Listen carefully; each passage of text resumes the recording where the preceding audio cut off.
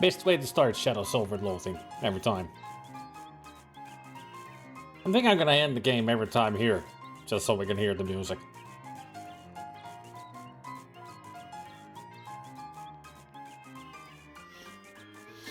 Hey everybody, welcome back! Let's see what kind of adventures we're gonna get into this time. And last time we defeated those shadow people and we got the dangerous pocket watch. It's fantastic music.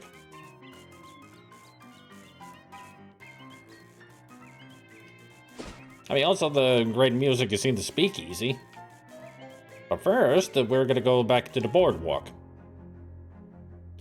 You see an IRS agent through the window of a diner struggling with his paperwork. I don't have enough mysticality. Pinch his cheek and keep walking. Pinch his cheek. Can I have any new hats, by the way? Nope. Let's pop inside the fortune teller and pay for a 50 meat reading. The teen takes her meat and begins. The first card tells us about where you've been. She pulls a card from the bottom of the deck. Oh, this one is the sophisticated star. I see, and this card represents... She raises an eyebrow at you. This is about the lingering memory in your adolescence. Something about the storm, perhaps. A storm. Not ringing any bells. The second card is about where you are in the present. She pauses a moment for effect, then draws a card. This one is the Archduke of Cauldrons. What deck are you using again? She raises an eyebrow at you. This card indicates that you're in a fortune teller's tent. That's incredible! How do the cards know that? The final card reveals what's in store for you in the future. She licks her thumb and grabs the top card from the deck. It's the Shepherd of Snakes. Okay, what does it mean? She stifles a laugh. In your future, I see travel along roads. I see. Consider what just happened. You spend a few moments thinking about the tarot rating. I would say that I got swindled 50 meat. Let's try another. The first card tells us about where you've been. She draws a card. The Duke of Hearts. Ominous. Huh. The Duke of Hearts. What does the Duke of Hearts mean? She stares at you intently. This implies a tragedy in your infancy, involving a storm. A storm, I see. The next card is about your current situation. She draws a card. Oh my, it's the frozen waiter. Are you sure? She raises an eyebrow at you. This one means that you're having your fortune told. Okay, yes, I guess that's correct. The final card reveals what's in store for you in the future. She pauses a moment for effect and draws a card. Okay, I know this one. This is the Duchess of Bolts. Okay. She glares at you. In the future, you will get your shoes wet. If you're not careful. Okay, I'll keep an eye out for that.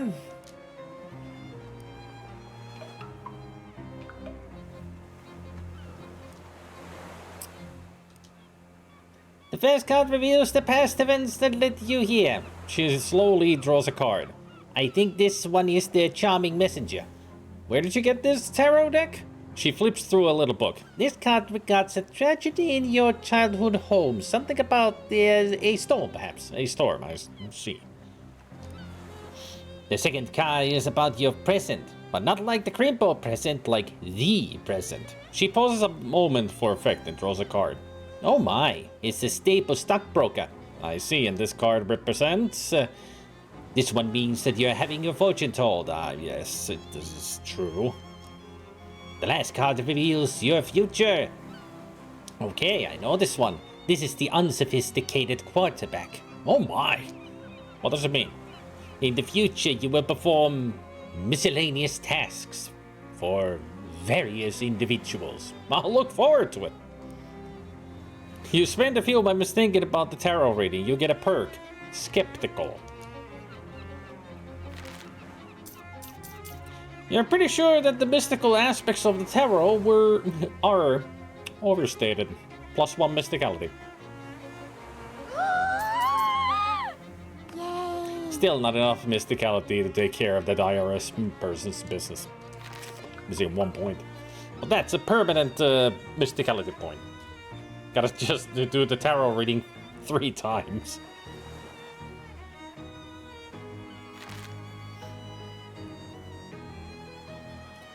I could get good eyesight, +20 for item and meat drops, but what I should do is save it up for... I mean, I could get anatomy expertise next. So I can get that 5 mysticality, then we can do the next step of the games at the end of the pier. I mean, +1 to melee weapon attacks is always a good bonus. I need 30 more XP.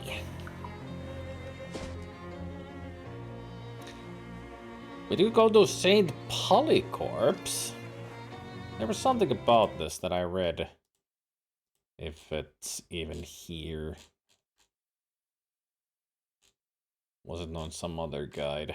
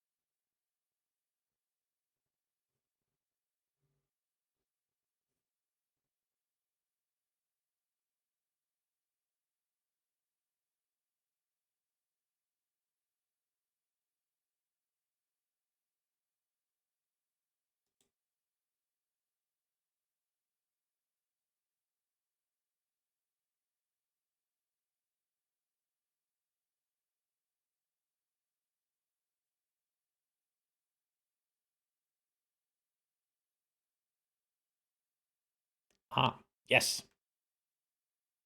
If we do the quest here, we get a +1 to muscle permanently. Long before you actually turn the corner, you hear 2 glogglins playing their high-pitched plinkety glockenspiels extremely loudly. By the time you actually get up to them, well, you're not totally deaf, but you wish you were. Jeez, you two, can you tone it down a bit? Ha! Turn it down, you say? What about if we add it up tone? They start playing even louder. It's like if someone loaded a Tommy gun with pixie dust and shot through you through the ears. Give them a music lesson. Look, friends, you're going about this all wrong. Don't you know anything about modern music? What's important is the notes that you don't play.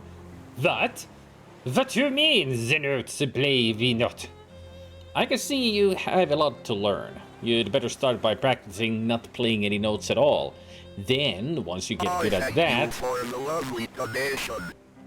Once you get good at that... 64 donated 50 euroa. Thank you, Nathan. Peris 50 meat for the tarot card reading naurahtava hymiö. Thanks! I'll go get the tarot card reading right away. Once you get good at that, you can focus on learning which specific notes not to play. I see that this modern music is a tricky business. The goblins stare at their glockenspiels, carefully not playing them. As you leave, you hear one accidental plink followed by an urgent shushing and apologies.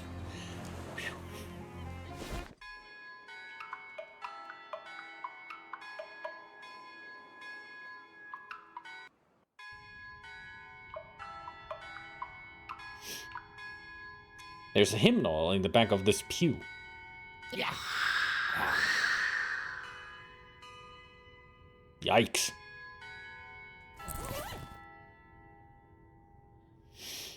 There's something unsettling about this book of hymns. Maybe it's the fact that every instance of the word God has been replaced with some kind of weird shifting ink blot thing.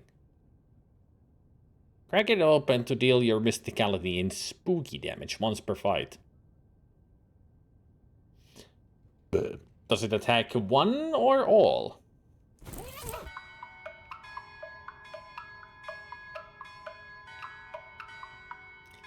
This is the cathedral's font, or more properly, typeface.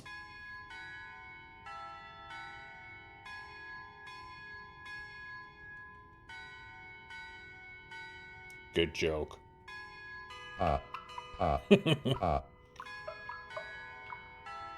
Please don't disturb the altar. It's a vicar who seems agitated about something. Hello there. Oh no. What am I going to do? I was going to ask if everything's okay, but plainly not. Oh, I'm sorry, I didn't see you there. Services are cancelled for the moment. What's the matter? One of the urns has been stolen from our catacombs. Stolen! This tiny cathedral has a catacombs? Well, it sounded nicer than basement. Are they particularly important ashes? A saint or someone? Oh my goodness, we would keep the relics of a saint in a little cathedral like this. Our urns are just the ashes of the former vicars and community leaders and so on. But they're all important in their own way, and the bishop is due to arrive for an inspection soon. Funny how bishops always seem to be just about to arrive for an inspection somewhere. What? I'll look into it for you. Well, the Lord helps those who help themselves. I'll look into it for you. Oh, thank you so much. Here, I'll unlock the door so you can have a look. Mind your step on the way down, please. Those stairs are old and steep. Alright.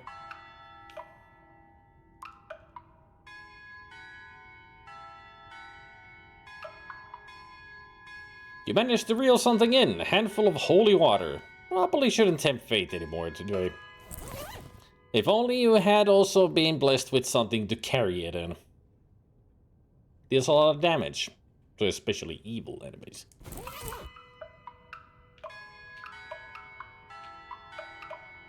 The vicar has unlocked this door for you.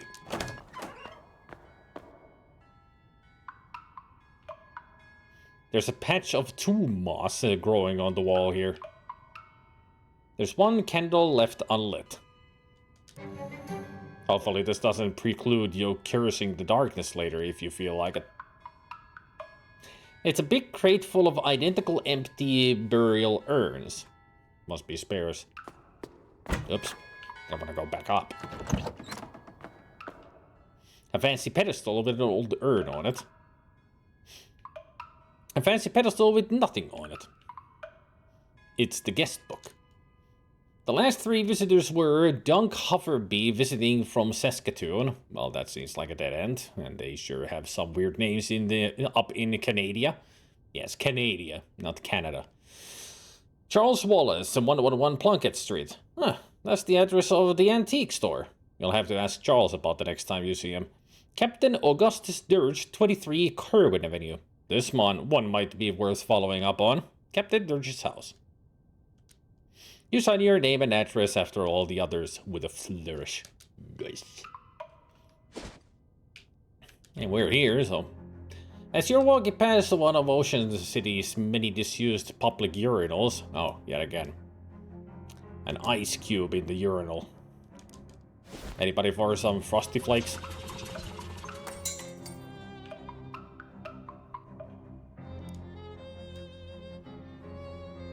Hey, good to see you up. We've had quite a morning already. See that bookshelf over there? Just bought it. It's a rare find, Abe. Came from the 17th century cargo ship in the Mustflower. Wow, that's quite a provenance for a bookshelf. And it was the ship's wheel. Captain brought the Mustflower out of dock, couldn't steer, drove into a starfish, whole thing sank instantly. Anyway, is there anything I can help you with?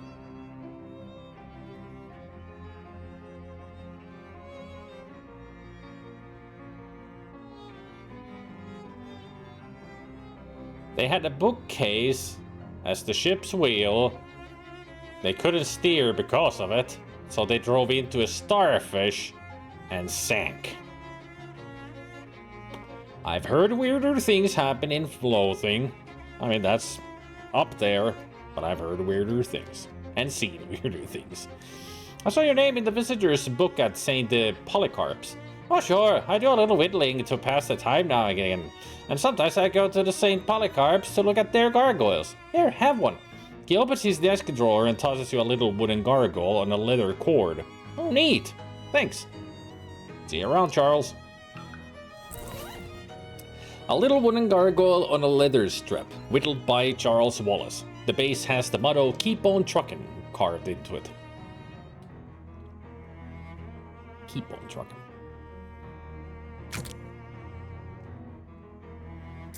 One spooky armor.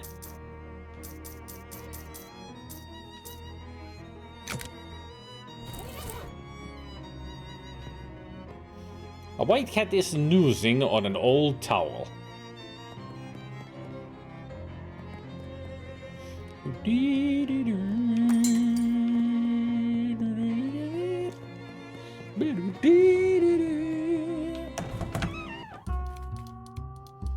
Speak easy, friend. Yeah, speak easy, yes, that's what this place is. Play it, Obi!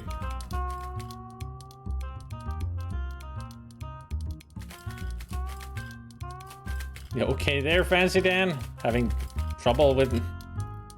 there.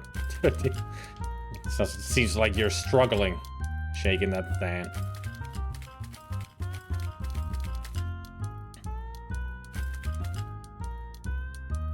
Oh man, I wish Zelda was here. He did the voice for Fancy Dan.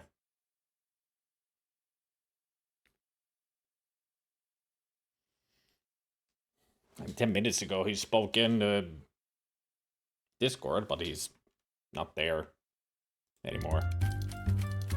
What the heck was the voice that he gave? Fancy Dan. Anybody remember?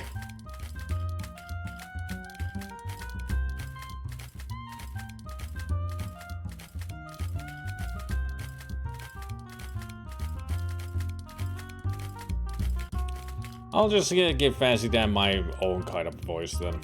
Can't remember. Hey, it's you again. You find Oliver? Yes. I don't like the sound of that. Oliver is gone. The handoff went extremely badly. Yeah, that too. You go over the events at the fridge factory. Fancy Dan makes a variety of faces at various points in your story because Fancy Dan is a good listener. Show him the deed. Oliver was carrying this with him. Dan skims the deed. Says here the ownership of the speakeasy is automatically transferred to whoever has physical possession of this deed. Huh, is that legal? None of this is legal. Oh yeah. I guess you're my new boss, baby.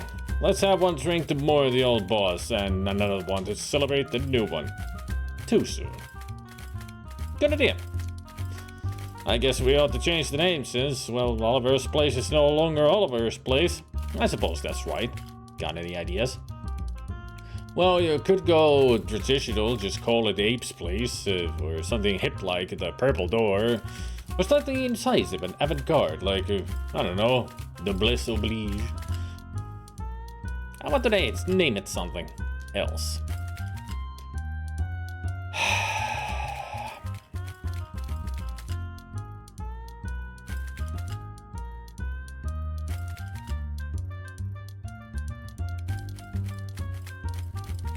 Ape's Place is not bad.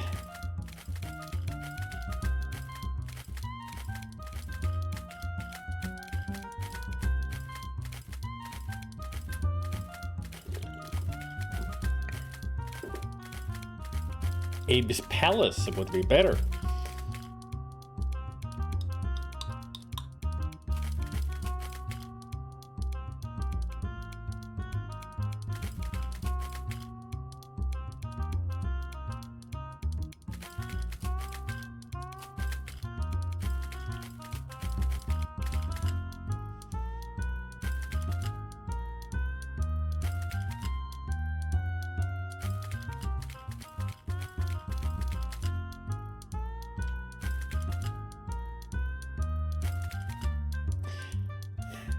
And that might be a bit too silly. But, you know, being us...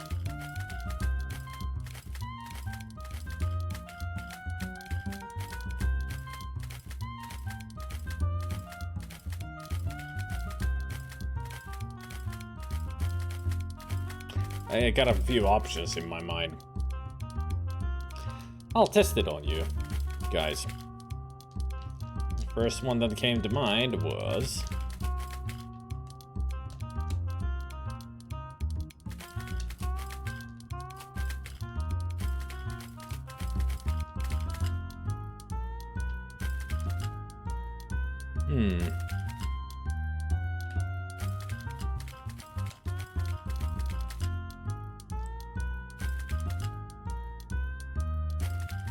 You know, since Cthulhu references need to be in the game a lot, so why not the Sunken Bar instead of the Sunken City?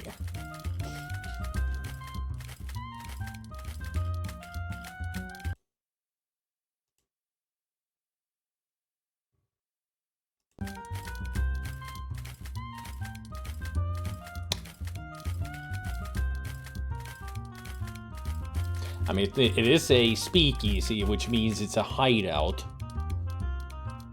Sunken into the alleyways. It's a bar.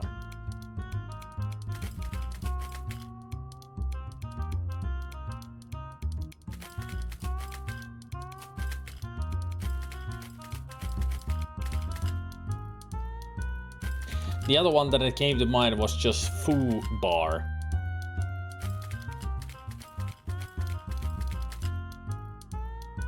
But that's a bit too silly.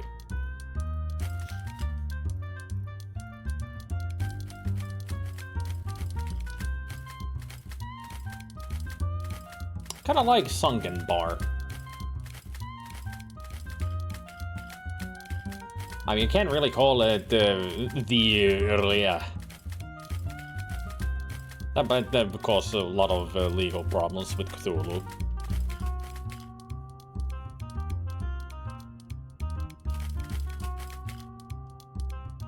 Can't think of anything that it would be.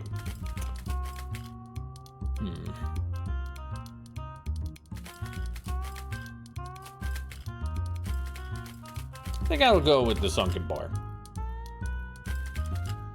Even though Abe's place is,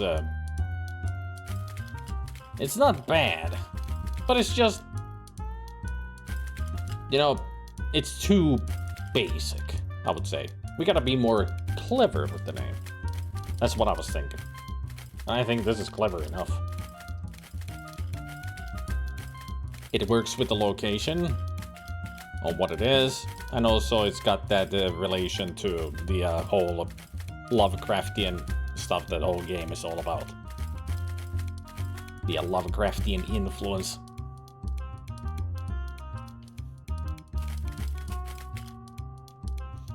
The Sunken Bar, I like it. Now to business.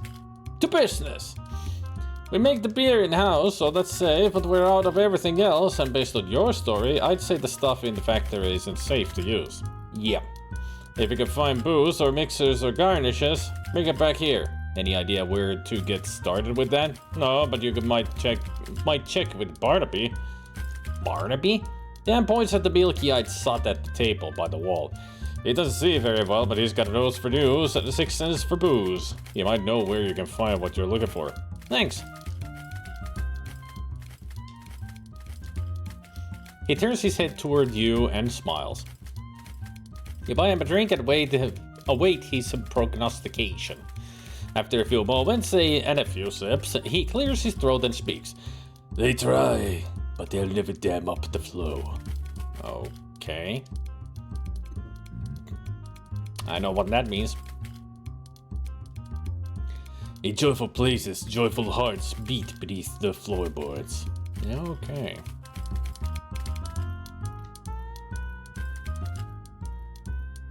The spittoon has been placed at a really challenging height.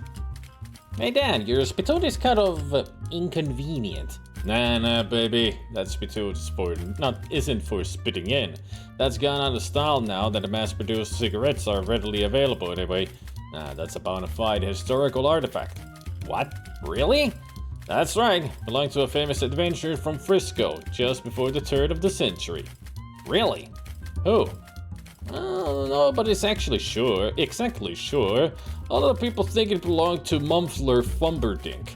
It's a strong theory because if there's one thing we know about that cat is that he loved the spittoons. Other people say it belonged to a fellow by the last name of Thurnlian.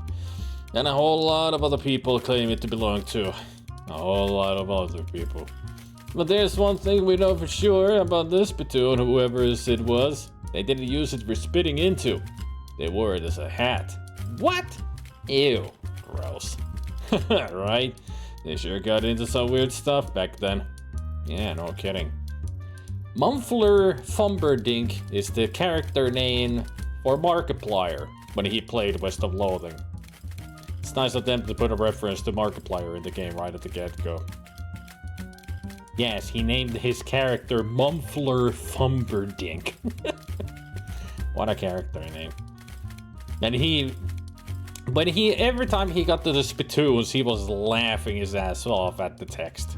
Every time. So yeah, he loved the spittoons, just like I do. They're the best part of West of Loathing, if you ask me. Best writing. So funny.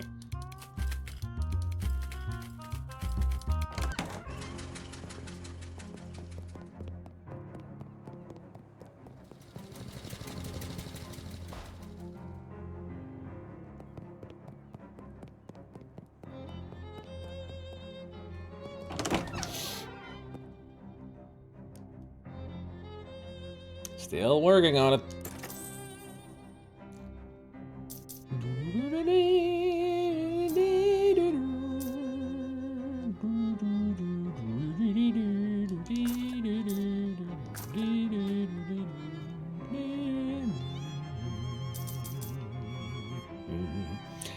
An old army manual explains how yelling at people makes them better at stuff.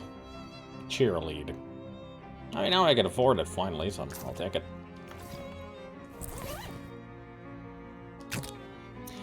You read the first part of the book and learn some good drill sergeant tricks for getting your allies off of their stupid worthless little maggot butts and forcing them to help you.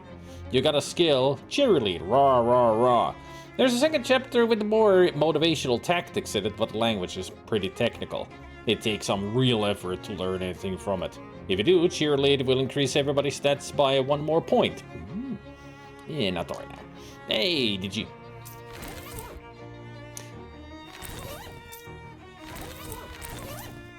A simple helmet from a complicated time.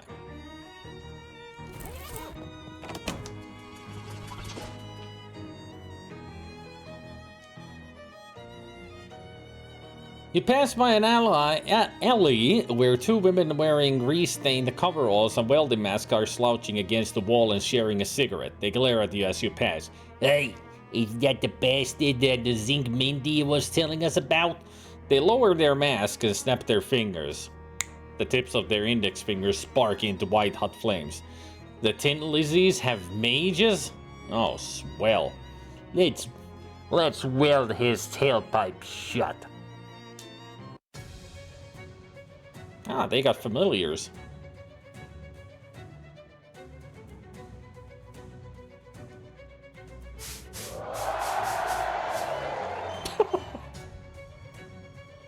Perfect.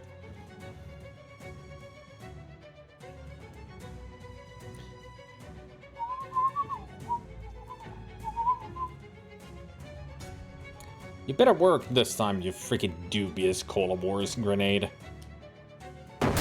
God damn it. Of course it didn't.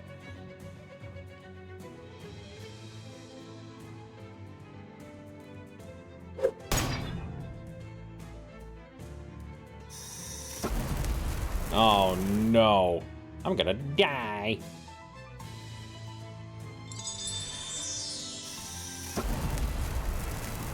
This is bad. Like, really bad. Really, really bad.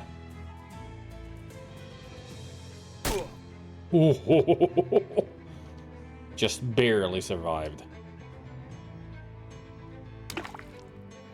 Woo.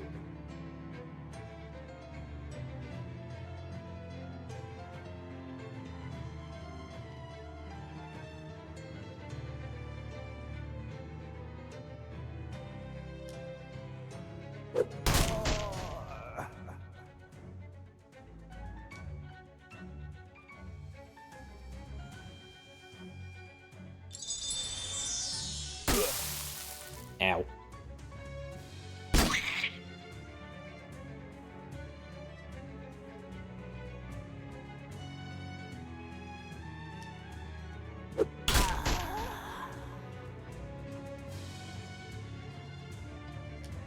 Go get it.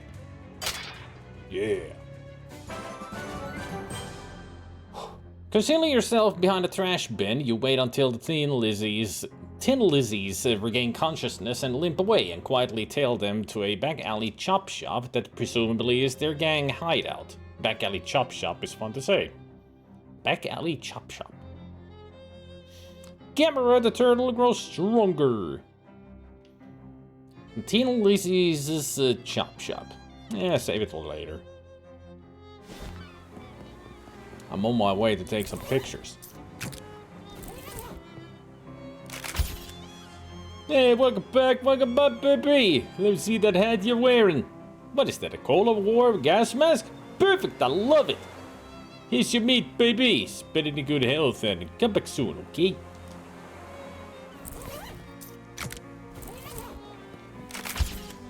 What is that, a Cold War's helmet? Perfect, I love it. Good thing he loves them.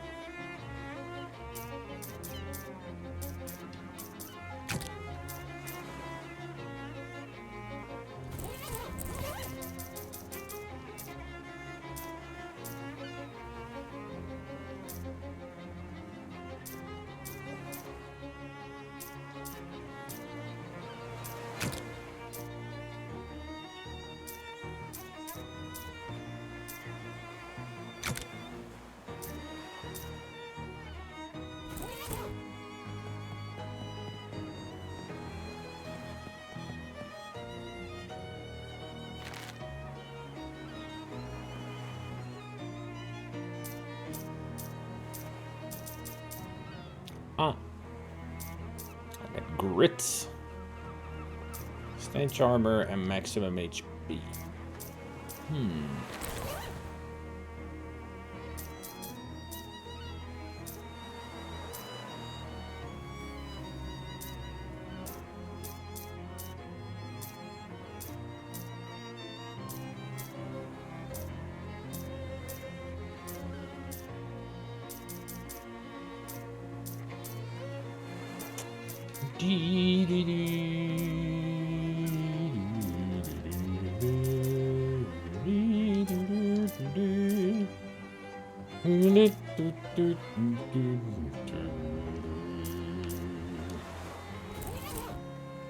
All right.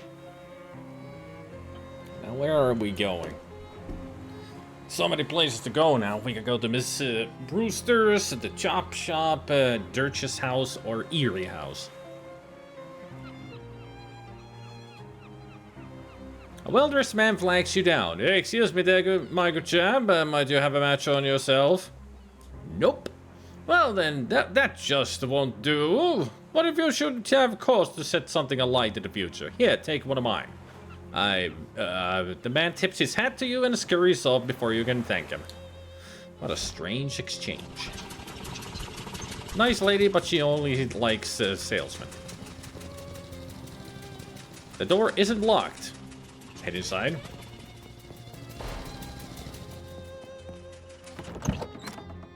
As you enter the boarding house, you discover some kind of hullabaloo, or perhaps a kerfuffle.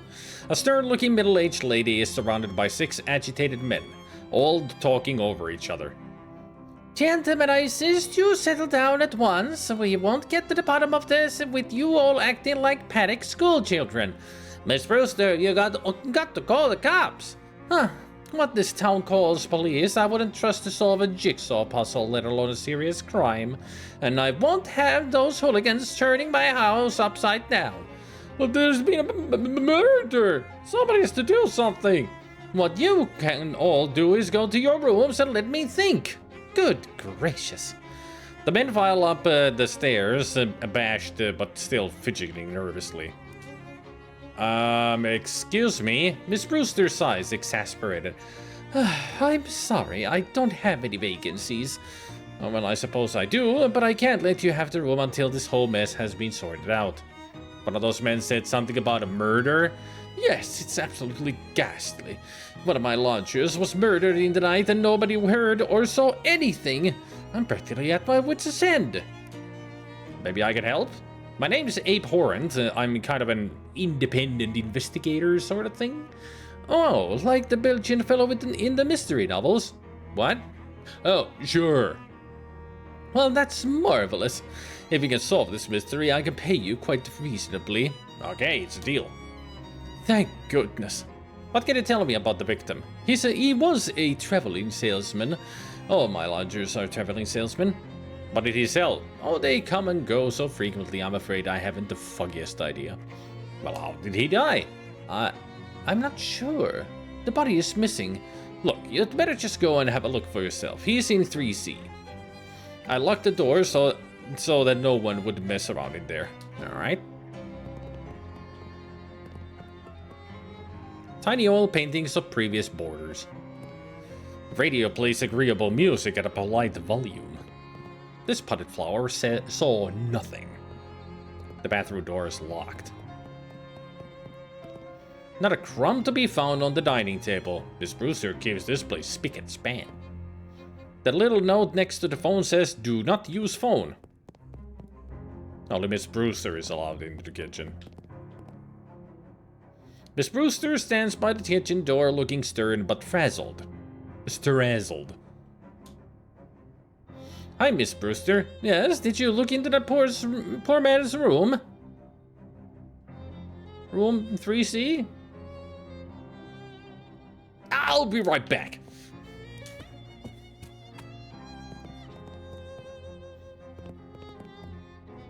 It's a communal hat rack, but nobody's using it at the moment.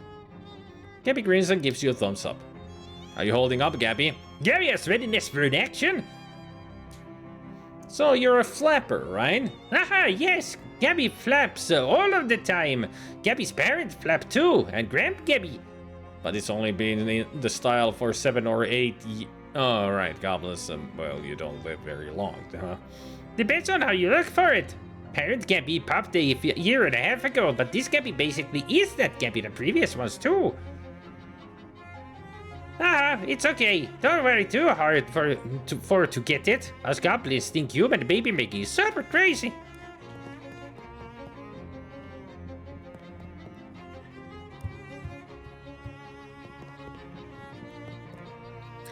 Some high-heeled shoes have been carelessly left in the hallway. You're not sure which aspect of this would upset Miss Brewster the most. Take it. They'll be safer with you. Extra high heels, elegant shoes for sophisticated ambulation.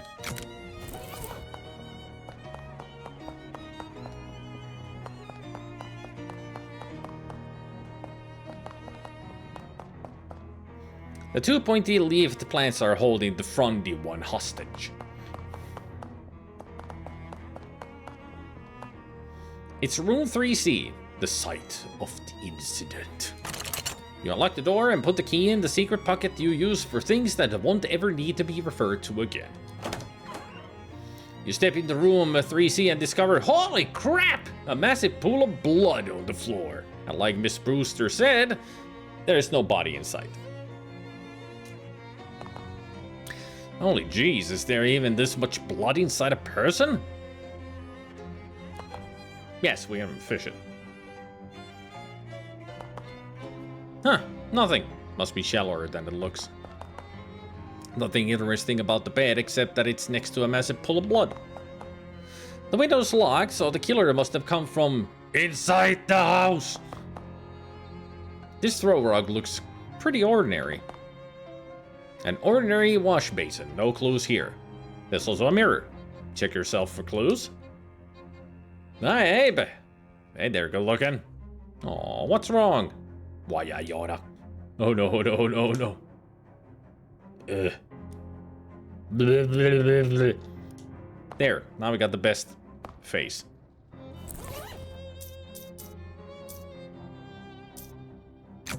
There. Now we're beautiful.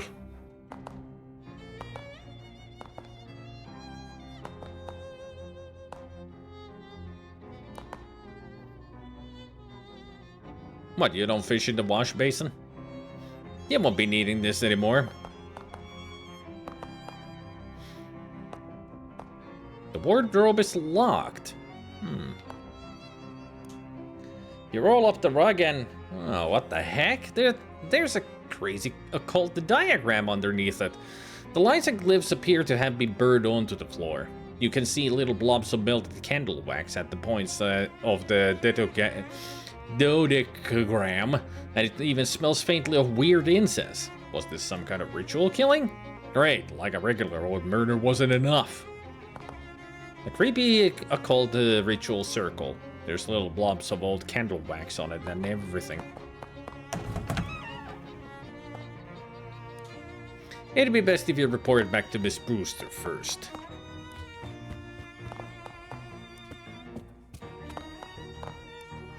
Well, Miss Brewster, I have had a look in room 3C. Did you find anything? I found a huge pool of blood. It was really gross. Did you find anything else? Yes, actually. An occult ritual circle. What? Oh my goodness. You think it was some kind of black magic sacrifice? I'm afraid it looks that way, yes, ma'am. Well, I've always felt a lodger's religion was no business of mine, but I won't stand for this one bit. Are any of your lodgers involved with the occult, do you know? I do recall that one of them specializes in selling occult supplies and paraphernalia. But I'm afraid I don't remember which one. You'll have to ask around. Okay.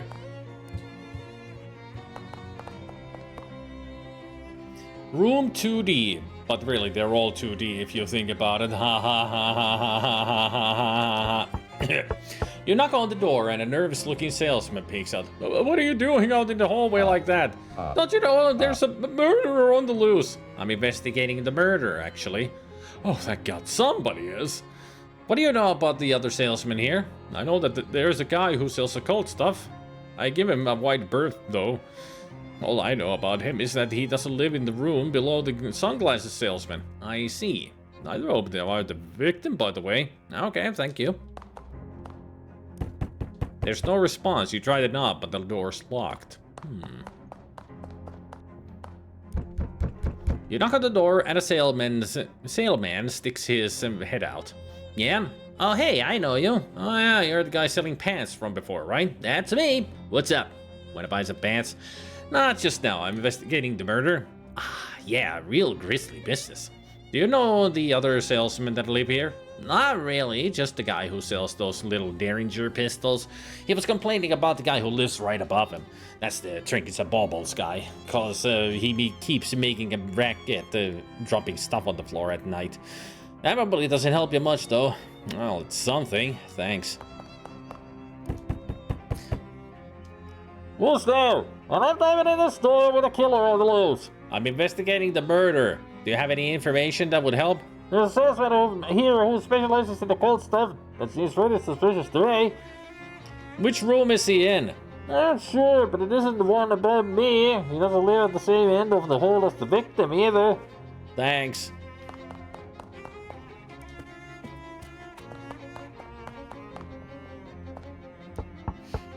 You knock on the door and a salesman opens it. Yes, something I can... Oh, hey, we meet again. Oh yeah, you're the sunglasses guy. That's me, baby. What can I do for you? Do you for? Well, I'm investigating the murder. Oh, no kidding. Yeah, I was hoping you could give me some information about the people who live here. I don't really know any of these guys. There's a fella that sells jokes and gags somewhere on this floor, I think. There's a guy who sells pants, but all I can tell you about him is that he isn't the guy right below me. Sorry. No problem. Thanks anyway. Hello? Who are you? I'm investigating the murder. What can you tell me about the people who live here? Well, I pretty much keep to myself. All I know about the other salesman is that the one who sells jokes and gags is the one who lives next to the one who lives above the one who sells brushes. What? Nothing. Thanks. The one who sells jokes and gags isn't the one who lives next to the one who lives above the one who sells brushes.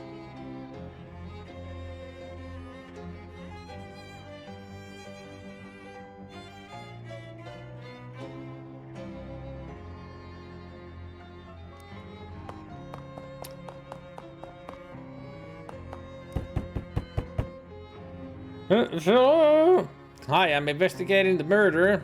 How well do you know the other salesman here? I don't know any of these guys, although I think there's a guy who sells brushes whose neighbor is the guy who sells pens. Okay, thanks.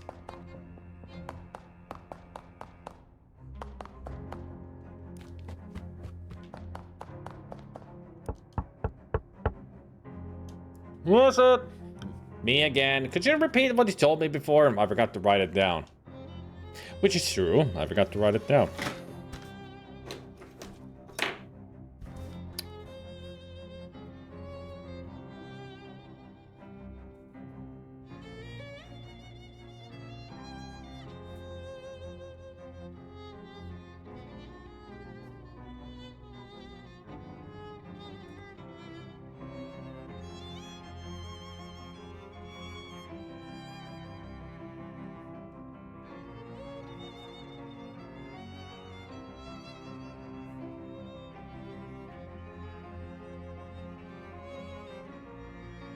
That's where the murder happened. 3C. It's a bit complicated, and it.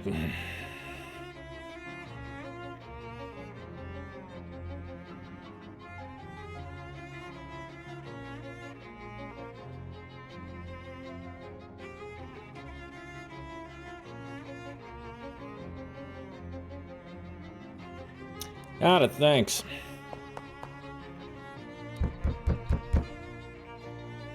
So this is the pants guy in this.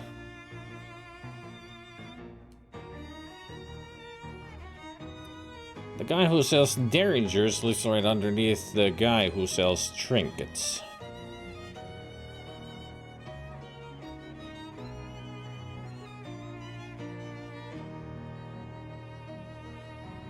So there is on this floor. And trinkets on this floor.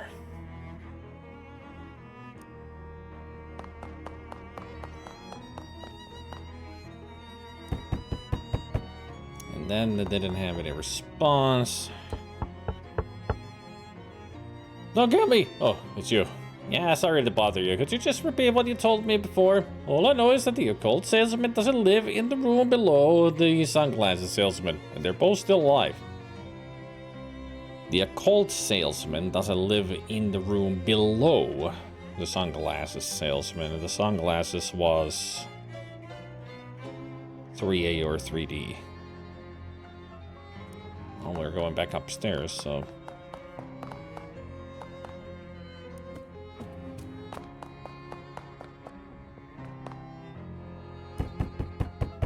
And those are the sunglasses. The only two guys I've met around here are Jokes and Gag Seller who lives on this floor and a Pants Hawker who doesn't live in the room right below me. Yeah, the Pants is in 2B. Hey, Spaggy. So this would be then the Trinkets guy, so the one who has been killed is the Jokes and Gags.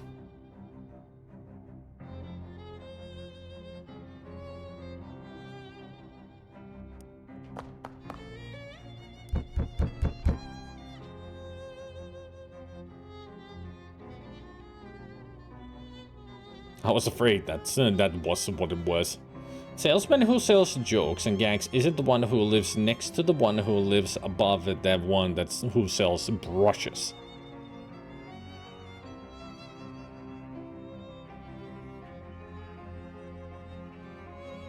So the brushes is 2A.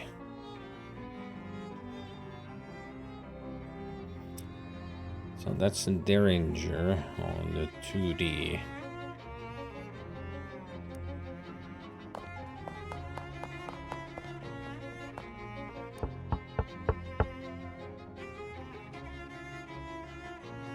Yep.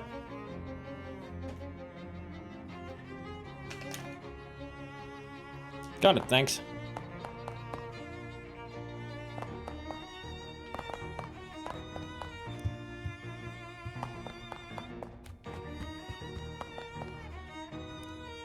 Excuse me, Miss Brewster, who lives in 2C? They didn't answer and the door's locked. That's because 2C is my room.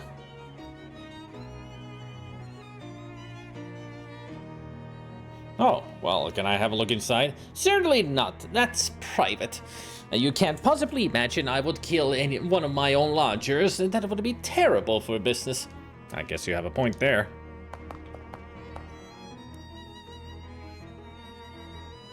Hi there, Miss Brewster. Have you solved the case yet? Well, I figured out who the occultist is, and maybe if we confront him with it, he'll either confess or give us some usable information. Are you certain you know which one he is? I won't have you accusing the wrong fellow. Yeah, I'm pretty sure. Alright, shall we gather everyone together at the scene of the crime so you can do a dramatic reveal like in the novels? Sure, if you want. I must say, this whole murder business is simply dreadful, but it's the most interesting thing to happen here in years. Uh-huh. You head up to 3C, and after a few minutes, Miss Brewster meets you there with the salesman in tow. Alright, well, I suppose you're all wondering why I've called you here today? I assumed it was so you could tell us who did the murder. Yeah, that was my guess too. Right, yeah. Well, as you can see by this weird circle on the floor, this killing probably had occult significance. Therefore, the most likely candidate is the occult goods salesman who is... the guy in 3B! What? No, I mean, yes, I do sell occult supplies, but that isn't even one of my circles. Are you actually accusing me of murder? No, I'm pretty sure you didn't kill anybody. Suddenly, the wardrobe door flies open and a salesman jumps out. Heh, I fooled you all pretty good. Because this guy sells jokes and gags and stuff. That's right. How do you like my new giant fake rubber pool of blood? Isn't it a scream? Yeah, it's pretty good. Here, let me give you something for being such a good sport, kid. Wear it in good health. Foot's ring. And now, if you'll all excuse me, I gotta roll this blood back up, and 9 people in this tiny room is 8 too many. Well, I must say, that went quite satisfactorily. Here's your pay, young man. You've earned it. Thanks. Glad to be of help. I'd say I'll call if I ever need your services again, but I think one exciting thing happening here every few years is quite sufficient. If it happens again, I'm just going to throw everyone out. Good idea.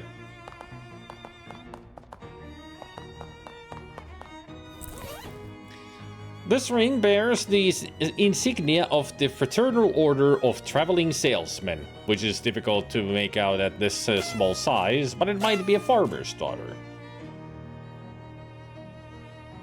Makes you more likely to encounter traveling salesmen, and why would I want that when I met pretty much all of them?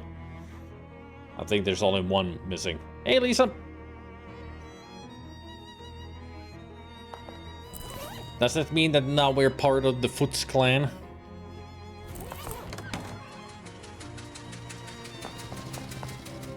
If you're bored by this boarding house, you could always just leave.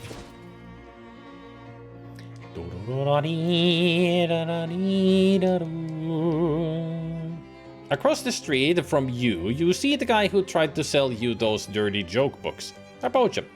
You tap the man on the shoulder. Second thoughts, eh? Well, today's your lucky day, because the book is still available.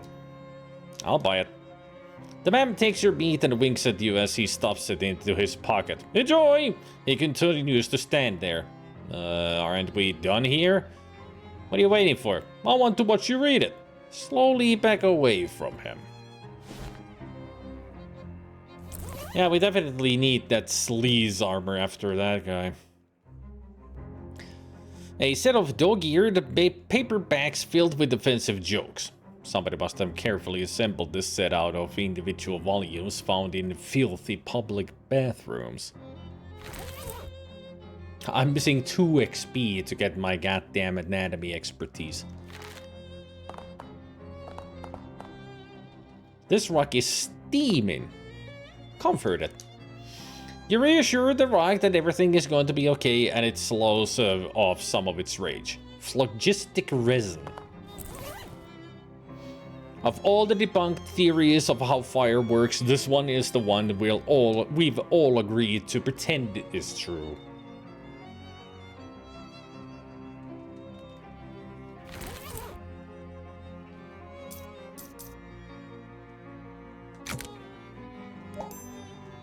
Ding.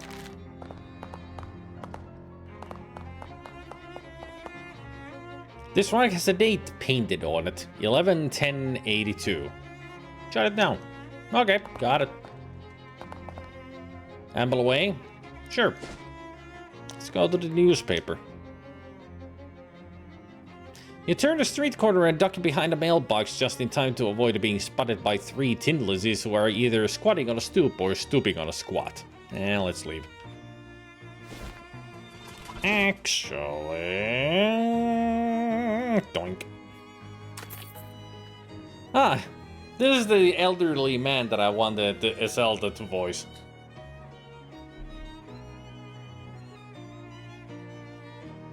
Because this guy is a little bit out there. And not just a little bit.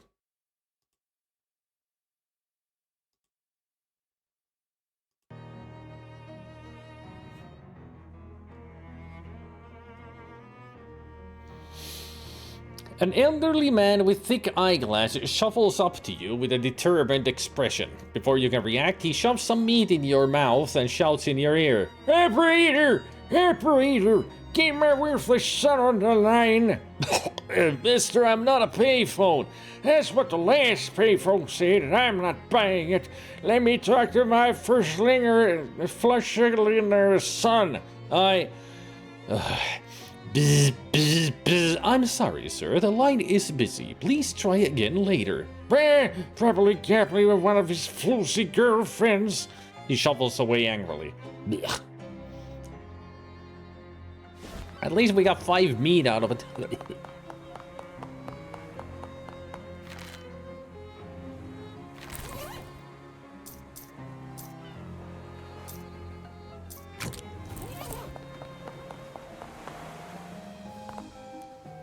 Hey, welcome back! Here to test your skills on our 2nd level challenge.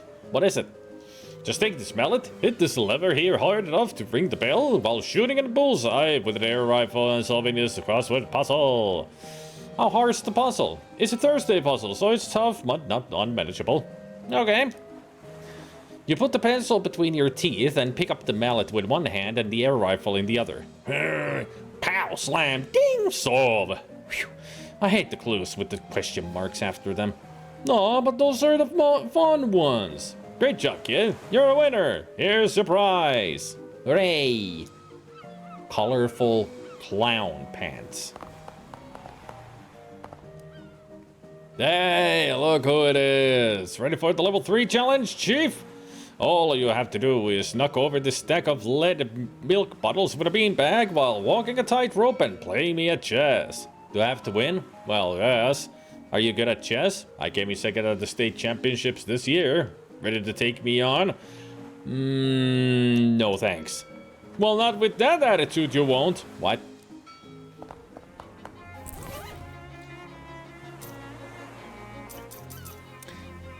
There exist certain objects that you will only ever find on a clown, and these white pants with colorful polka dots are a pair of them.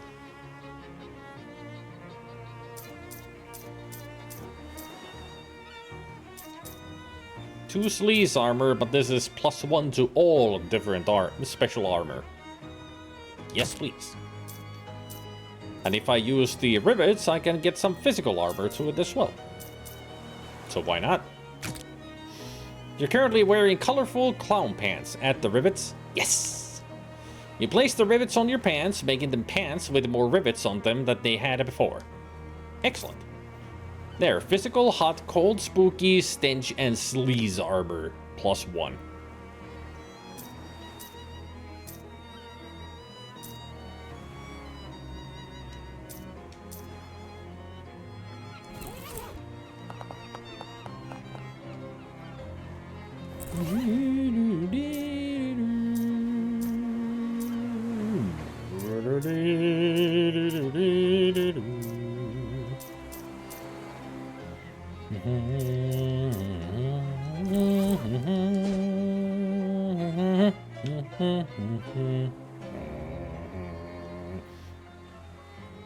Gabby takes a piece of candy out of her purse and tosses it into her mouth and holds the purse out to you.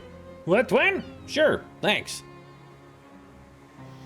You take a piece of salt and water taffy out of Gabby's purse. You know you're supposed to take the paper off first, right? What? The skin? This is where all the vitamins are. Huh, okay. With the mystery solved, there's nothing worth going upstairs for.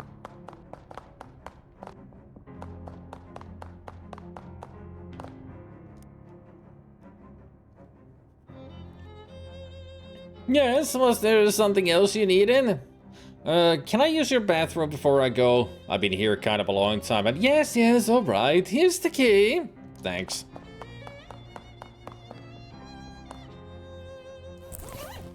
Putting a lock on the bathroom door and making it so people have to ask you for the key every time they want to use it is a great way to make everybody hate you.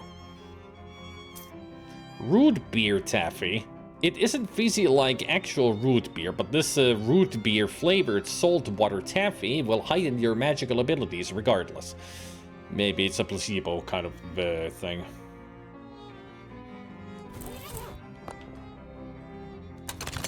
There we go. You've returned the key to Miss Brewster. It's a full height dressing mirror. Hey there, good looking. There's a little sign on the medicine cabinet that says, take whatever you need. How generous. Most places would reserve this stuff for the people who actually live here. Rhino, it's a trove of tinctures and toiletries. Rhino Balm, Styptic Pencil, Birthworth's finest tooth wax. It's a whole bowl of prescription strength tooth wax. These are for when you cut yourself shaving, but it's not like you're gonna avoid the warranty if you use it on something other than leg or face or armpit blood. It's a muscle rub made from the toe jam of endangered rhinoceri.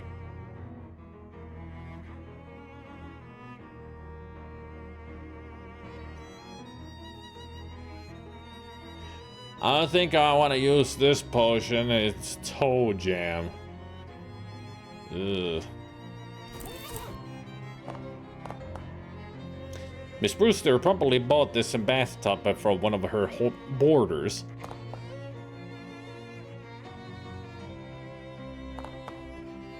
You fished something up. Nasty goo. What else do we get?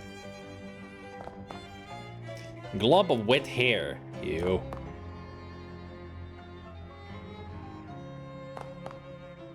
And more nasty goo. This would be disgusting even if it wasn't wet. No, wet makes it more disgusting. Dry hair, eh. Wet hair, ugh.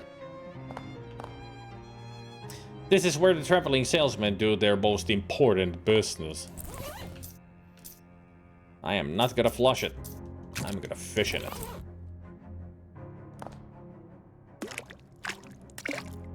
Yoink. You fish some fine jewelry out of the toilet, corroded cufflinks. Some confused salesman must have mistaken these cufflinks for a pair of dead goldfish.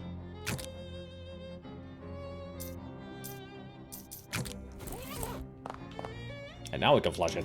Hooray! 15 XP. That's a lot of XP.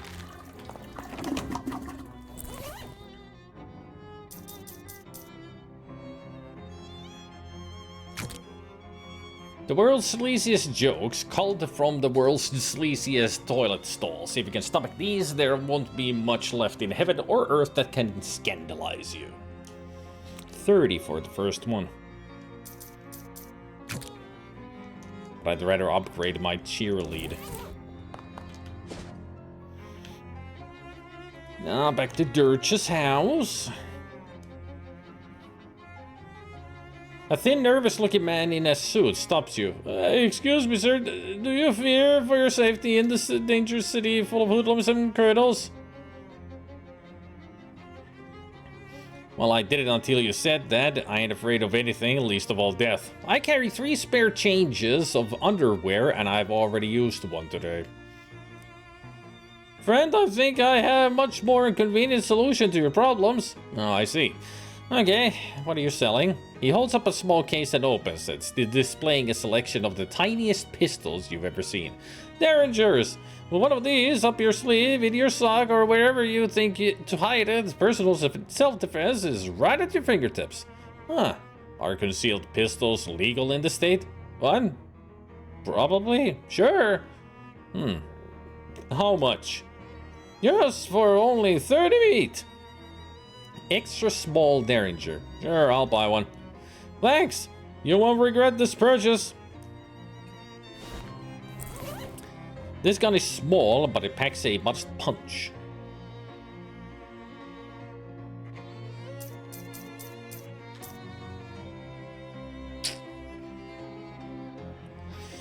Moxie +2 physical damage. I mean, when it comes to damage, it's as good as the Tin Lizzie Grease gun or Sword Leaf Sword. Although this causes extra bleeding and this is sleaze damage, and that's just physical, but still on the same level. Not bad. Hey, who's it? I'm selling these fine leather jackets. There ain't any pressure. I'm from the Municipal Census Bureau. Something here for me and these furs. Earns? Ain't you afraid, flavors? Go away! I'm the milkman. Got your milk? I drink that fat water. Get lost. Congratulations, you won a sweepstake. That's just never won nothing, did it? Hello? Didn't enter no sweepstakes, no how. Scram! I'll come back later.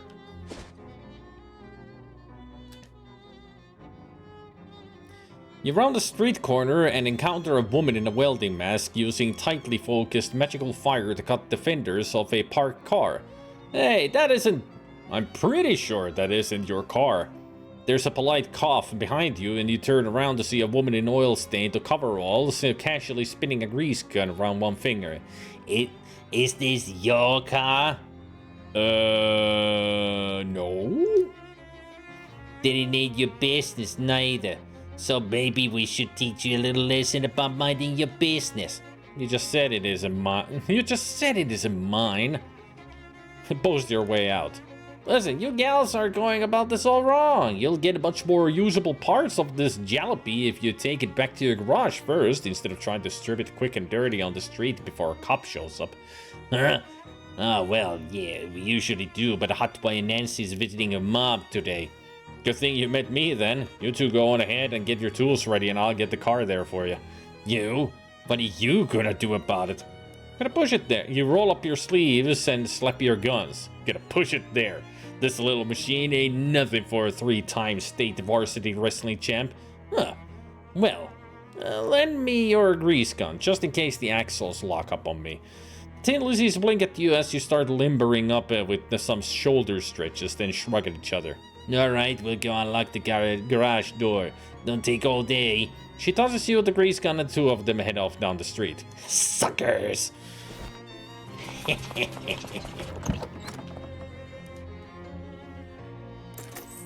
Now I can sell that stupid gun. I don't need to carry two of them.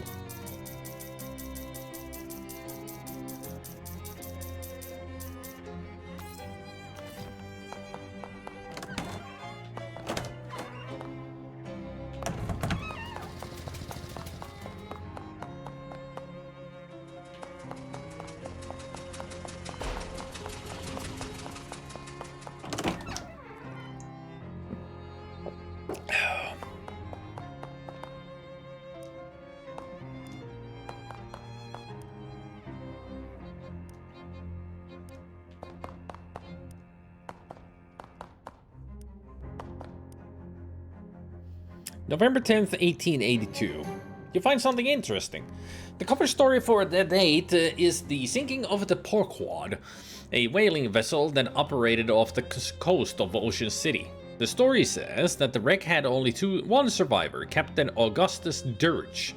Despite his best efforts to go down with the ship, he was rescued and transported to shore by a friendly otter. Now simultaneously tragic and adorable.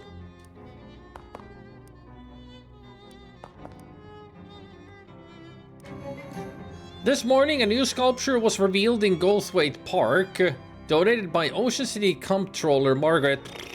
The sculpture, which consists of 5 jagged pointed rocks arranged in a rough circle on small concrete plinths, has been variously described as avant-garde, thrillingly pointy, and fine, I guess. Wait, are you writing this now? Hi, Mom!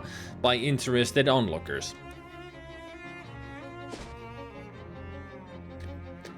Well, it's a good thing that they wrote Hi Mom on there too.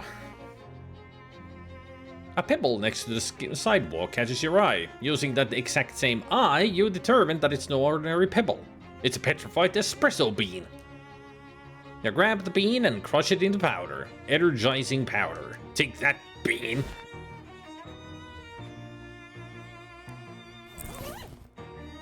This is a natural energizing compound.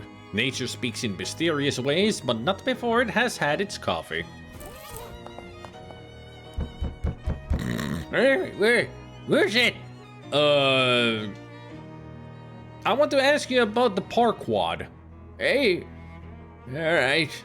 You better come in. An old gray-bearded man in a sea captain's hat is glaring at you suspiciously. Right here, right. Well, I'm from the Ocean City Watchful Eye. You know, the newspaper. I don't trust newspapers. No newspaper reporters neither. Well, narrators. Fortunately, I'm only one of those 3 things. Can I ask you about the park wad? Ain't nothing to say. Story blew up unexpected. We hit a funny rock. All hands lost. That was decades ago. Why you bothering me now? Well, it's a slow news day. What was funny about the rock? You ever see a 30-foot black basalt obelisk sticking straight up out of the ocean? Can't say I have. Me neither. And I've been sailing that road for years. So I guess when you said funny, you didn't mean as in ha-ha. What's with the rocks in your front yard? I ain't know nothing about those. Except for the date marker I put. Did they just come with the house? No one pops up every once in a while. What's that got to do with anything? Well, nothing, I guess. How many men were in your crew? There was Pegleg, Handsome Jeff, and Less Handsome Jeff, and old Barnacle Face. He looks askance at the row of urns. And the other one.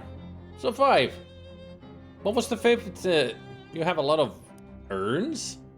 Crew's bodies washed ashore after time. Didn't figure they'd want a sea burial after what happened, so I had them cremated. Well, except that 5th feller weren't never found. I ain't recall how that urn got here. He was a member of the crew, right and proper though, so he got as much right to be here as any of them. What was the 5th sailor's name? I ain't recall. He was new, just signed on before that last voyage. Didn't talk much. Eerie fella, to be honest. Eerie? Spooky. That's all I got to say about him. Did you ever visit that little cathedral? Sure, used to go and pay my respects once in a while. Back before my knees started acting up. Got plenty of urns to talk to right here, though. Huh? You talk to the urns? Yep, we shoot the breeze. Relive old glories and such. You say that like they talk back. They do.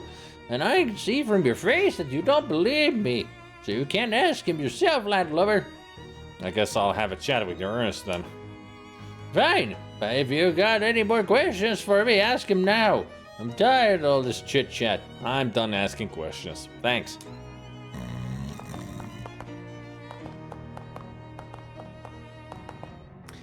A plaque above this urn says Peg-Legged Johnny. Hello? The urn doesn't respond. Anybody there? You look around to make sure the captain is asleep, then mutter gruffly to the urn. Yar there, Johnny, I can speak freely now, sailor. I got rid of that good landlubber. A muffled, youthful-sounding voice replies, Yar, Captain. Yar, Captain? What they want anyhow? Yeah, nothing of import. Your basic landlubber prattle trying to sell newspapers and like that. Hey, no, never mind. Aye, Captain. Keep talking. So, how are things? Oh, no problems, Captain. Everything's shipshape. Ha ha. Ha ha. Always happy to chew the sea biscuit with you, though.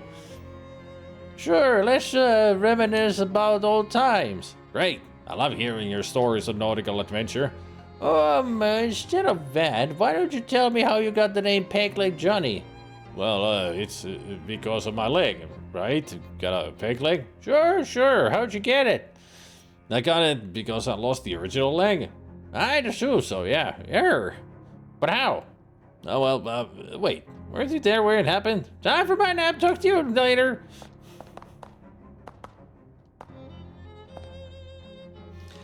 The plaque above this urn says, Handsome Jeff. So how you be doing there, Handsome Jeff? Smooth sailing, Captain. You feel like talking over old times? Sure. I mean, yarr. Why not? Right then. Which particular yarn from your past have you got on your mind? Oh, actually, let's talk about you. Me? The fella next to you is less handsome Jeff, eh? So is this judgment of your relative appearances literal, or is it more of an ironic reversal sort of deal? Yar? Well, you never... Wait a minute. Don't you remember what we actually look like? Oh yes, of course I do. Gotta go, bye!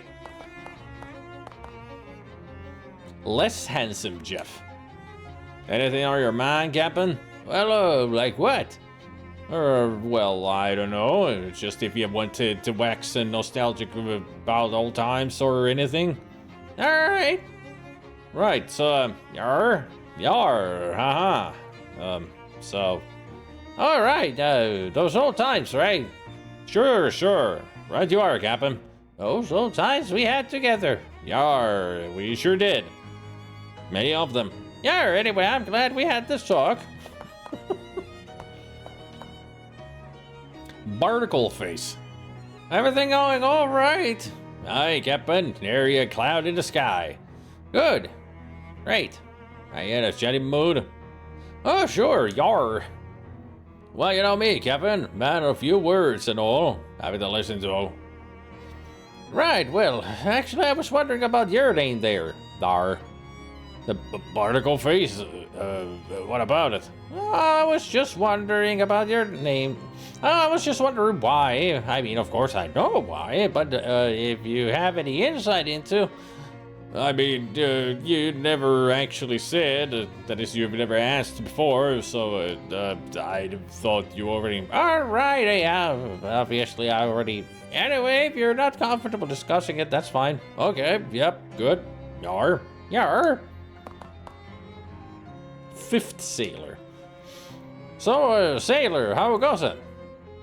I'd ask what's new, but, You're not a talkative one, are you, matey?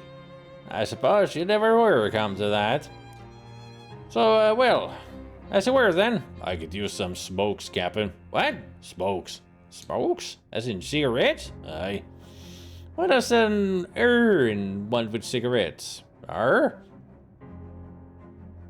Well, right then. Just leave it on the table like usual, please. Yar. It's a short wooden table. There's an old tarnished silver tray on top, but it's empty. The wash basin is full of salt water. This guy is really committed to his whole deal. Salt water fishing.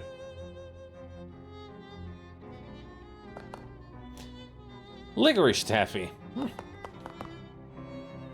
If Dirge's career had to be more successful, this would be a Commodore's commode.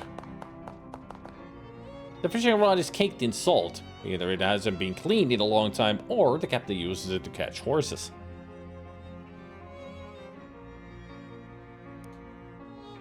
The captain shrieks, "Horse!" in his sleep.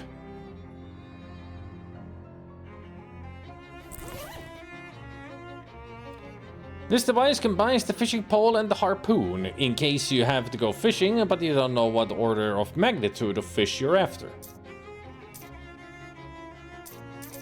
And it's better than my cavalry saber, so we're gonna be hitting things with a fishing rod.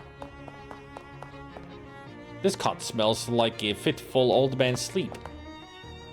This nightstand looks like it was dredged up from a old shipwreck. There's a blubber lamp on top. It's a simple device, a glass vessel filled with well blubber with a wick stuck in it. Blubber lamp really rolls off the tongue though. Just a really delightful phrase. Say it. Blubber lamp. Great, just great. Say it again. Blubber lamp. Amazing. Say it again. Blubber lamp. Delightful. Say it again. Blubber lamp. Incredible. Say it again. No. Oh, you're no fun. We got work to do. An elderly gray cat nervously watches itself in the corner. There's a shelf full of nautical non-fiction. You're none interested in it. We got better things to do, Lord John. Amble away? Sure. Let's go buy some cigarettes. A young man wearing a flour-dusted apron swaggers up to you with a loaf of French bread on his shoulder and an arrogant sneer on his face. Hey man, this is dope boy territory. If you want to walk down the street, you gotta pay the toll. What's the toll? 5 meat. That's all. I guess you don't really need the dough after all. Alright, now it's 10 meat. Oh, come on. Okay, here. Let's do a business with you. He smirks and swaggers away with your meat and your pride. Ugh.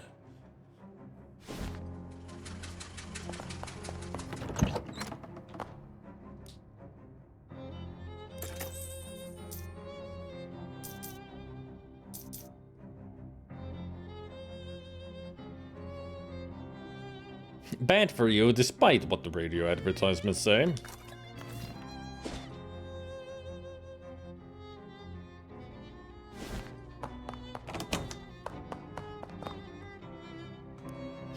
You put the cigarettes on the tray and quickly hatch a plan. Approaching the fifth you put on Captain Dirge's voice again.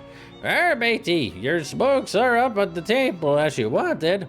Appreciate it, Captain. Then you hide behind the captain who is snoring in his chair. After a time, the bookcase slides aside and an unshaven, shifty-looking guy pokes his head out and glances around surreptitiously. Then he tiptoes over the table, picks up the pack of cigarettes and returns to the secret door. The bookcase slides shut behind him. Oh, what do you know?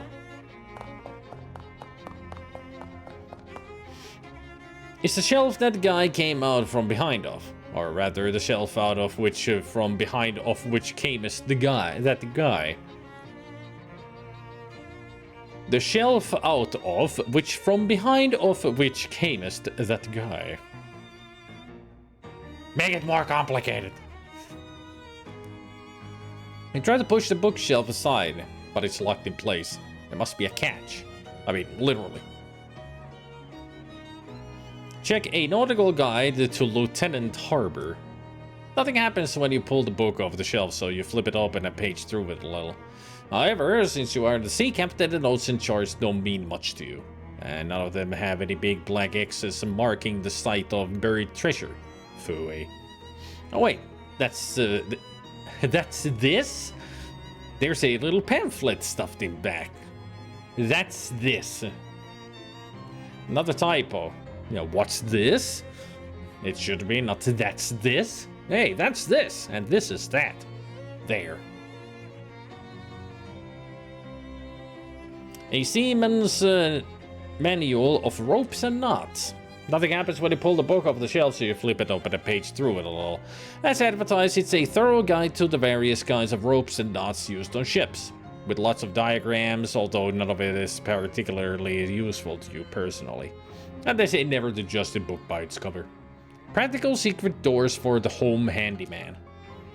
You tilt the book forward and nothing happens. So you pull the book all the way off the shelf and nothing happens. So you flip the book open and start rifling through the pages until you find one with the page quarter turned down. A diagram on the page shows the 3 most common unobtrusive latch mechanisms for bookshelf-based secret doors, and on closer inspection, this bookcase is using the second one. Now you can open the secret door, whenever you're ready. Nice. Hey, it's you! That's perfect. Let's join our cursed forces together, and together we can rule the world. Will you play it twice? Huh, They fixed it. Hey, Venomane. Thank you for the raid. Is a Lechonk one of those Twitch Pokemon?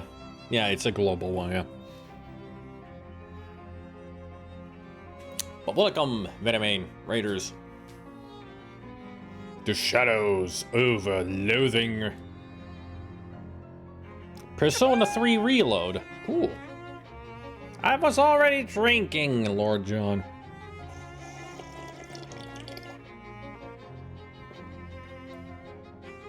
Never hurts to drink more, though. Captain Dirge's house secret room. You give a respectful salute to all these dead soldiers. Hey, what are you doing in... were you seriously about to ask me what I'm doing in here? Yeah, even as I was saying it, it sounded stupid. How did you find me? I hid and watched when you came out for your smokes. Oh, that was you, huh? I thought the captain's voice didn't sound quite right. So what's the deal? Well, it's basically just what it looks like. It looks like you're hiding in this old man's house to rob him while he sleeps. In that case, it's not at all what it looks like. I'm listening. I'll admit, at first I was planning on robbing him. I figured an old sea captain must have a secret treasure, right? He wasn't a pirate. No, it turned out he's just a lonely old man with nobody to talk to. Except, well, his old sailing buddies. So I started hanging out back here and chatting with him through the wall. He didn't find it strange. He was a little spooked at first, but once I got a handle on how the different voices should sound and learned enough to keep up with the anecdotes, he relaxed. It's nice to have someone to talk to, even if the situation is kind of weird, right? So that's all? You do this just because you feel sorry for him? Yeah, well, I won't pretend I don't like having somewhere to stay rent-free. And his pension from the shipping company is pretty good, and his short-term memory is kind of bad, so he doesn't pay much attention to the fact that he's buying food for 2 people. He's a good guy. It's an easy life. Don't screw it up for us, okay? Wait, what is it to you anyway? I'm here about the stolen urn. Oh, yeah, that was probably a mistake. He'd mentioned the 5th sailor a few times, so I thought he might like to have the whole crew together, you know? So I lifted a random urn from that little cathedral to fill the spot. It seemed like a good idea at the time. The vicar needs it back. Okay, it'll be weird if it just vanishes though. Can you swap it for another one? The captain doesn't open them, so he won't notice if there's no ashes in it. Fine, I'll see what I can do. Maybe this guy thinks it's treasure, but it looks like trash to you. There's water in his bedroll. He must also use it as a bath.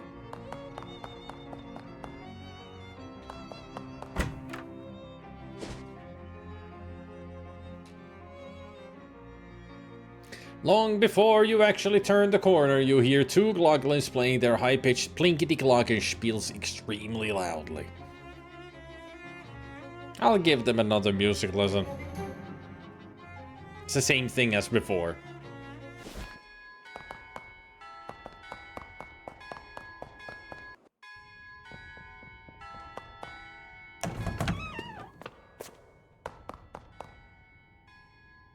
Wouldn't hurt to take one. There's plenty in here, so the vicar won't miss just one. Besides, you've earned it. Could be both.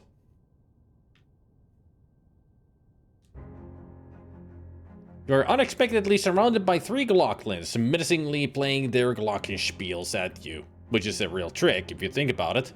Hey, what gives? This is a mockery! We insist on it that you do us all of your meat give.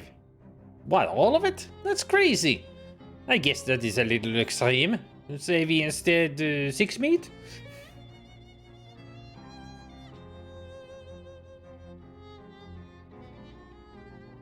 Yeah, sure. You hand over your meat and the goblins thank you politely and strut away. Alright.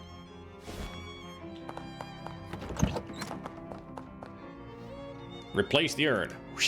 You glance over to make sure Captain Dirge is sleeping and deftly swap the urns.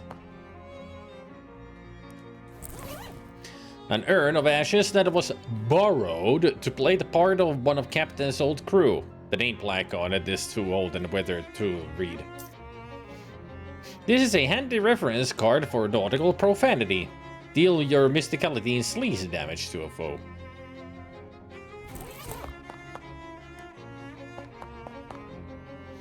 Did you switch out that 5th turn yet? Yeah, I did. Great. So we're square then. Everything's Jake.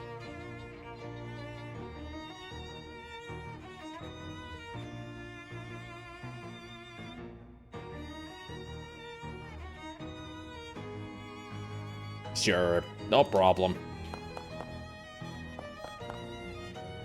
Thanks for not blowing my cover, it means a lot to me. To the captain too, even if he doesn't exactly know it. I mean, he's doing a good thing, even though it's very shady. At least he's not harming the old man. You barely have time to react as the ground shakes and shudders violently without warning, then bursts into a rain of earth as several large slimy tentacles force their way out of the ground, writhing and twisting and groping at their surroundings. Incidentally, the reaction you barely had time to make was, "Ah!" It's a good reaction. Ah!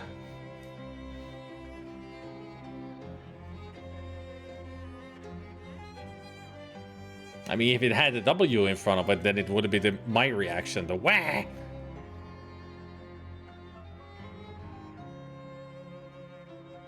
Just wondering, do I want to fight them or not? The tentacles are pretty tough. Nah, I'll leave for now. They can't actually chase you, so you solve the tentacle problem by simply going to a place where the tentacles aren't.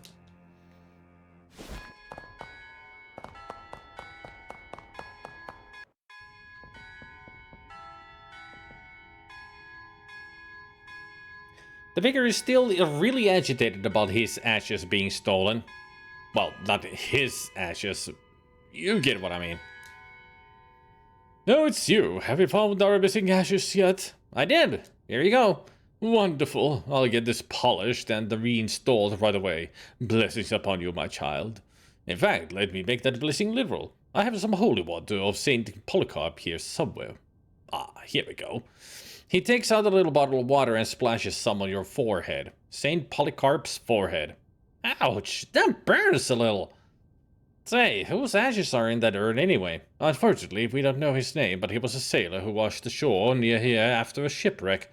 Some of the locals took him in, but he didn't survive the night, poor fellow. He was interred here as an act of charity. Was that about 50 years ago, give or take? Oh no, it was more like 300 years ago. Huh, interesting. You want to fight the tentacles later, not now. Saint Polycarp's forehead. Your forehead has been anointed with the blessings of Saint Polycarp, the patron saint of bodybuilders. Now I got the +1 on all stats. Permanent. 48, so I cannot get blasted glutes. I think I'll take the good eyesight. Get those bonuses going.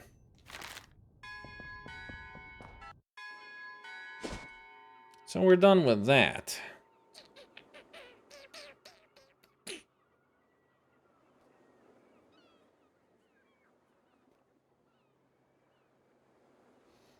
There was something about that eerie house.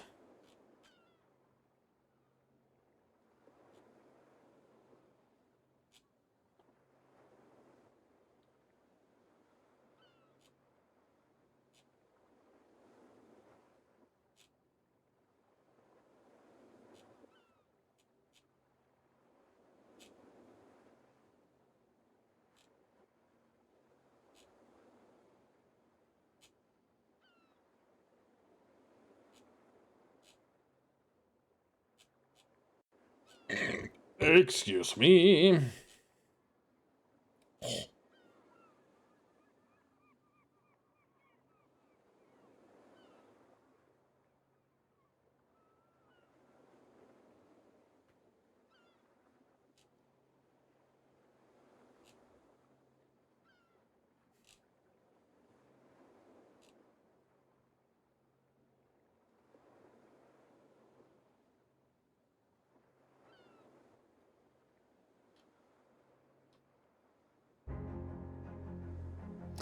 You see an IRS agent through the window of a diner struggling with his paperwork.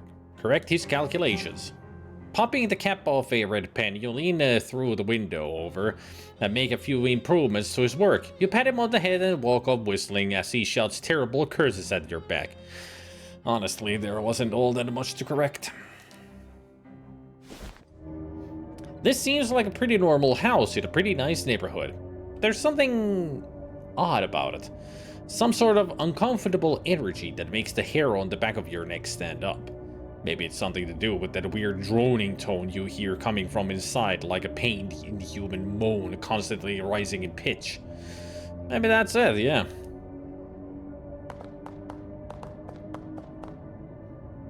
Would you like to stop phasing the music?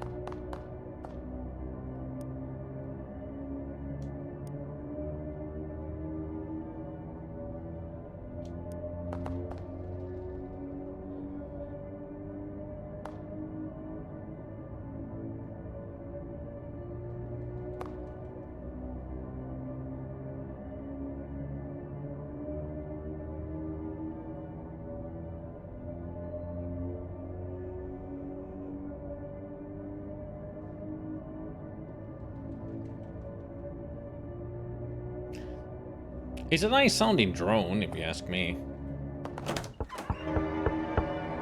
Okay, maybe not so nice now. You knock, but hear no response, so you nose your way inside. The eerie sound is even louder in here. It seems to be coming from upstairs. Also, the owner's interior design sensibilities are a little strange.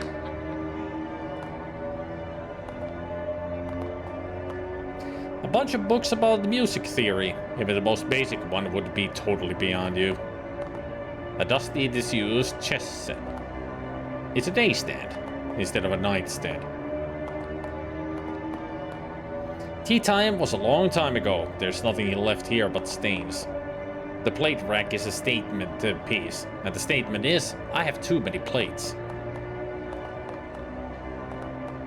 The cabinet is full of backup plates. A shelf full of trophies from music competitions. It's a cabinet full of sheet music. Examine one of the pieces. You pull out a sheet, but it's all in German. Und du kannst kein Deutsch sprechen.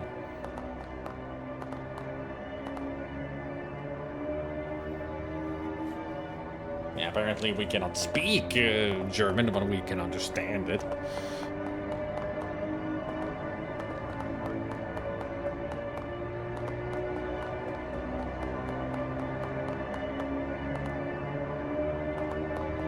Makes you wonder if the silver plater is here. This door is locked.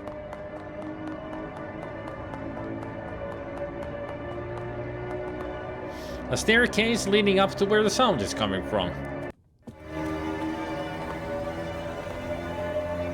A tired-looking man is playing a cello here. Hey, you!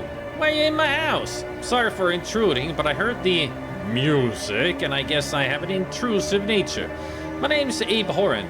Well, I'm Ernst Zimmer. Forgive me for not stopping, but it is vital that I continue playing. What are you doing? There is darkness beneath my house. Did you check the fuse box? No, it's probably that then. Listen to me. I had a dream, a premonition of a dark rift appearing in my basement and growing until it swallowed the entire house. And then the neighborhood. And then the world. Iltapäivä hämähäkki. I won't be able to do voice acting with you today. I have stomach cramps. I suspect sneaky lactose in the cake our boss gave us today as a consolation for the bad news last Friday. That's all right. You just take care of yourselves and hopefully you get better. You'll feel better tomorrow. I thought your boss knew that you're lactose intolerant.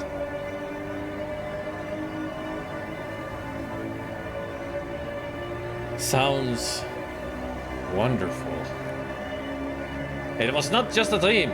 I went downstairs to check the basement and there is indeed a rift. As of now, it is still small. I must keep playing this cello to prevent it from growing any larger.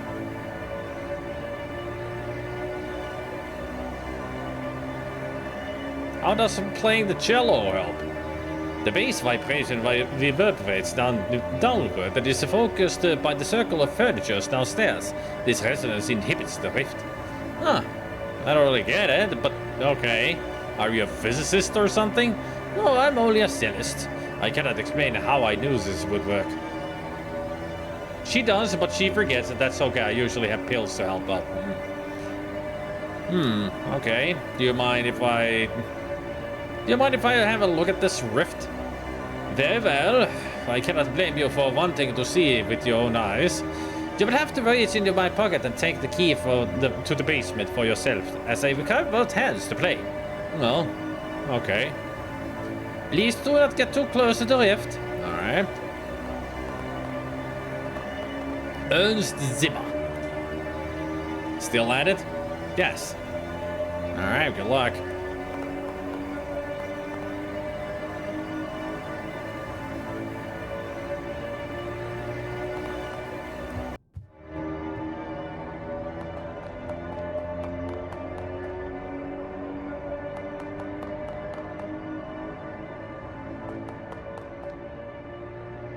I'm pretty sure, as I was last time, that this side quest is based on the Lovecraft story, The Music of Eric Zahn. Yep.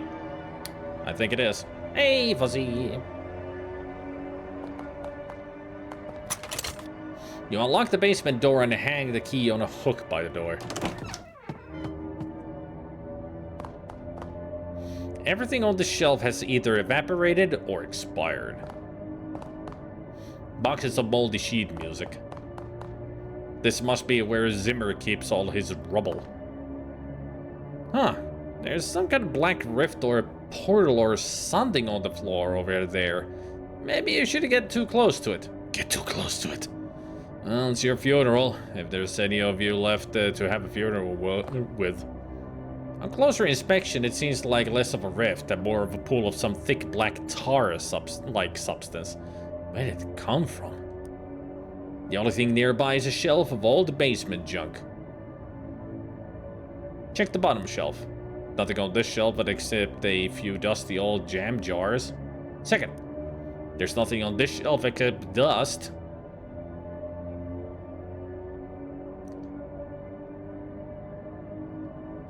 Throw a smiley face in the dust.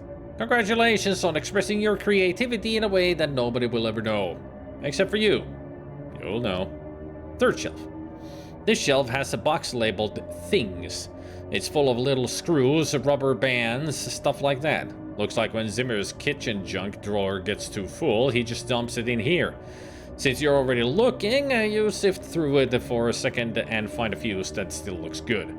Zimmer probably won't mind, or ever even know that if you pocket it. Top shelf. The top shelf has a few old tins of varnish and a big bucket of tar. As you watch, a drip of tar slowly leaks out of a hole in the bottom of the bucket and plops into the puddle below. Well, there you go. Mystery solved. It is literally a puddle of tar. Just a puddle of old tar. Try to fish?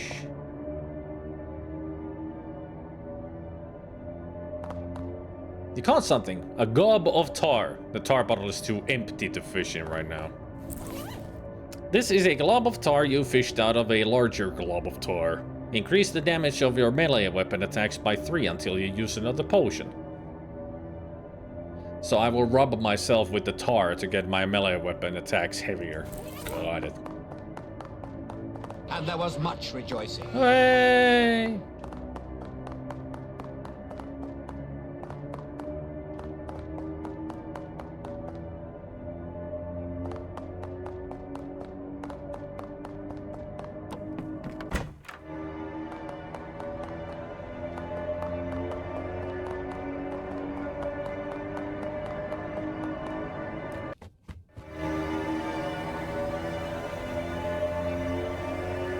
It's one of the strangely beautiful stories of Lovecraft. The imagery he can conjure is not as scary, but more haunting. That story always punches me in the gut. I can't help but imagine the terrible plight of that poor man. Was he insane, or was there really something out there that eventually killed him? Either way, uncomfortable to think about. Those are the best kind of horror stories. They just leave you with more questions than answers.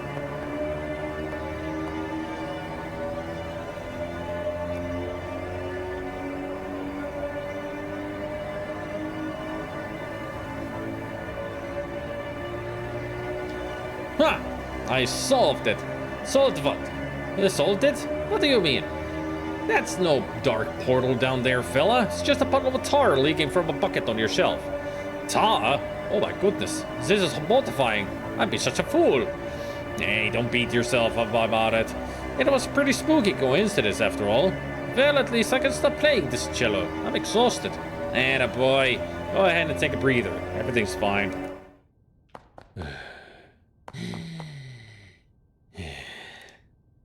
Ernst Zimmer is looking pretty nervous about this whole situation. Hi, Ernst. Hello.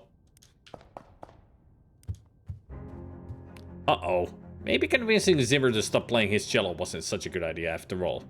Oops.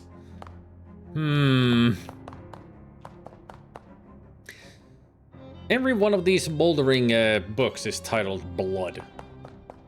The nightstand has become a nightstand! It would appear that two ghosts are playing a very spirited game of chess.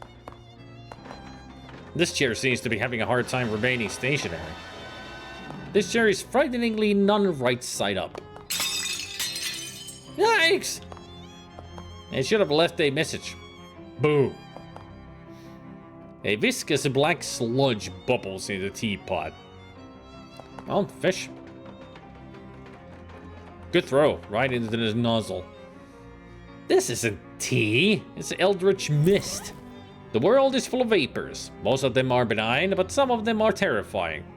This is the terrifying kind. Take some. You love bubbling black sludge, apparently. Foul goo from a haunted teapot. So that's where I put it, though. Hey, Eldritch, this chair is barely there. This table has slipped the surly bonds of the floor.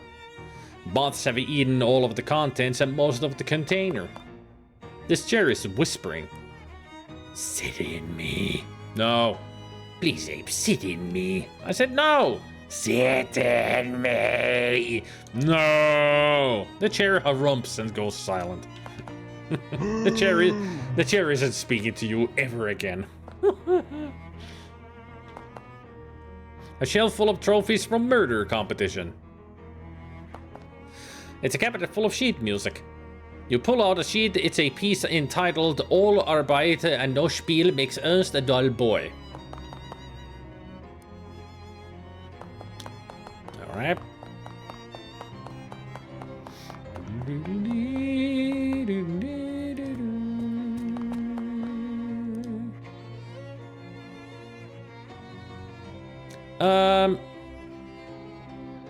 Should I talk to him about this or not?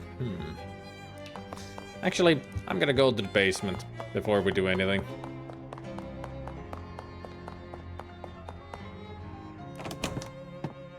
Oh, jeez. That sure is a dark rift in space over there, just like Zimmer was afraid of. Looks like the tar was just a coincidence. Unless it was magic shadow tar or something. It probably wasn't magic shadow tar. Well, nuts.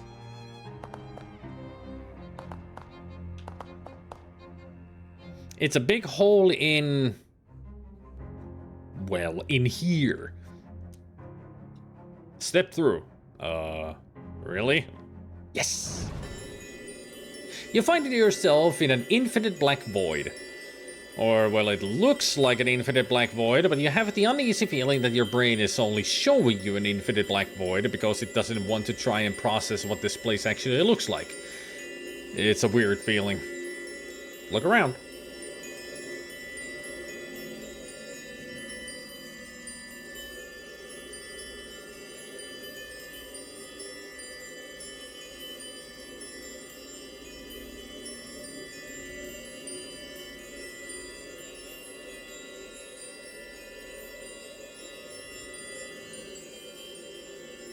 $13.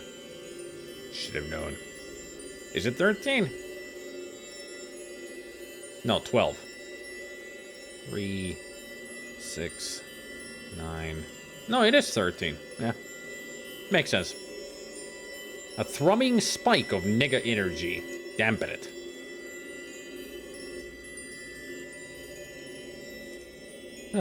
So much nicer now that it's more quiet.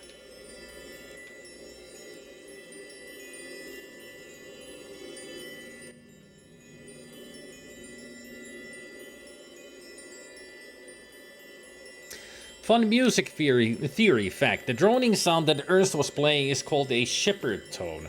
It's a constantly rising tone that works by having the listener's ears slowly shift focus from the higher frequencies to the lower ones, so it sounds like the tone is constantly rising in pitch. So it's like the stairs in Super Mario 64. The never-ending stairs has the same thing.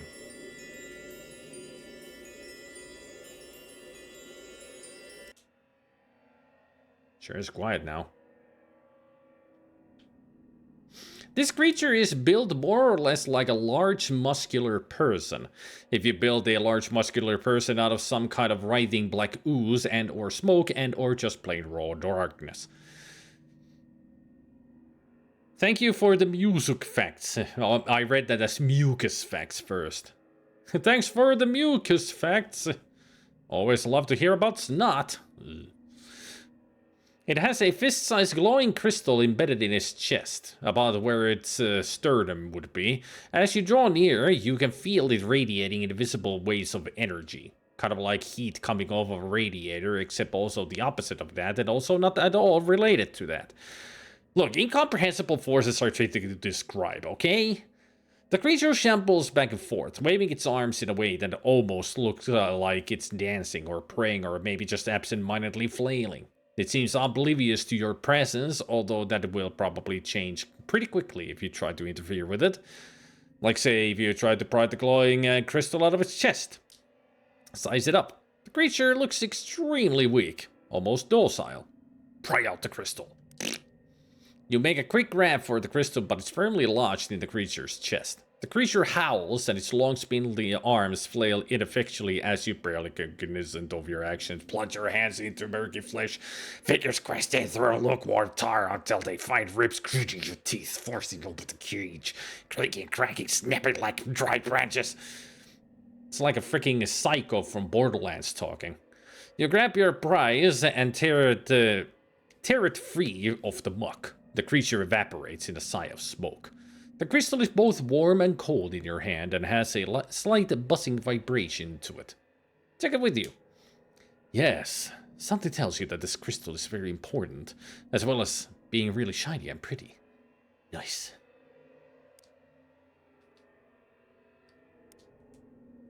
Oh, can't go to my inventory.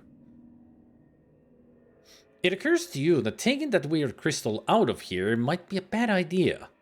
On the other hand, it's yours now, and you prefer to keep it. Enter the rift.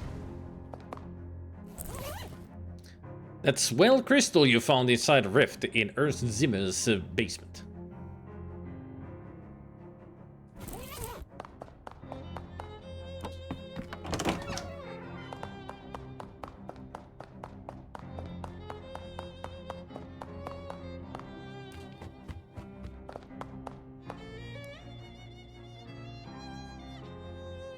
Check out this neat crystal I found. What is that? Where did you get it? It was inside the rift. It makes me uncomfortable to look at. Can I have it? Oh, it's mine. You found it inside my house. It was in another dimension. Another dimension inside my house. Forget it.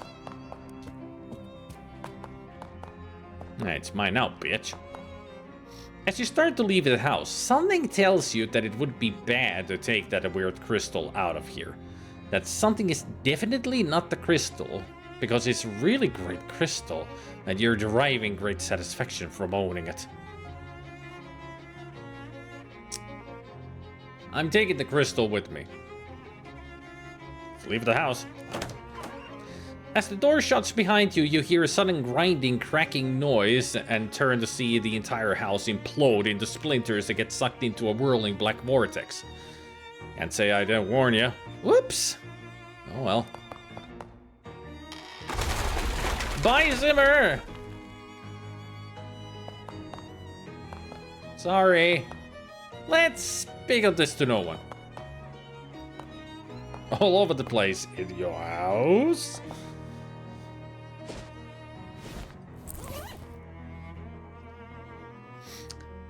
That swell crystal you found inside a rift in Ernst Zimmer's basement. It's probably your favorite possession. No house. Yeah. That's how I remembered that area. There's no house there at all. A couple of unruly young hooligans are standing on the street corner ahead of you. They're dressed in white chef's outfits, and one is practicing in baseball bat swings with a large baguette, while the other coughs inside a large cloud of white flour.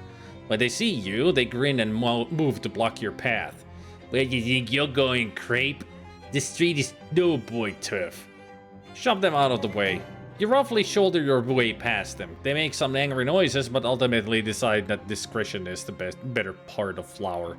I mean valor. The better part of flour is starch. Maybe the gluten proteins. I don't know much about flour. Or jokes, apparently. Okay, well, I guess we're done here. You notice a strangely discolored patch of curb next to a sewer grate. Ah, we got a sample of glowing ooze. Nice. Hey, Midrell. Was it the Snackle Mills or the Fridge Factory that had the table where I can make tools? Yeah, here it is. I don't have any anarchist hardware. I mean, with the ooze, I could make one of those nuclear bombs. I mean, I could make a lot of stuff. What's the basic stuff that I can make? 5 spooky damage, 5 sleaze damage, radioactive salve to restore 10 HP and poison, flesh spackle for 10 HP and bleeding, Molotov shot to set an enemy on fire for 5, slush ball 5 cold damage, handmade pep bill for 2 AP. With the anarchist hardware, we can make those even stronger, like they would affect, it's like 10 damage and hits all enemies, and the curing ones would be 15 HP. There's no reason to mess with the crane now.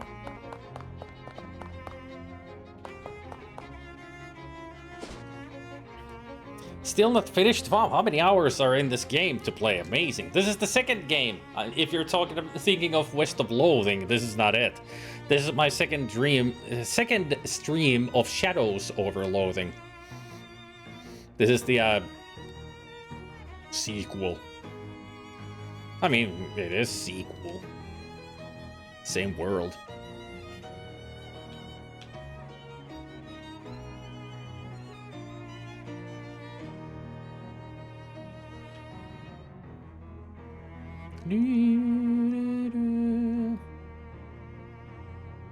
A well-dressed man flags you down. Excuse me there, my good chap. Might you have a match on your person? No, but also yes. Ah, well, thank you all the same. Toodaloo. Toodle off. I guess that worked. Creating a paradox. Alright, this had the cooking one. But I need mana-enriched flour to make better food. Spooky armor, sleaze armor, mysticality, muscle, hot armor, cold armor, AP. This shelf contains a lot of chemicals that don't seem like they should be in food. Take some. Miscellaneous chemicals. You pour all the chemicals into one jar, shake it up, and pocket it. Solutions, precipitates, tinctures, you bet. We got a little bit of everything here. This shelf is laden with bags of expired flour. You painstakingly collect at the least stale grains of flour from each bag and make 1 bag of good flour. Let's see, 5 spooky armor, sleaze armor, 1 mysticality, 1 AP regeneration, 1 muscle and 5 HP regeneration, 5 hot armor, 5 cold armor, plus 2 max AP. Huh.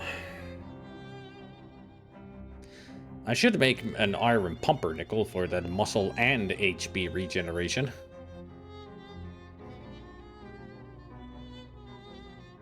Hey, Goblin!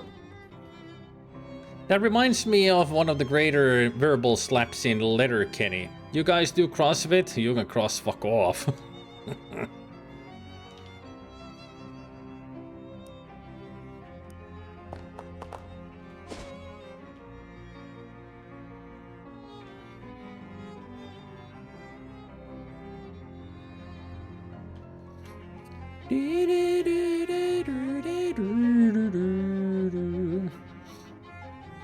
Alright, Goblin. We'll see you later. Tomorrow. Most likely. Unless you're gonna come back during so much. If not, then tomorrow. Toodles. A man on the street does a big theatrical double take as you pass. Just wanted to get another look at you. Hey, whoa, how's the weather up there? Up where? You're taller than me. How about the property ladder? I almost can't see you up there. Huh? I live in the back room of an antique store. Well, I suppose I do own a brownstone or several. My only home is the sea, and she's not for sale. I live in the back room of an antique store. Gee whiz, well, I hope to join an antique store room of my own soon enough, but a fellow like me's got to sell if he wants to own the property ladder. Luckily, product I got nearly sells itself. Nearly? I do have to put in a little legwork, yeah, but look. Bam! That's a paperclip. Is it ever? I don't know if I need a paperclip right now. Guess your documents keep themselves from flying off in the wind. Guess your nose secures itself against wild odors. Okay, I'll buy one. Ooh-wee! What, to take the change in the humidity? I must be chasing you up the property ladder. You didn't tell me the weather was this nice. What a weirdo. You managed to sneak up to the Tin Lizzie's hideout without anyone noticing. You aren't going to stay unnoticed for long, though. This place is crawling with Lizzies. Unless your first move is to turn tail and run, I guess. For a multinational treatise to 4th grade homework assignments, the humble paperclip has dutifully girded our sheaves since whenever the humble paperclip was invented. It increases a target's stench armor by 3. Ever since the advent of mass-produced magical flour, the cost of fire insurance has skyrocketed. This cart looks terrible, but it smells great. You isolate and then confiscate the source of the freshness. A prototype car freshener. This ingenious device consists of a cardboard tree soaked in some kind of nice-smelling oil. I could use something that has sleaze armor now that I think about it because of these lovely ladies.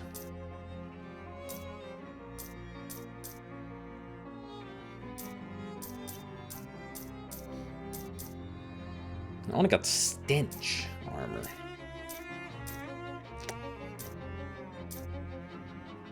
Well, I got sleaze armor in the pants. And that's 2 sleaze armor. Ah, you put it over your nose.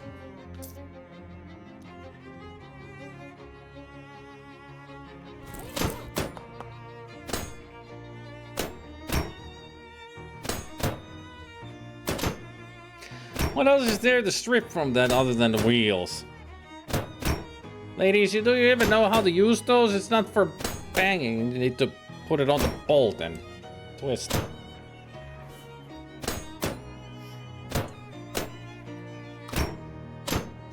The Tin Lizzies be weird. A couple of Tin Lizzies are busy trying to dismantle a car that is already pretty thoroughly mantless. It's like watching someone try to scrape just one more sandwich worth of meat out of a leftover turkey carcass. Dignity. There's not the cars. No, you're destroying the car's dignity, you bitches. Well, let's get the jump on them.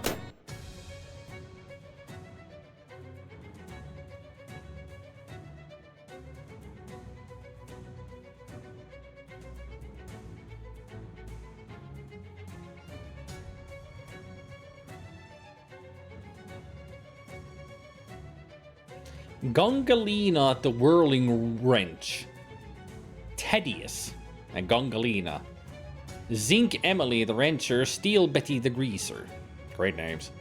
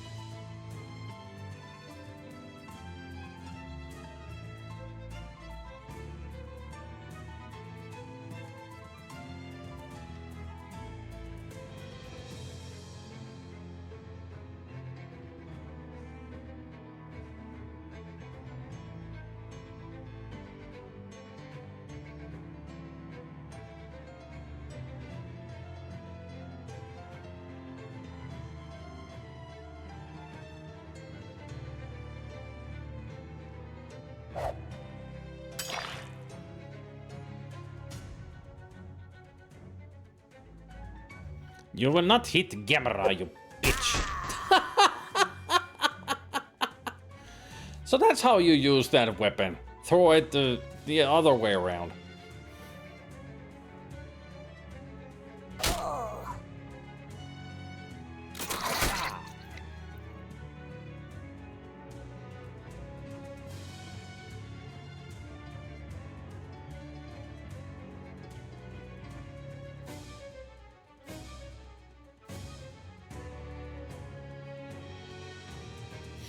Bim, bim, bim, bim, bim, bim, bim, bim, ba-dum.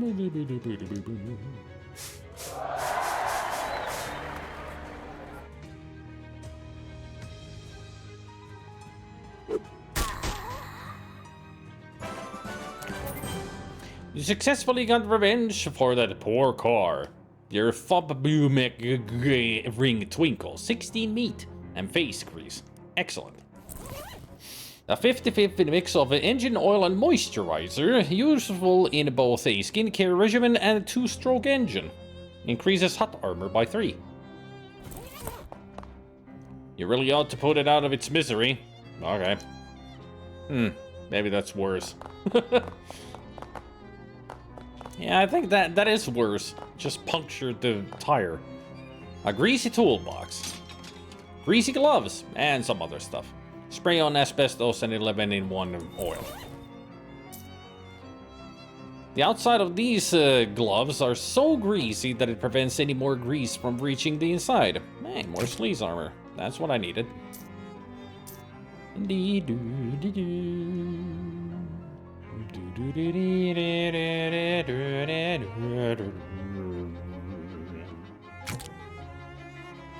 Currently wearing riveted colorful clown pants. Spray asbestos on them? Yes. You spray the asbestos all over your pants, rendering them fireproof. Safety first. Fireproof riveted colorful clown pants. Try to say that fast 5 times in a row. Fireproof riveted colorful clown pants. Fireproof riveted colorful. I give up.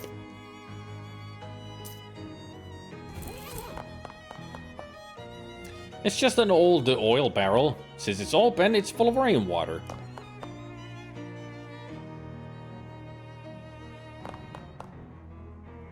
More face grease. After a brief struggle, you reel something in.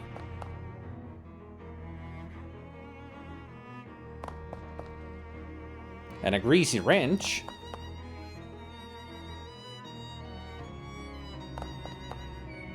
Tin Lizzie grease gun. Alright.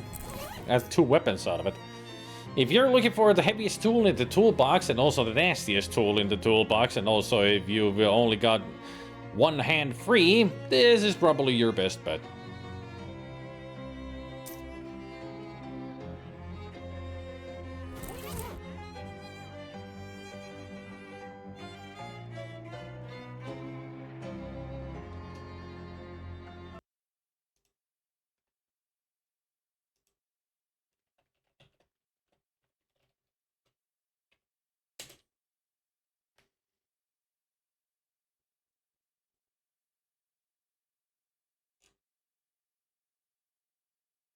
I decided to look for that crema di cipolle, and everything is in freaking Italian.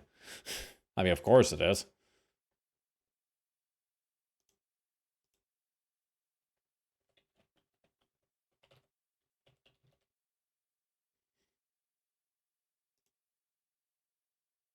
Onion cream. I mean, it's a creamy onion soup, I'm guessing. Crema di cipolle. Mm-hmm.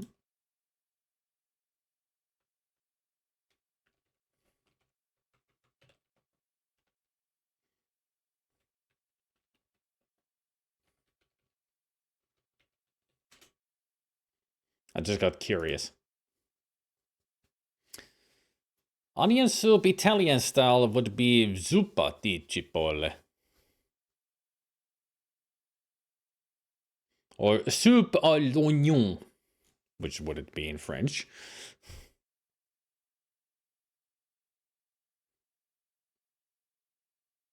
Soupe à l'oignon.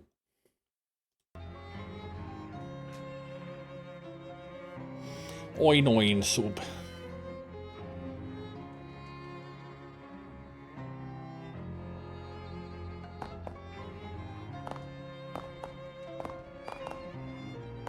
A bunch of tin lizzies are hanging out here. Their attention is mainly focused on something further to the right, but the camera doesn't move far enough for you to see what it is. Always breaking the fourth wall.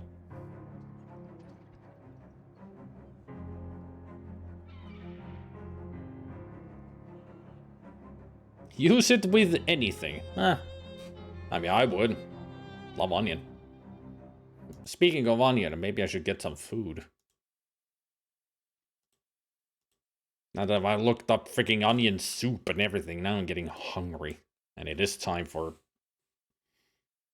soy munch anyway.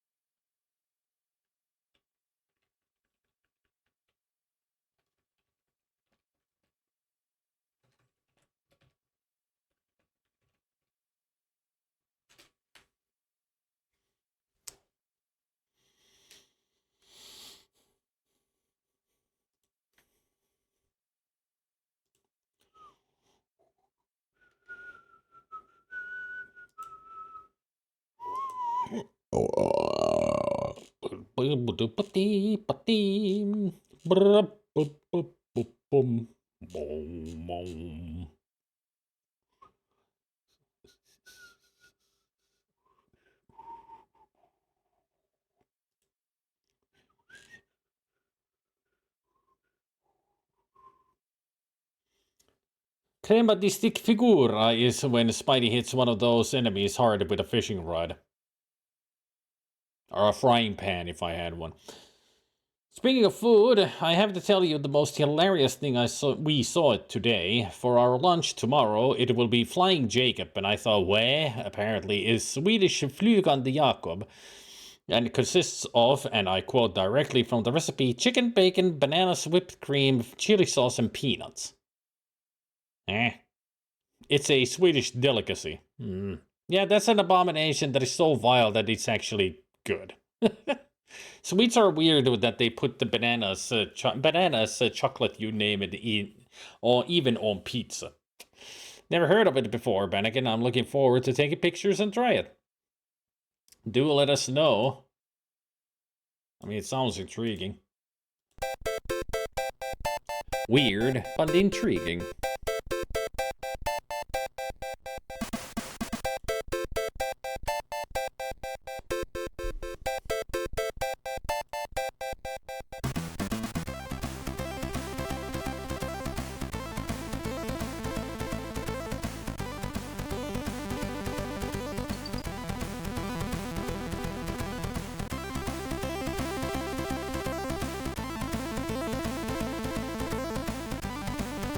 Now it's time for kitty cats.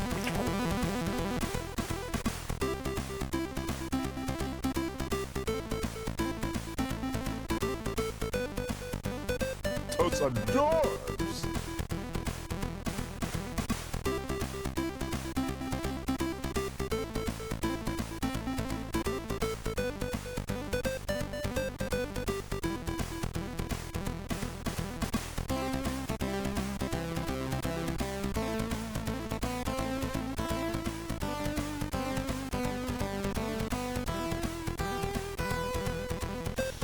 We have a hashtag kitty butthole.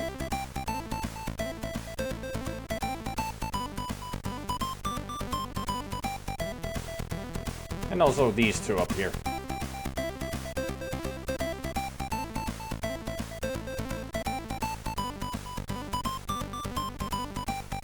Sleeping peacefully in the mushroom house while the other one is just resting on the roof.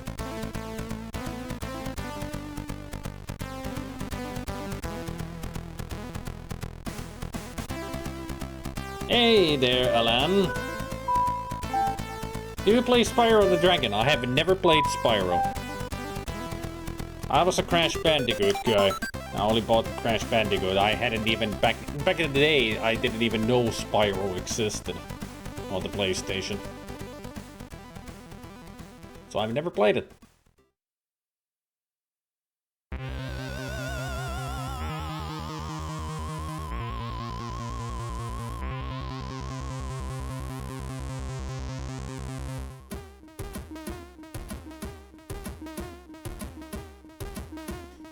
I wonder if the name of the dish is from the results of the day after in the loo. It's some pilot guy who invented it, if I recall correctly. Flytande Jakob. I mean, it makes sense that if it's a flying Jacob. Putting their own name to it, then they're a pilot, you know.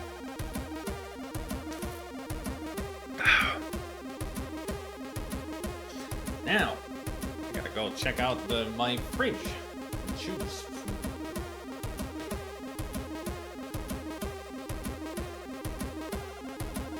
Don't know what I'm gonna eat. Let's find out together, shall we? Don't worry, Yoshi will keep you company. Ain't that right, Yoshi? Right? I'm sure he agrees.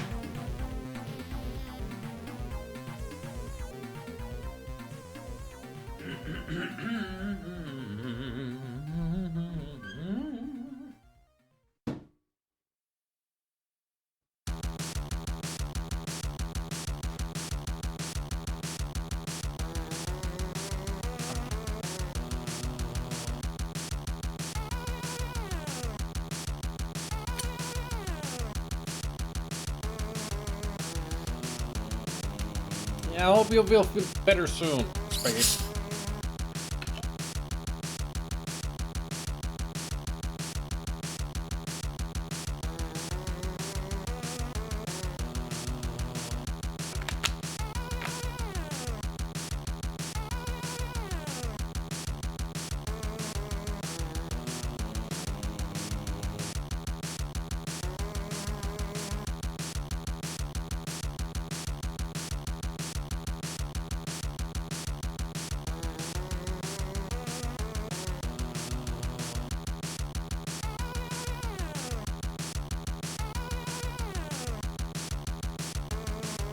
My barbarian shirt.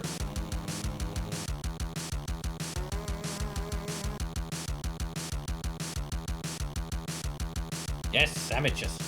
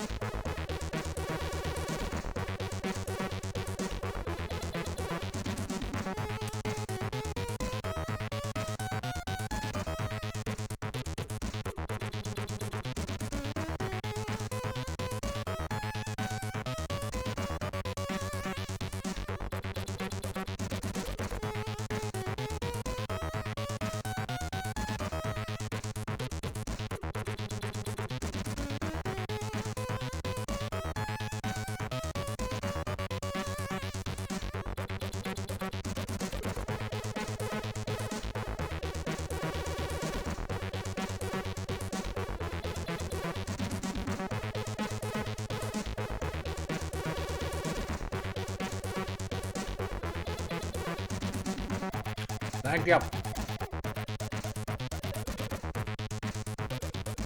Already very enjoying these sandwiches.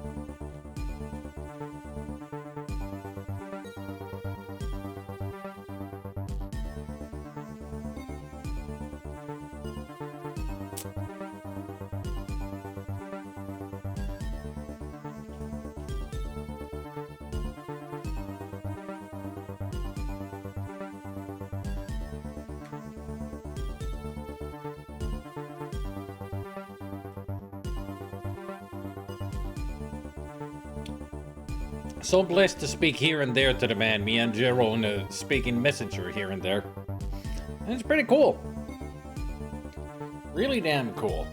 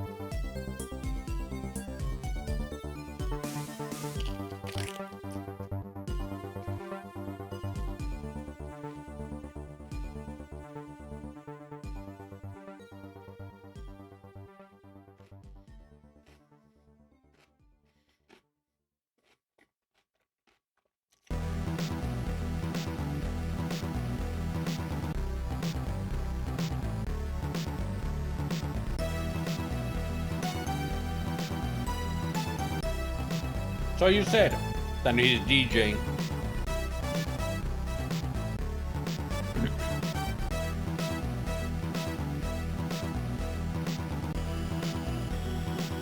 Cool that he kept up with the music business.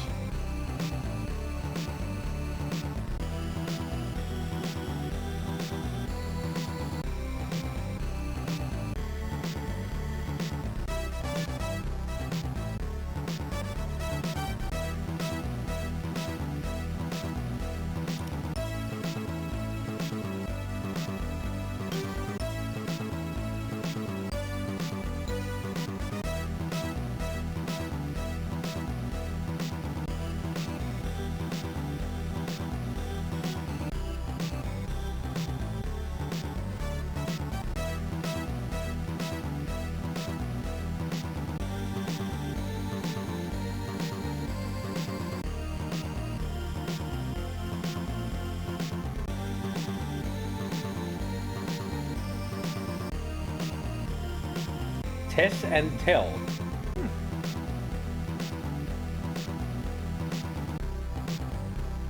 A simple but a good name.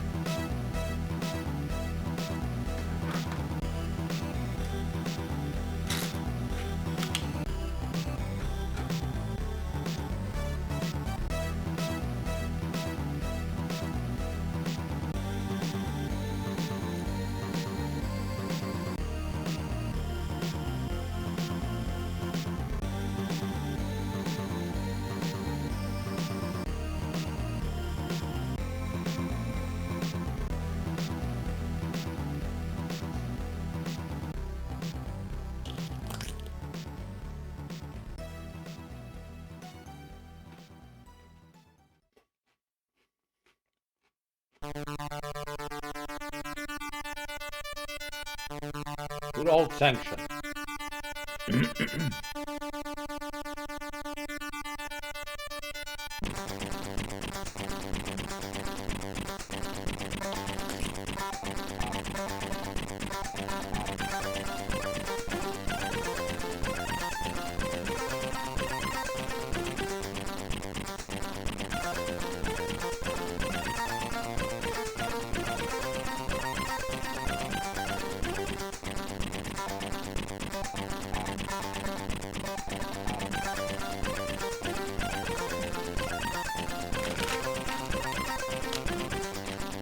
By the way, all the Finnish people.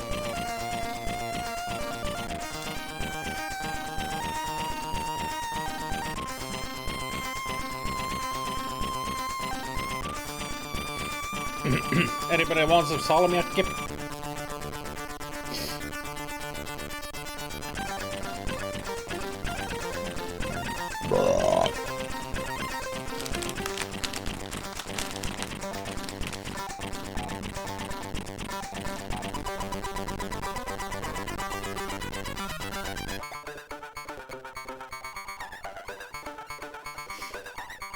Arvasin, että heti haluat. No.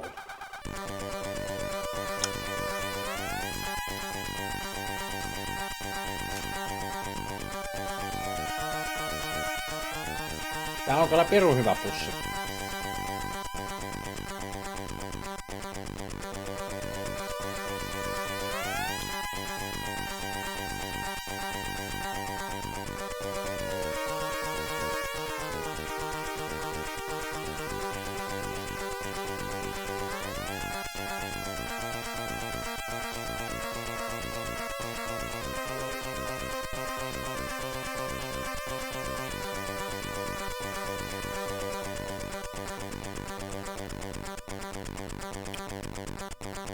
Eikä nyt ihan parhaiten mene kurkun kanssa.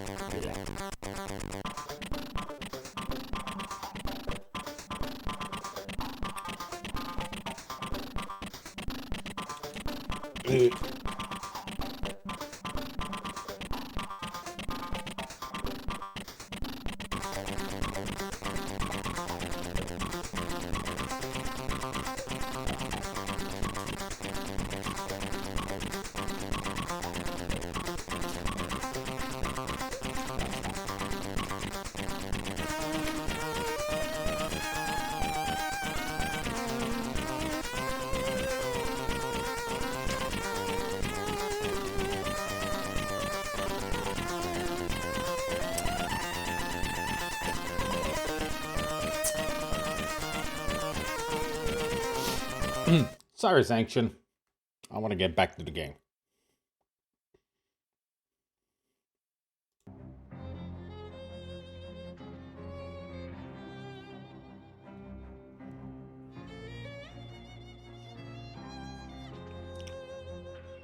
Alright.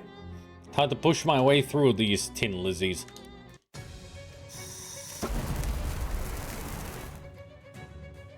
They fast, though.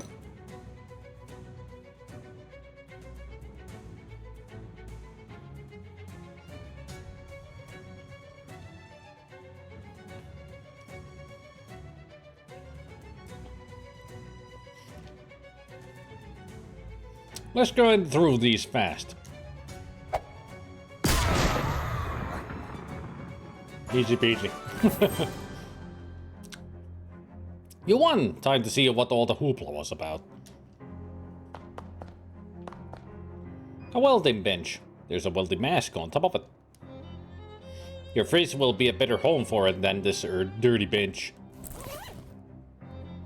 This mask will protect your face from being burned while you're welding or kissing candles.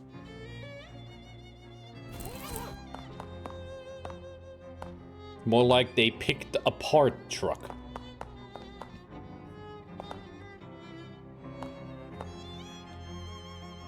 She don't look very happy.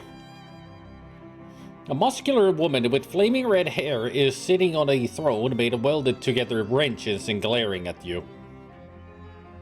I guess this is a Game of Thrones now.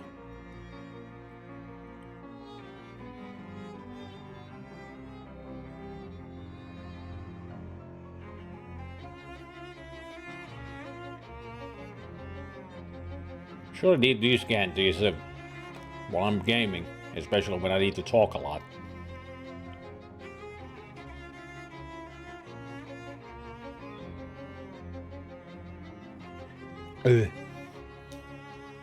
The woman gives you the traditional slow, sarcastic clap as you step forward.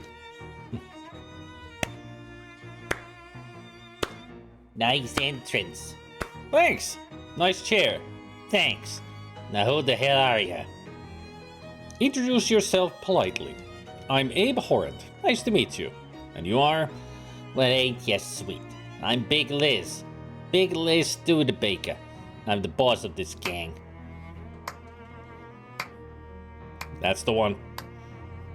Wow. That makes sense. Now considering that you just busted into my scrapyard and beat up 5 of my girls, and plus however many on the way here, I figure you got something on your mind. So what is it you want exactly? Don't really have any particular goal in mind. You just wandered in here, beat up my girls for no reason? Well, it seems like the only way to get to the other side of the room. I tell you what, you got this far, and my girls ain't no slouches. That's worth some respect. So I'll grant you a boon. A boon? Like a favor? Yeah, within reason. How do I know this isn't some kind of a trick? It's no trick. You can trust me, because I'm sitting on the crescent throne.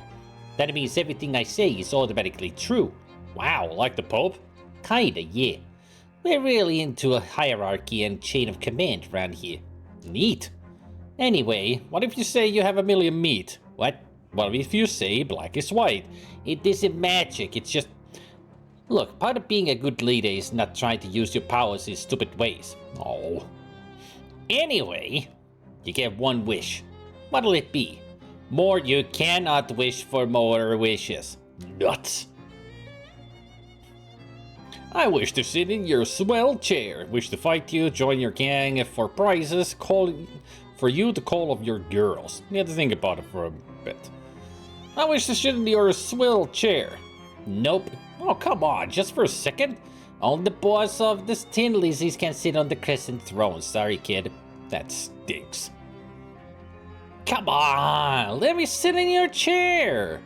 Check out the muscles on these thighs. I can crack a walnut with my glutes. I can handle any chair. There won't be any problems. I promise.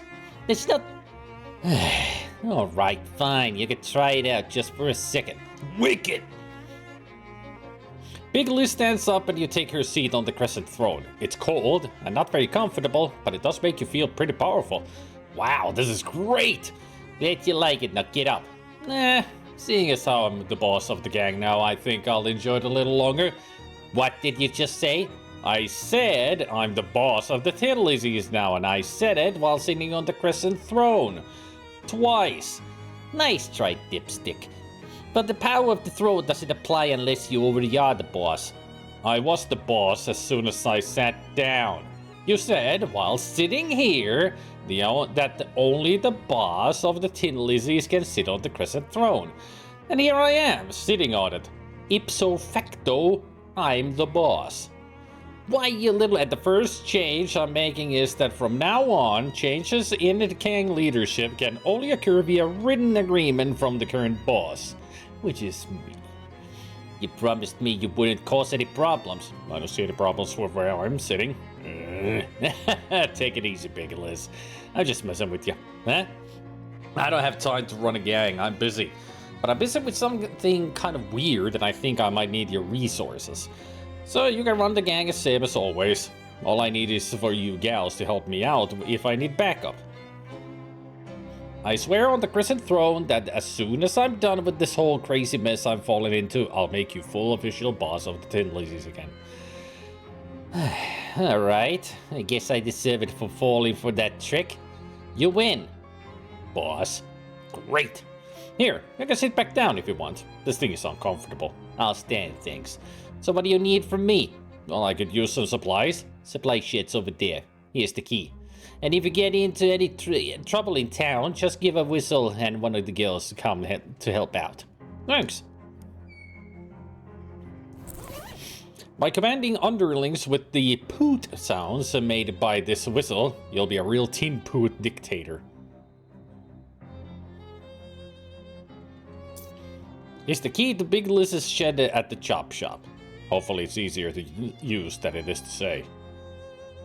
A chop shop shed key. Not that hard. Well, the crescent throne is yours now. You could drag it back to your room if you wanted to. Not yet.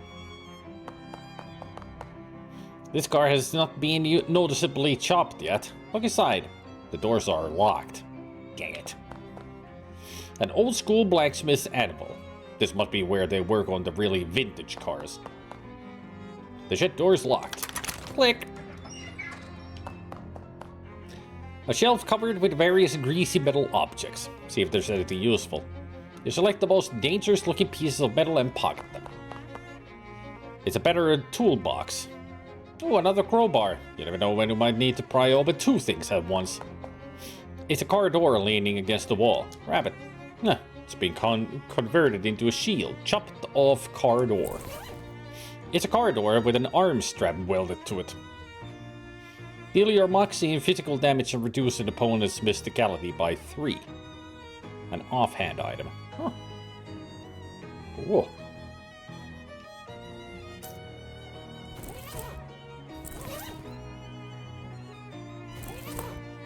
The poster says antifreeze is delicious, but it's poison.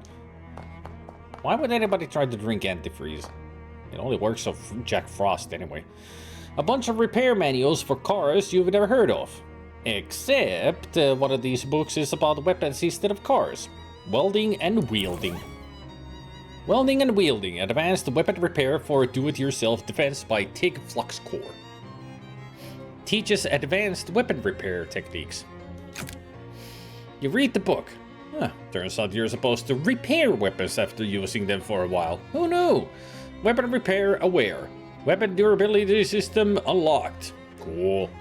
You go to put the book away, but realize with your newfound knowledge that its spine is broken beyond repair, so you throw it away. Okay. It's a corridor. That's what it is.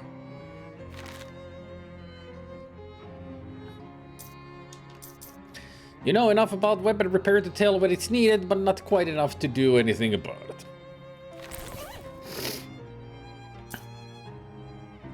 Where is 0 out of 17? On the crowbar.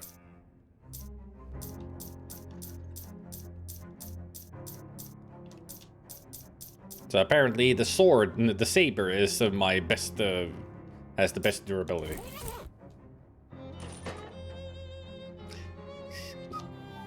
You know how to look for it now, but do you really want to?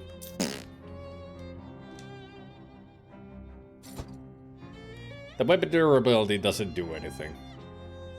It's one of those silly added stuff now. You don't really need it. Every day on this calendar it just says crimes. It should say Grimbo. It's a workbench covered in tools. 5 spooky sleeves, 10 physical, 5 hot cold. Gain 3 AP and increase AP region by 1. Reduce target's physical armor by 5.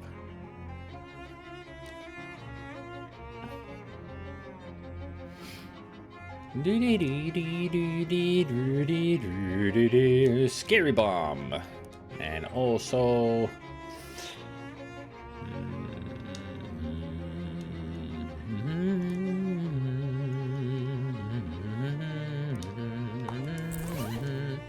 all bombs are scary, but with this one, the only thing to fear is the bomb itself. A deadly blend of old-timey iconography and a newfangled atomic technology. In your face, Oppenheimer. Iconography.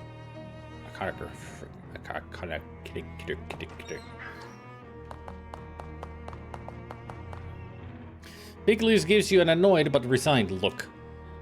What you want, boss? It's alright, tricked you out of your gang. It was a dirty trick, but it was by the book. I should be more careful, that's all. See you later. Hey, it's that rug from the boarding house. Miss Brewster must have had it sent to you as an additional gesture of gratitude. Or because she hates the way it looks and thinks it's cursed. Either way, score! The Crescent Throne, your birthright.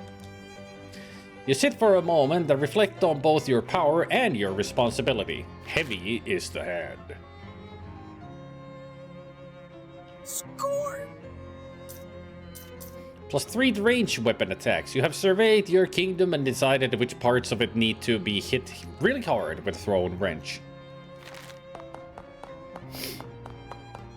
Everything you own has been reduced to ash.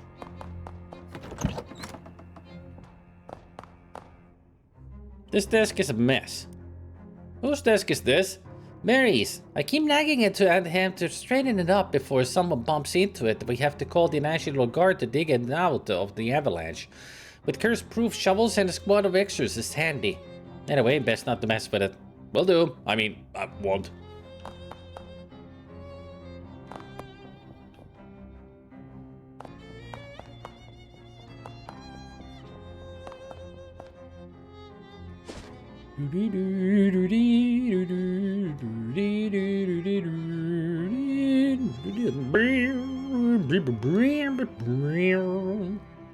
Ah, licorice taffy this time.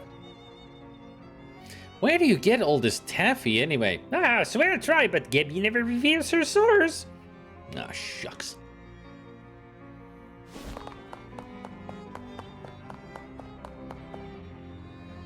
Square through. They really bet everything on these terrible snaggle cakes. A huge amount of loose sugar.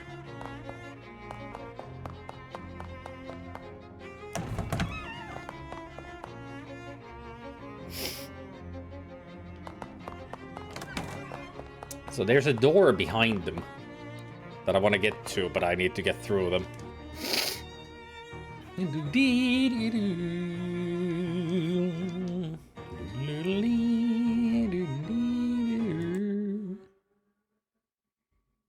Ah, the sound of spring.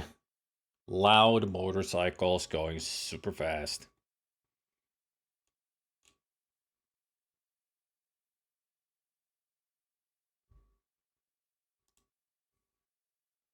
Just heard one going.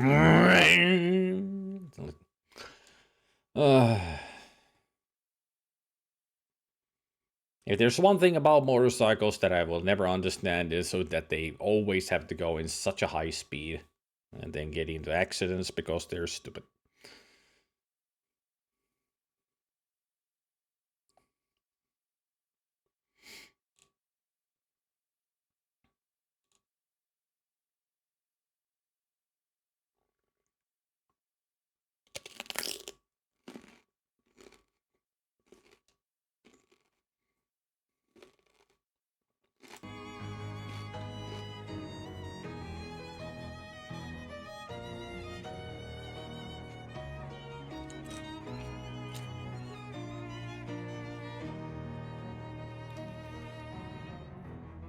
Now let's get through these guys. Get past them with a fight.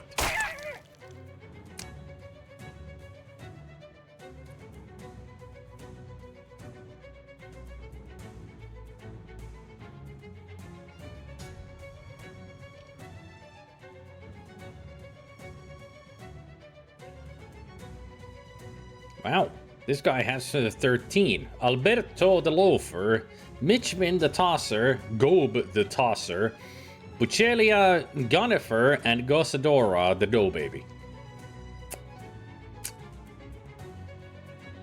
So apparently they heal their masters.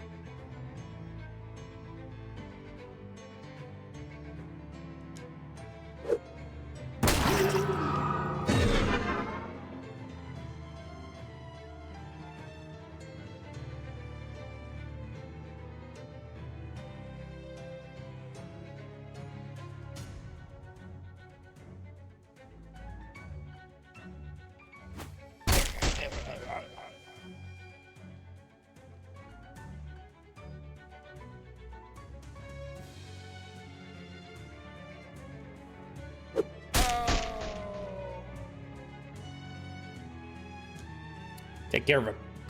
Slap.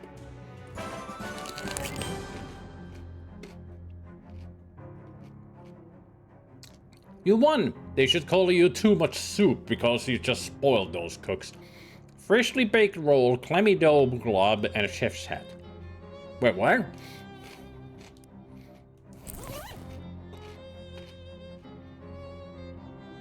The iconic puffy white hat of the chef. Nobody knows why it's like this. It has always puzzled you that bread is so pleasant, given how unpleasant its green ingredients are when you mix them together. Say what you will about the effect the doughboys have on the safety and prosperity of Ocean City, but you have to admit that they're pretty good at making bread.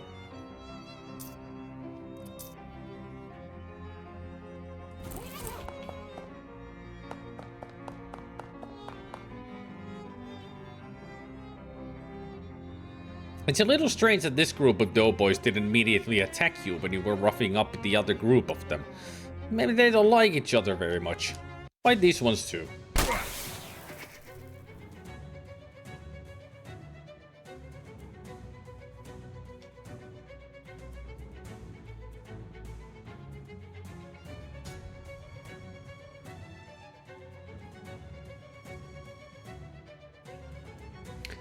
Macho the Flower Stormer, Gem the Flower Stormer, Steberto the Loafer, Grausabella, Tronriera, Frenabel. Lots of fascinating names.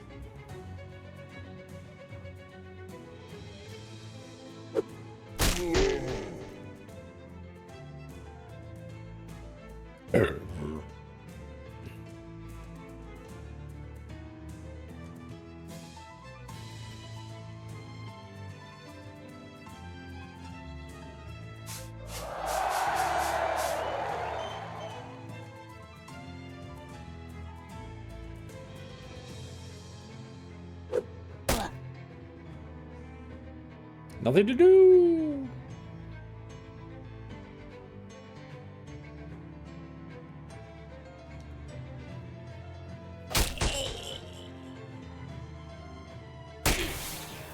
Bye, Gamera.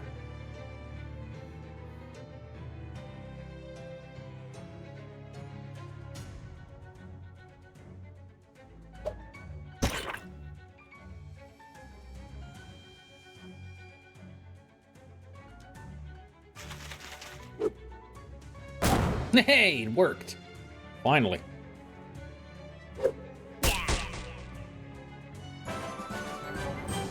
You left those doughboys in the dust. I think it's flour. A mountain of unsold snaggle cakes. This must be the boss's office since it's the only office. Go into the boss's office. The leader of the doughboys, unidentifiable by the fact that he has a greasier head and more rivets on his jacket than the other doughboys, if not by the fact that he's the manager, he's in the manager's office, doesn't notice you when you enter. He appears to be focused on several large piles of wet bread dough lying on the ground around him. If you were interested in the history of the Ocean City baking industry, this shelf of receipts would be a treasure trove. You're not.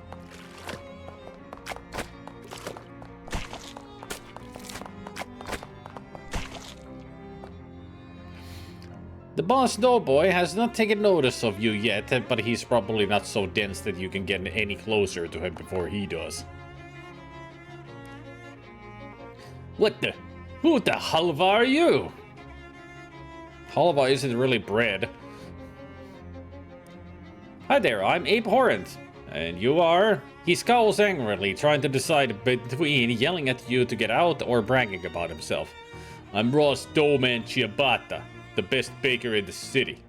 Nice to meet, now get out. What are you doing with all these piles of dough? Not that it's any business of yours, but I'm perfecting my recipe for bread golems. Soon I'm gonna be running this town. Oh yeah? You and what army? Me and an army of bread golems. Were you not listening? I probably should have let you get away with this. You'll be lucky to get away with all your arms and legs. Rise, my minions! Rise! He waves his arms wildly, and the bread dough around him congeals into 2 large bread golems. Uh-oh. Bread swat. No, Gamera! Son of a...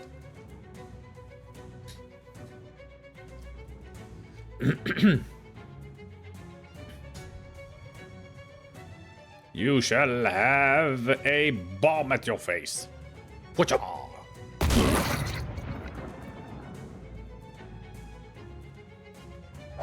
Spear. You won. Looks like those golems were only half-baked. Ciabatta's pants and mana-enriched flour 3. What appears to be a pair of white pants is actually a pair of brown pants that are completely covered in flour. One mysticality.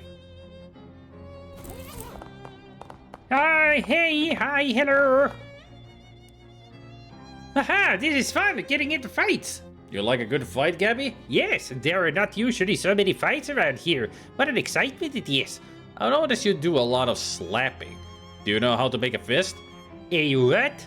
Here, look. You curl your fingers like this and put your thumb over them here.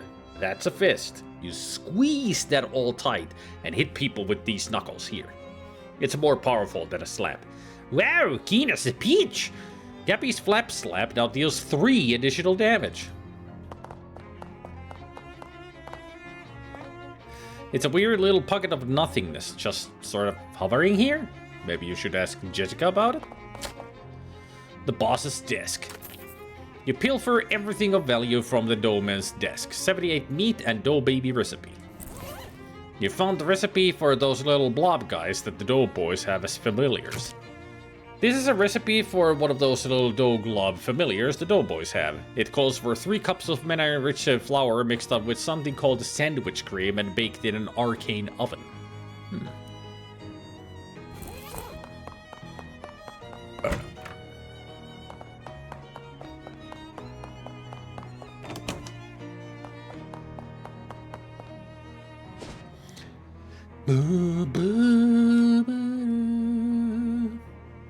You take a wrong turn into an underground coffee house just as a thinly mustachioed man demands any decent person to defend the formal vulgarity of Joyce's Ulysses. Too bad I cannot defend it. I need to wear the sunglasses for the boxy.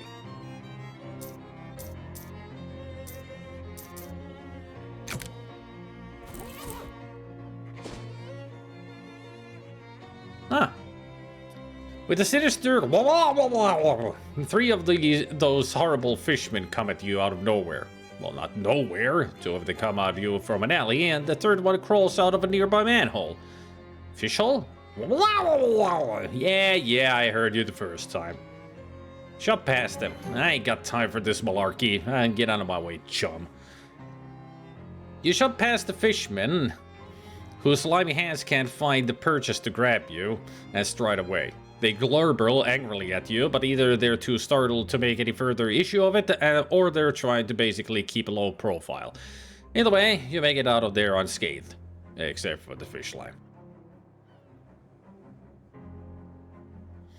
Next time I'm on a voice chat here, I have to play something small and serene for you all.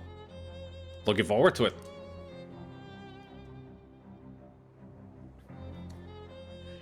Well, here's an unusual sight. 4 Glocklins are playing their glockenspiels while doing some kind of traditional folk dance. It involves a lot of skipping and hopping and turning around in a square with precise timing, so they aren't paying any attention to you. Or to anything else, really.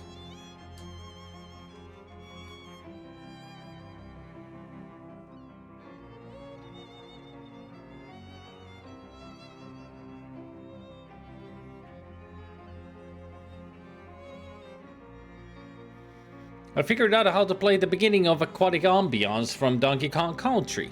Ooh, that is very soothing of a tune.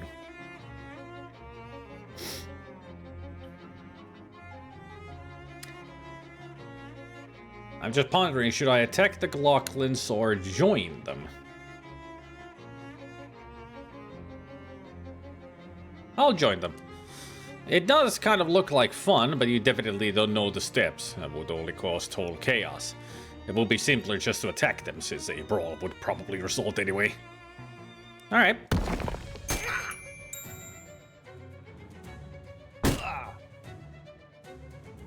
There's a tentacle amongst them. This is not good. I may have bit off too much.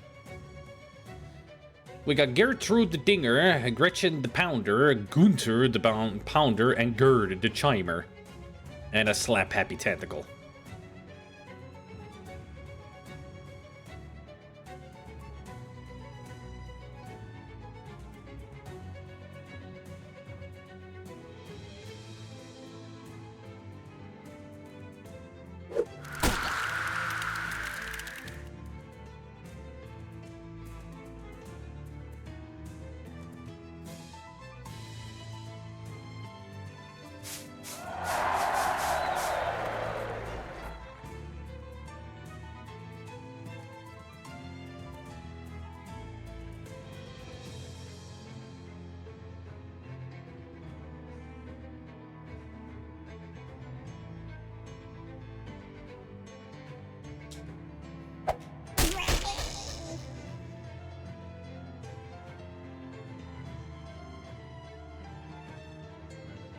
Gretchen the Pounder doesn't know how to play the Glockenspiel, so they're just going to hit Gabby with it for 6 physical damage.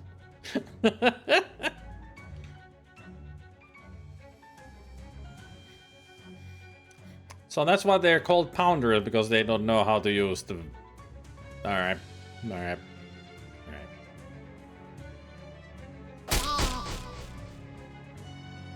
Wet slap. Ow. There goes Gamera.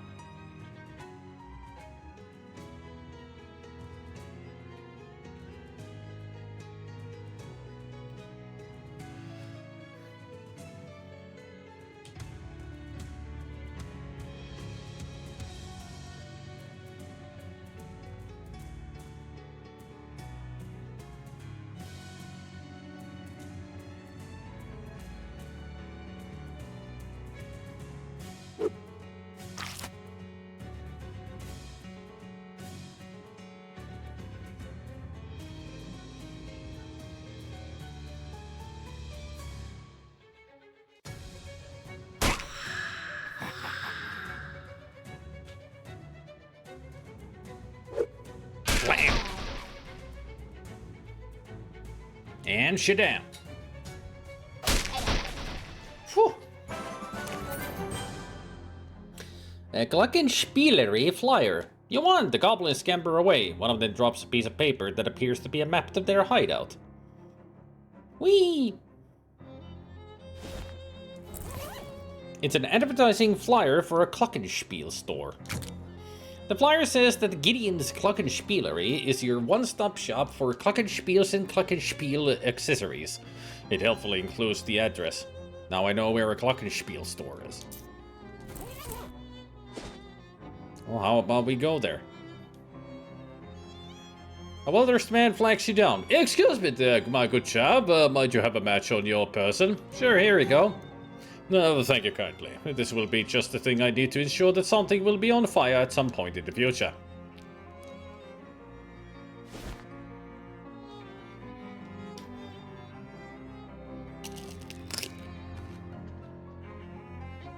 Sure.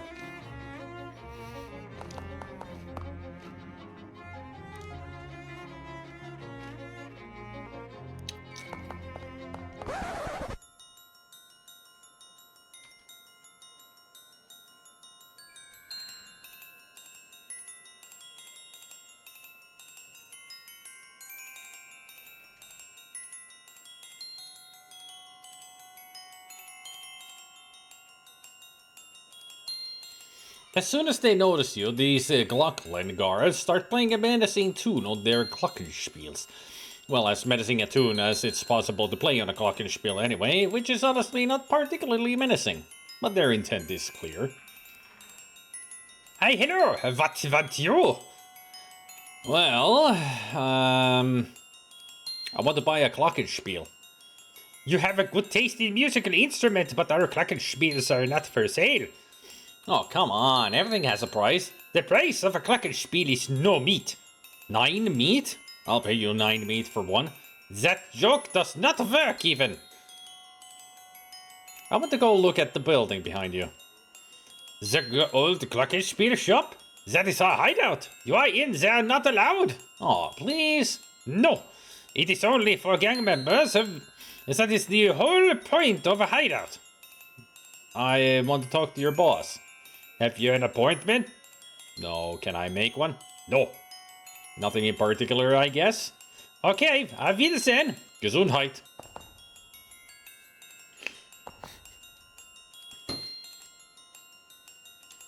I want to fight you.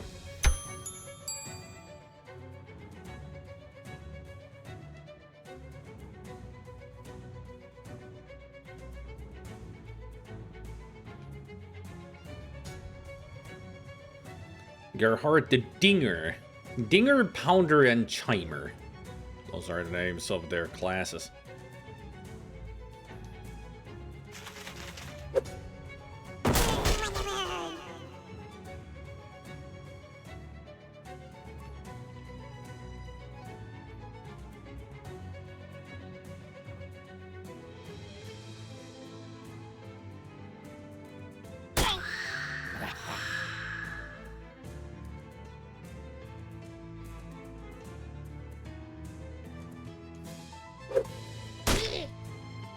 Yeah.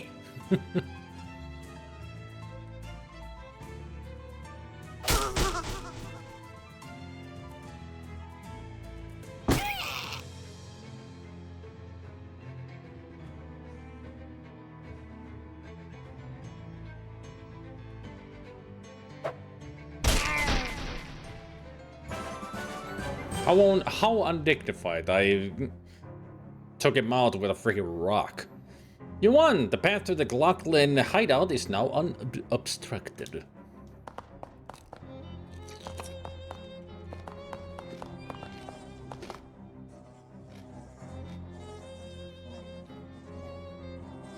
The owner of this place added a huge wasp nest in case the keep outside wasn't sufficient.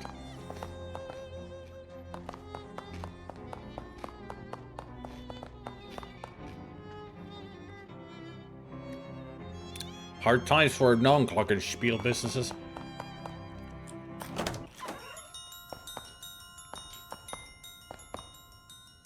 The Glocklins have really bled this store dry.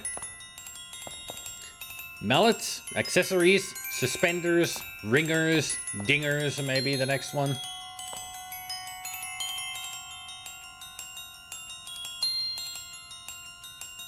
They really know how to play their stuff, don't they?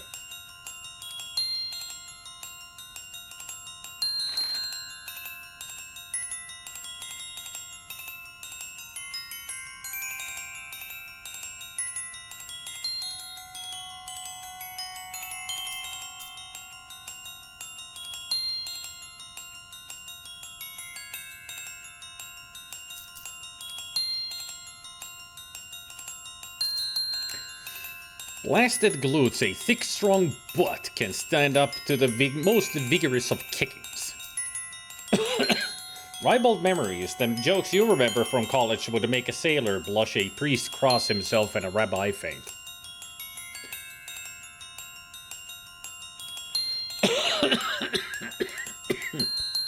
Excuse me.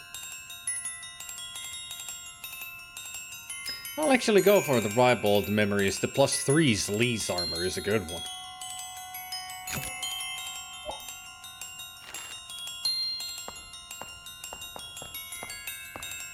This goblin is pounding out music that sounds like a quaint mountain village being completely wiped out by an avalanche of tiny sparkling jewels. Wow, you're really going on to town on that thing. On the contrary, I'm playing it right here. You reach around behind the goblin and tap them on the opposite shoulder. When they turn to look, you deftly snag the mallet out of their hand. Huh? Hey! There's my mallet vent there! It was wild. You were playing so fast, you accidentally threw it right out the window. Don't worry, I'll save your place here while you go look for it. Oh, thank you! The goblin scampers out the door. Nice. This goblin is pounding furiously on their glockenspiel. It sounds like the background music they'd used in a war documentary if the documentary was about dogfighting raids made by an air force entirely consisting of butterflies. Hey, could you maybe... Jeez, you're really sweating up a storm. I'm so tired, but I must go and play. Their hands, and the rest of them, look really sweaty. You could probably yank the little mallet right out of their grasp. That would require getting in sweat spray range. Ugh. 3 stench armor. I got only 2. I need 1 more. Aha! Good thing I still had this.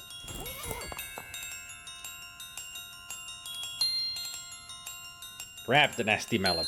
You hold your breath and grab for the mallet, wincing as you get spattered with hot goblin sweat. The goblin collapses to the ground with a look of combined defeat and relief and crawls away to find somewhere to pass out. You toss the gross mallet away and resolve to find a shower as soon as possible. A less disgusting shower. Blech.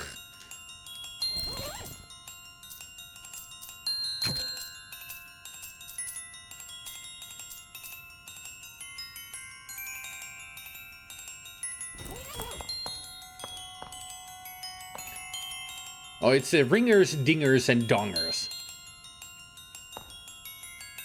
This goblin is pounding the glockenspiel like their life depends on it, filling the room with what exciting boss fight music would sound like in a magical starlight fairyland. Hey, could you do me a favor and stop playing that glockenspiel for a while? No, never!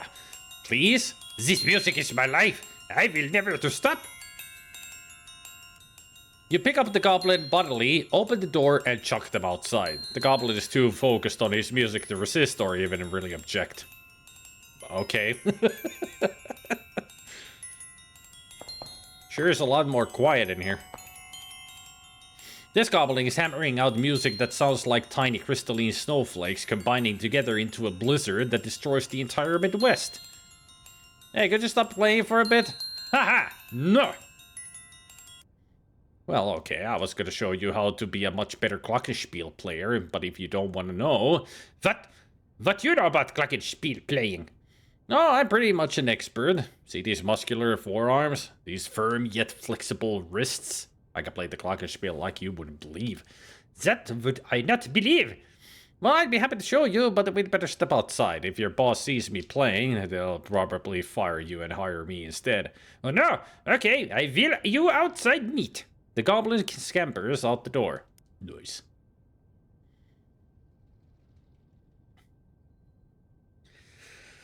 I thought there was one way of getting them to go to the speakeasy.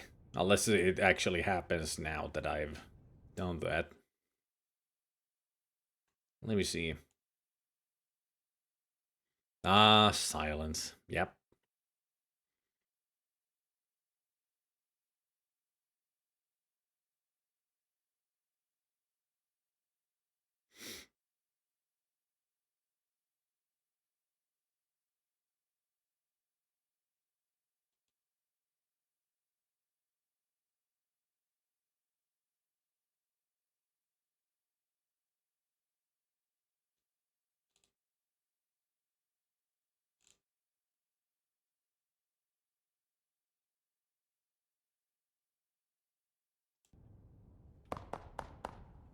This goblin looks a bit tougher than the others. Also, they're at the back of the room, so they're probably the boss. They look both delighted and outraged to see you. Since that's a tricky combination of emotions to imagine, let's just go with excited. As you step up closer to speak to the goblin, you notice that they appear to be wearing authentic German lederhosen rather than the makeshift shorts and suspenders get up that the other goblins are wearing. Not that you're an expert in the traditional European fashions or anything, though. They sneer at you with glittering eyes.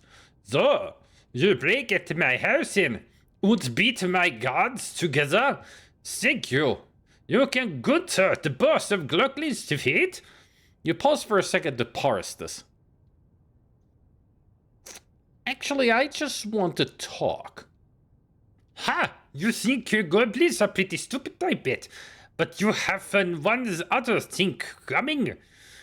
I don't feel like... If I don't feel like having a conversation about goblin intelligence, can I just say yes and then we fight? Sure. And then yes, goblins are super dumb. Oh! Now you have done it. I am super angry now. So, we have now a fight, yes? Okay, let's fight. Is there a peaceful solution to this? A peaceful solution for you in my home and waiting? I suppose you want that you just leave it? I guess that does seem unrealistic. So, we have now a fight, yes? Okay, let's fight. 30 health. God damn. Ah, he's Gunther. That's it. Gunther intends to dong his dinger very loudly. Hey, at least you're not dinging your donger. Or dingering your dong.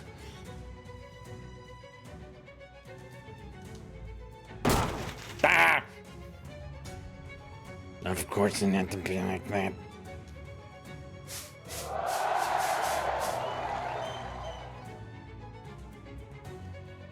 What's up?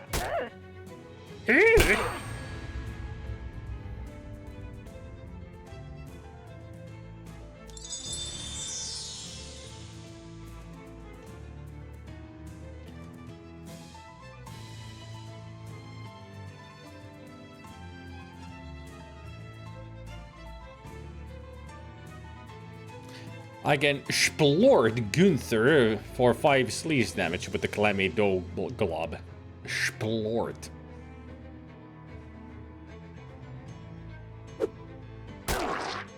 Yeah, that was a sport, alright.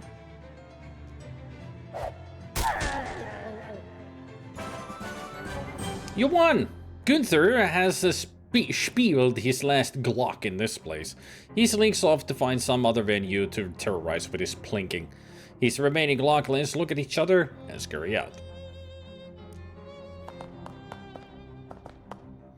It's the Glockenspielery's dusty old cash register.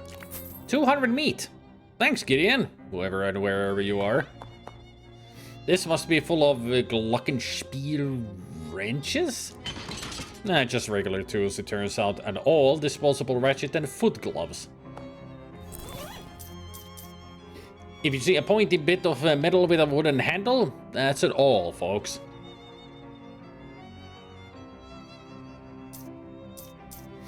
Foot gloves, or maybe they're hand shoes.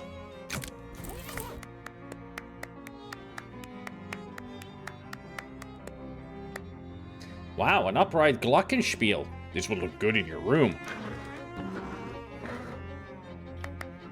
Your hard-won Glockenspiel.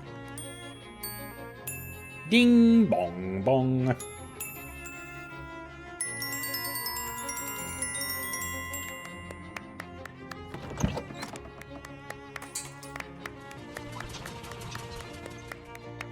Let's go check out the speakeasy.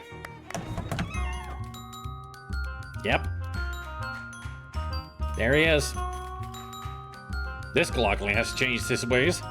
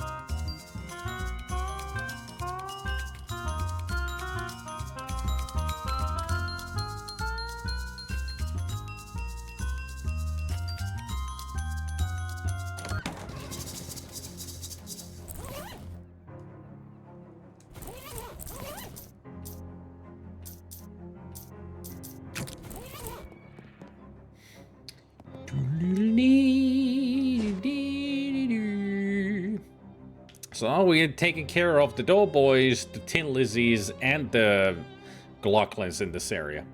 Pretty much the only enemies that we can find here are just gonna be the shadow creatures, tentacles, and fish people.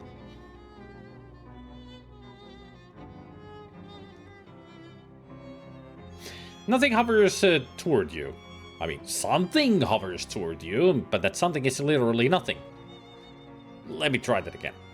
A thing that appears to be a hole in physical space, the opposite not just of matter, but of existence, hovers toward you.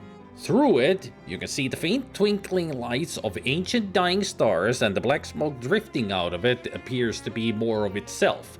More nothingness, or perhaps anti-thingness leaking into this world. Is that a better description? I think I'll have to do. Oh, here goes another one.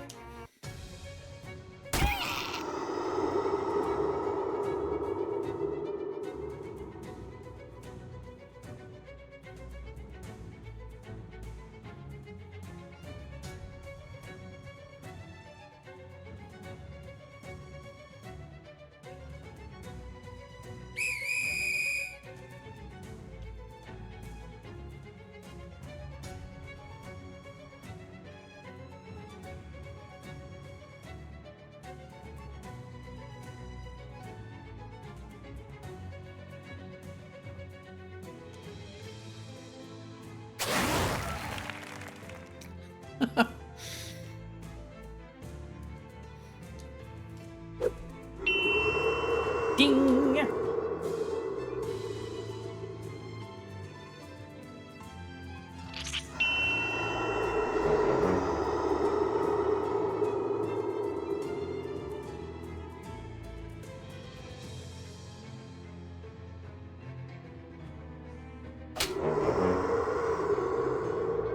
Shadow bonk.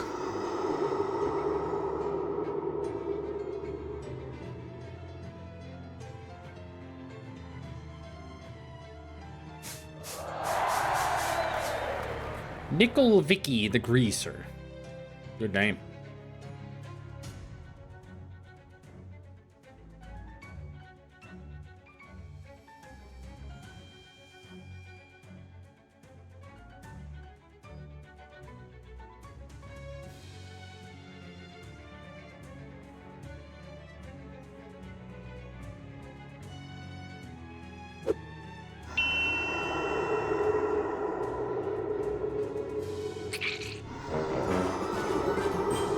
You won! The orbs dissolve into black smoke and, I don't know, angst, probably.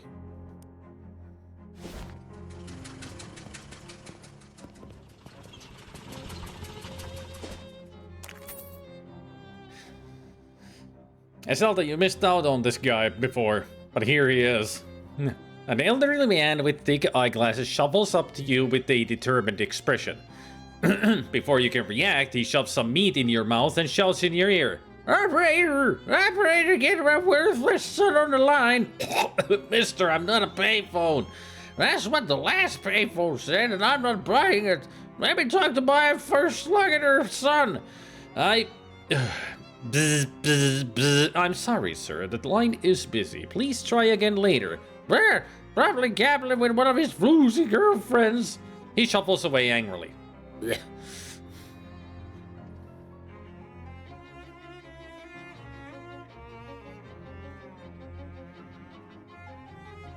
The paperclip salesman from earlier does another double take when he sees you. Are your documents, Jack? Not flapping loose, I hope. Sorry, pass. I don't need a paperclip today.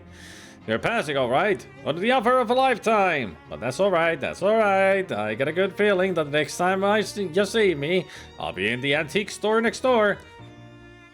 Well, you don't.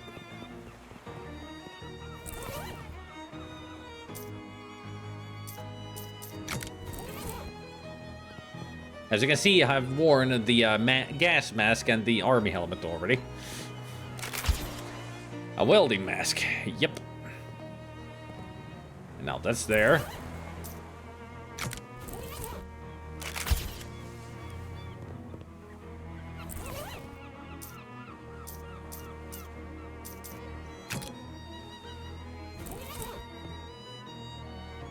It's so great that the one of the pictures just a square.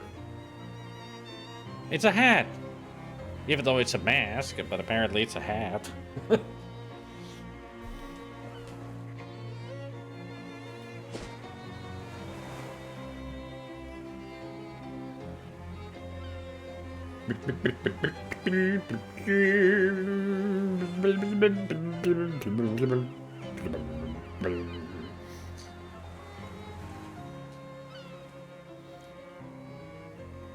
That twin? Sure, thanks. Where do you get all this stuff anyway? I swear to try, but Gabby never reveals her source. Aw, shucks.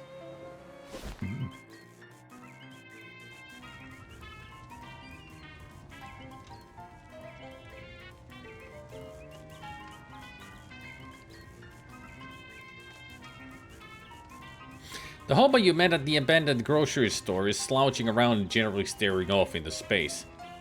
Hey there, Samuel. How's it going? How are you? Doing fine, thanks. Were you able to find any work? That's a shame. Right, yeah. Don't let it get you down. How's the camp treating you? Yeah, it seems nice. Everyone's real friendly. That's great. Community's real important. Definitely better than standing on an abandoned street corner for months at a stretch. I don't suppose there's any chance of a punchline where you suddenly say something really elaborate and completely understandable, is there? Yeah, just checking. Do you have any hobo codes to share? Sure. He fishes an old store receipt out of his pocket and draws some very small symbols for you to squint at. Ah, thanks. Okay, see you later. He's a mumbler. Heavy mumbler.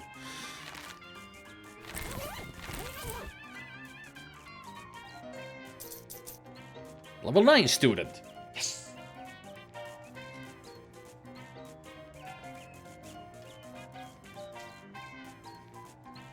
I think this is the best spot to sit because we hear the bird, we hear the piano, we hear the washboard, and the radio.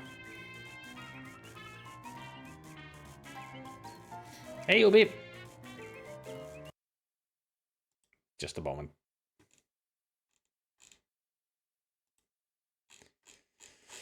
Why did I need to do this? Why did I need so much? There was something that I read earlier about getting at least up to 9 with the hobo code.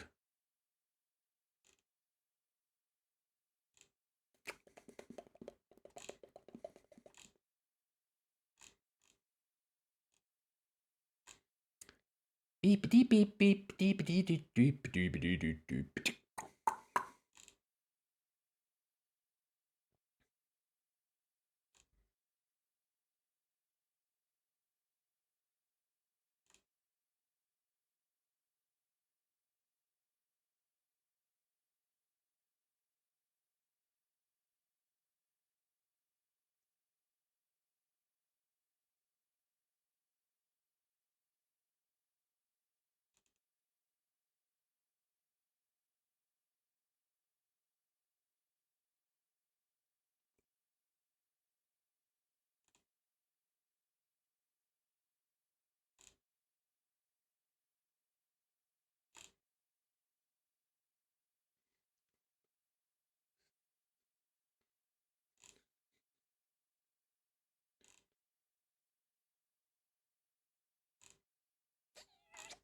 I don't even remember where I read it from.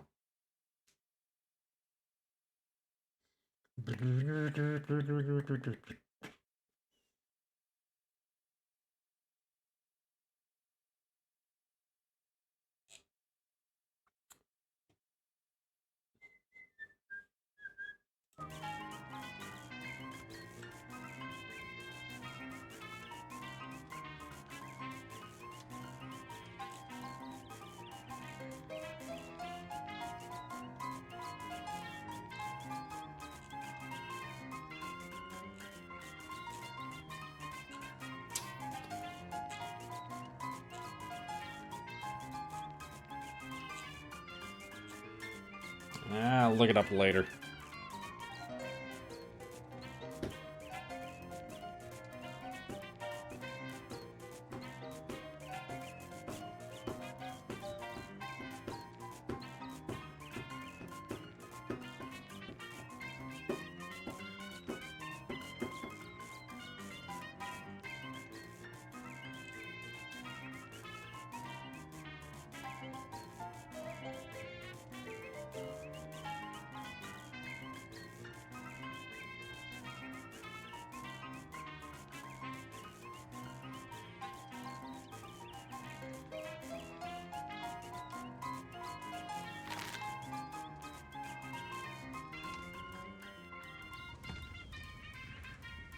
Oh yeah, there's also the Morse code.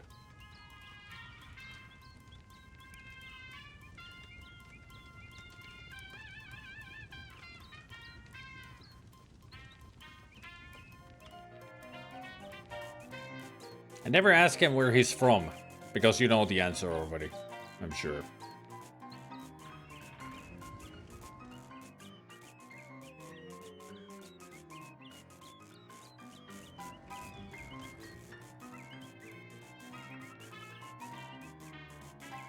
I could stay here or in the speakeasy and listen to this music all day. This is so damn good. But unfortunately, we need to go to Blanket Street. The ground shakes again, and more of those horrible, slimy tentacles erupt out of the ground nearby. They hurl nasty blobs of goop everywhere and thrash around blindly, trying to grab you. Fight them! This time, I'm taking them on. You nasty mofos ain't got nothing on me.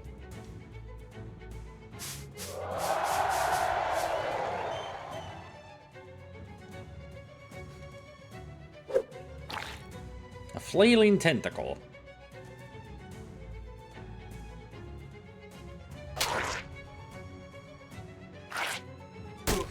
Ow.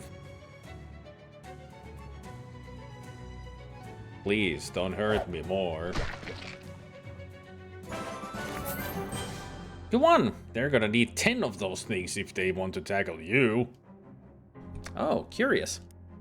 You follow a trail of disturbed earth and cracked pavement from the place where the tentacles popped out of the ground to the place where presumably they popped in. And by presumably, I mean obviously, because that place is a house with slimy wriggling tentacles poking out of all its holes. Did you have to phrase it that way?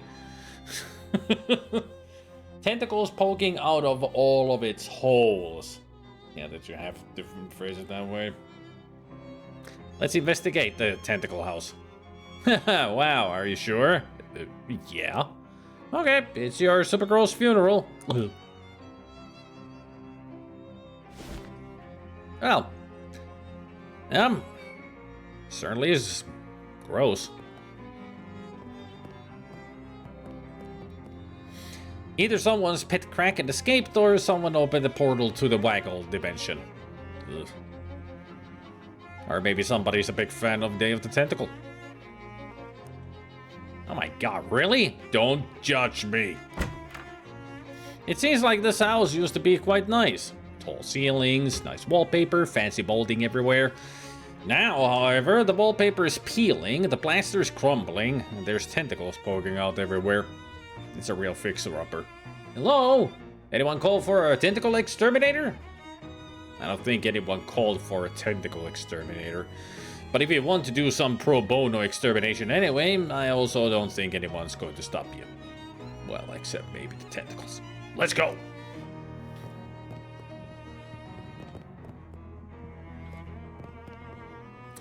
Three tentacles have erupted from the floorboards here. Hey.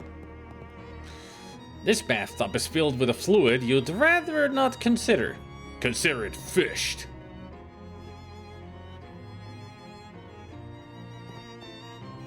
A glob of wet hair. You unclog the drain and the top empties itself with a nauseating gurgle. This thing has a cracked bowl and a grubby tap. Oh, look at that. Somebody lost a ring in the drain. Unfortunately, your fingers are just long enough to grab it. A grindstone ring. This ring makes you want to punch somebody in the hopes that doing so will make the ring less uncomfortable. Almost all of your random encounters will be fights. Damn. This toilet is old and damaged, but appears to still be functional. Fish in it. Your hook comes back with a tiny ring on it. Toilet ring. This ring comes from a toilet, which is why it's smaller than the ring from a bathtub. At the start of combat, poison all enemies for 2. Yes, please. Flush it. Hooray! 20 XP.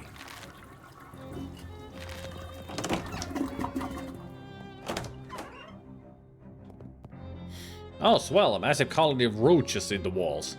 This house is a real peach. This stove is remarkably clean on the outside.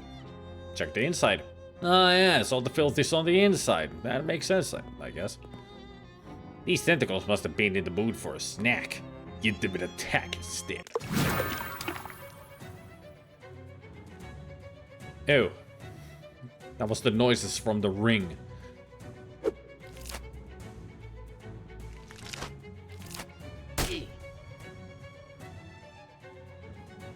What's that? Tentacle skin hatband. You sliced them and diced them. Delicious. How did I slice and dice them with a fishing rod? Well, it's a harpoon and a fishing rod. I guess the harpoon spearhead is sharp enough. You're not entirely sure that the inside of a tentacle is any different than the outside, but if it is, so the outside part. There is exactly one drawer left intact. There's water here, and you have a fishing rod. Surely these things can be used together.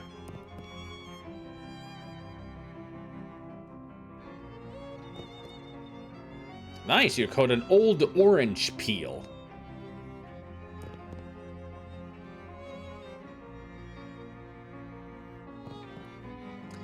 You've caught something. Nasty old leftovers. Combat item. And just an old orange peel again. Looks like you caught everything that was here. This spot is all fished out. Try coming back again tomorrow, maybe. Jackpot! It was a junk drawer. You grabbed the choicest bits. A match and a battery. Portable battery technology is in its infancy, but the fact that something is an infant has never stopped you from carrying it into dangerous situations before. This refrigerator almost certainly contains horrors beyond your reckoning. Give me them. Oh no, no horrors. No, no horrors. Just some very old food. 3 nasty old leftovers. Damn. Those are really good depuffers. Lowering enemy stat by 3.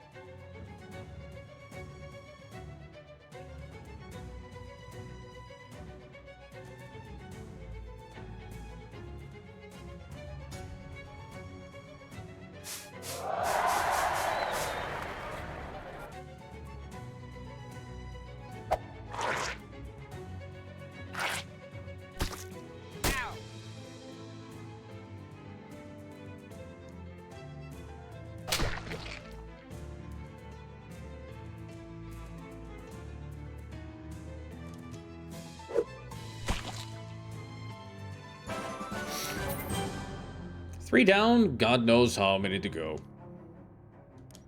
Camera William. Hey, hi, hello. Hey, wow, look at it. Look at what? Gabby's skin. What? Gabby holds out an arm. Her skin does seem a little different, like it's getting tougher and leatherier in places. Gabby's adapting to the prevalent conditions. Gabby gains 3 physical armor. Huh, I didn't know goblins could do that. I'm a little jealous.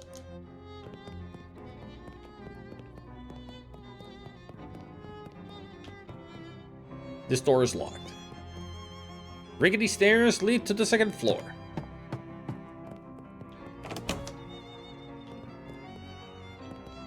A surprisingly clean wardrobe. Empty, but for a single hanger. Good, I can open the car at the Tin Lizzies. You're not sure why anybody would want to wear a coat made of wire, but whatever. Even the second story is infested with tentacles. Bleh.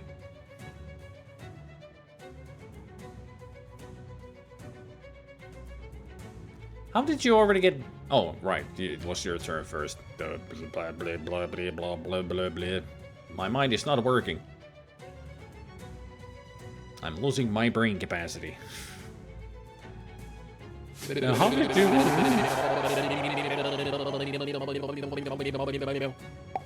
Yeah, that was a really dumb moment.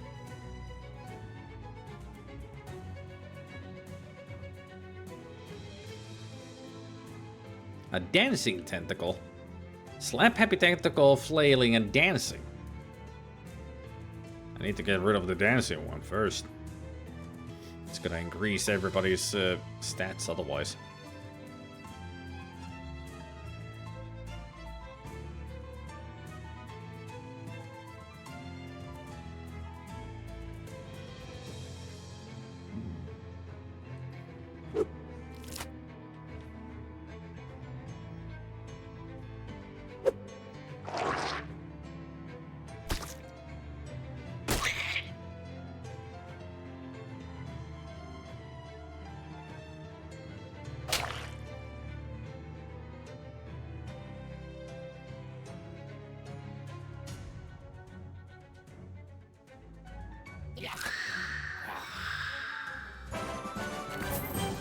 You have rendered this room very slightly less terrible, as is my sworn duty.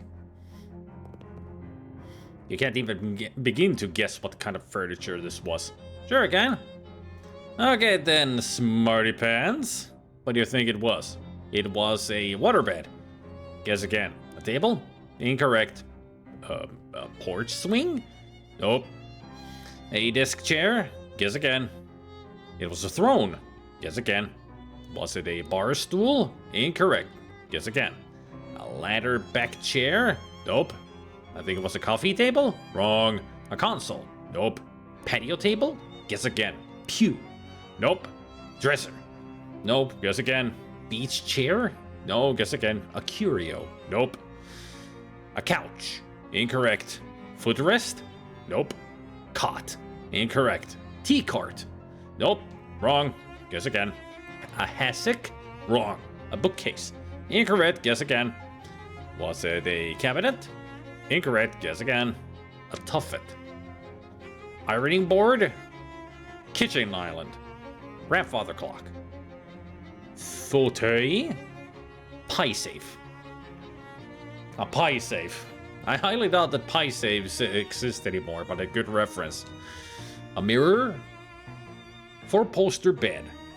Picnic table. Rocking chair? Wastebasket. Crib? Room divider? Folding screen? Clothes valet? An island? A tanzoo? How about a secretary? A hope chest? A card table? I give up. I told you you couldn't guess. Yeah. So many choices and none of them correct. This nightstand is mercifully tentacle-free. The top drawer is filled with dirty handkerchiefs, but you find a jewelry box and a key in the bottom one. You found this key in a nightstand at Tentacle House. A small jewelry box, which will come in handy if you need to move some jewelry from place to place and you don't want to wear it on the trip. You dump out the jewelry box's contents, which are so exciting that you forget to keep the box itself. Bacon stone pendant and flintstone ring. Shiny.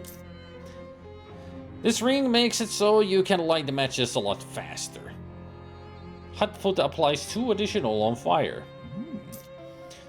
A glistening gem from the old war. No, old world, not war. Legend says these are made of the tears of a long-dead species of elf, but legend isn't really clear on why they smell like that. Yeah, why would they smell of bacon?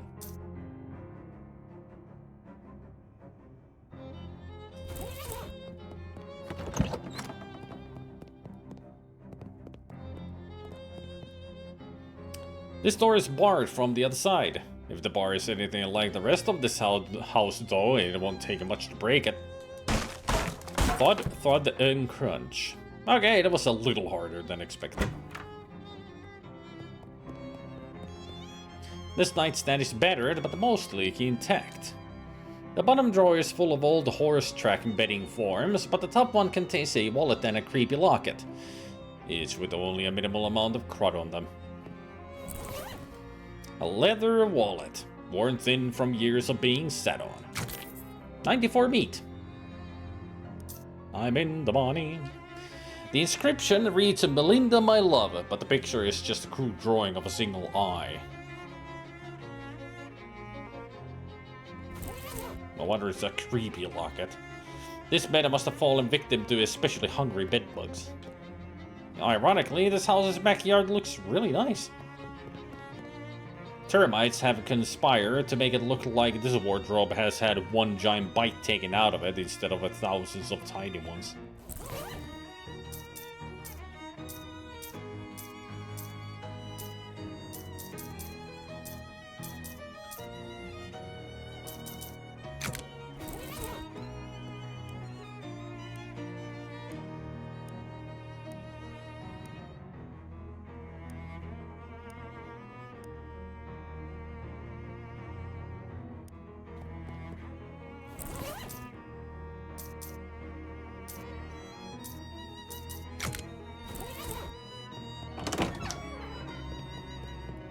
I'm like a secret agent. No smiling. Click. You leave the key in the lock for safekeeping. Jesus, dark down here.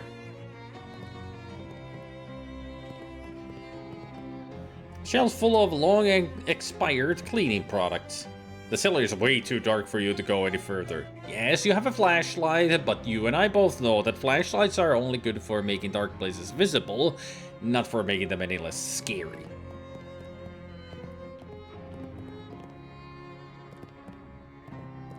A fuse box.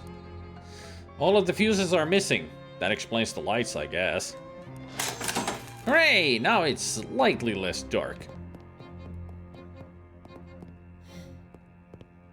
This is the dirtiest broom you've ever seen. Rabbit. Now it's the dirtiest broom you've ever owned. The world's dirtiest broom. You haven't actually seen them all, but you can't imagine a dirtier one than this. It's not better than the salty fishing rod, but it's a good one. Reduces target's muscle by 1.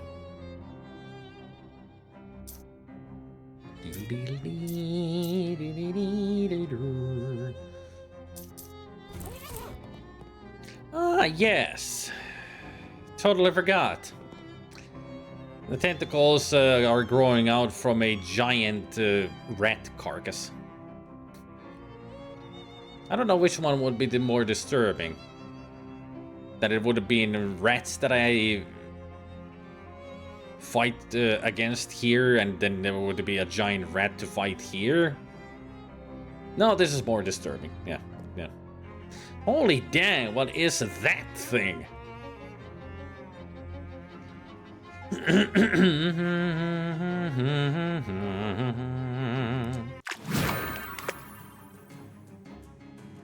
A rat tentacle thing.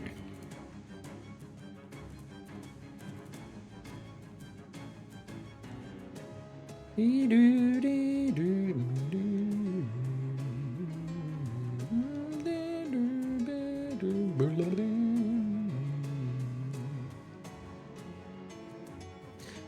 know, it's gonna be a tough fight, so I'm just gonna destroy it with holy water. This enemy isn't evil enough for the holy water to do anything. Ah, never mind. It won't do anything. Even though it says that it would cause 30 damage, but I won't because it's not evil enough. Okay. It's with 2 W's. The EU. If you're looking for the John Drong Gross.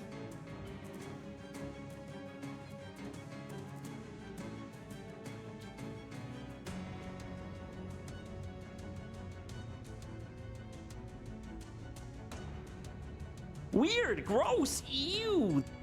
There you go.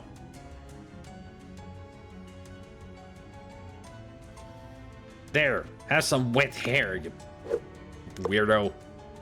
There.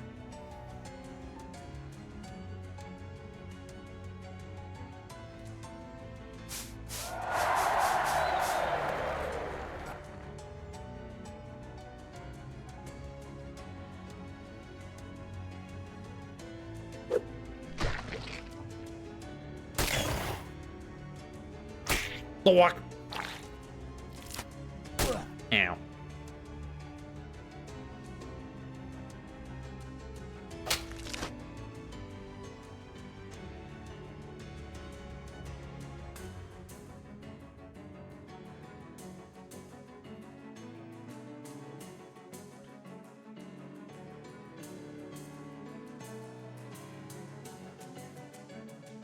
Stab.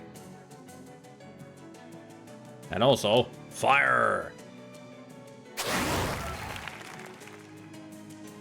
And also, stab!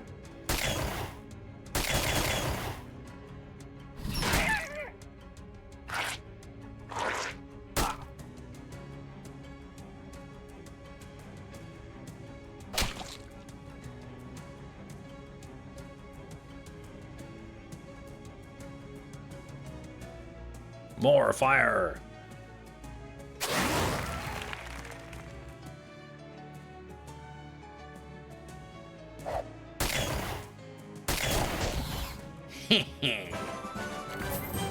You won! Those tentacles have wiggled their last waggle. And the giant mutant rat? Probably in a better place now.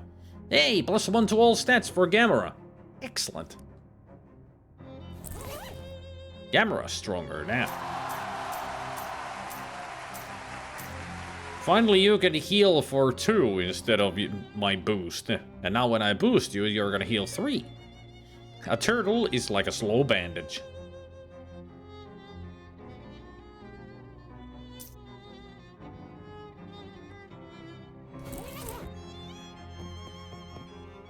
Ah, here's the problem. There's a hole in this bag of tentacle seeds.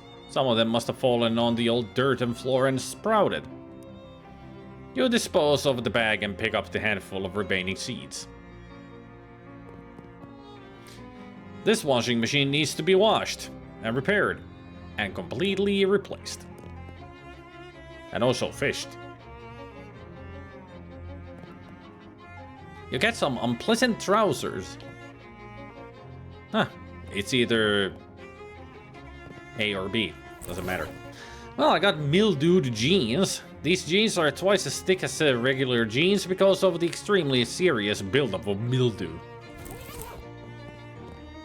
A shadow rift. Oh boy, it's this one. A piece of eye.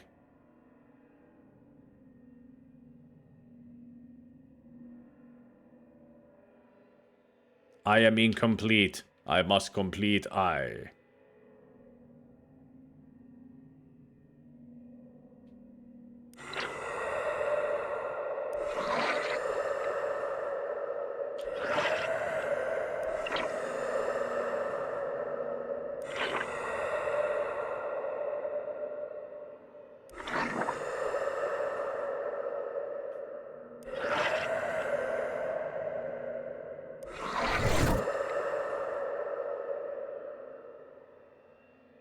A throbbing ring of negative energy around a pair of dark shorts. You should ask Jessica about this next time you see her.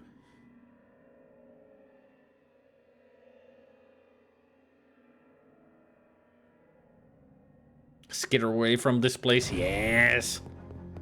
Yeah. Let's go to Jessica. Got a lot of things to discuss. As you're walking through Ocean City, you encounter a mailbox that has been tipped over by some vandals. You're right, the letterbox. It was heavier than it looked, but you're more responsible than you look too. What do you mean more responsible than I look?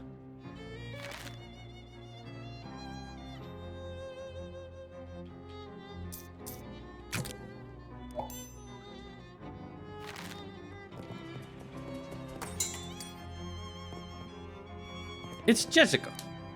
I found the watch. It was complicated. I'd be more surprised if you told me it was simple. Well, you know the drill. Strap it on and jump into the uncursed machine. It's a pocket watch. It doesn't just uncurse the thing and get some sleep, okay? You look like you've been through the ringer. I won't dispute that.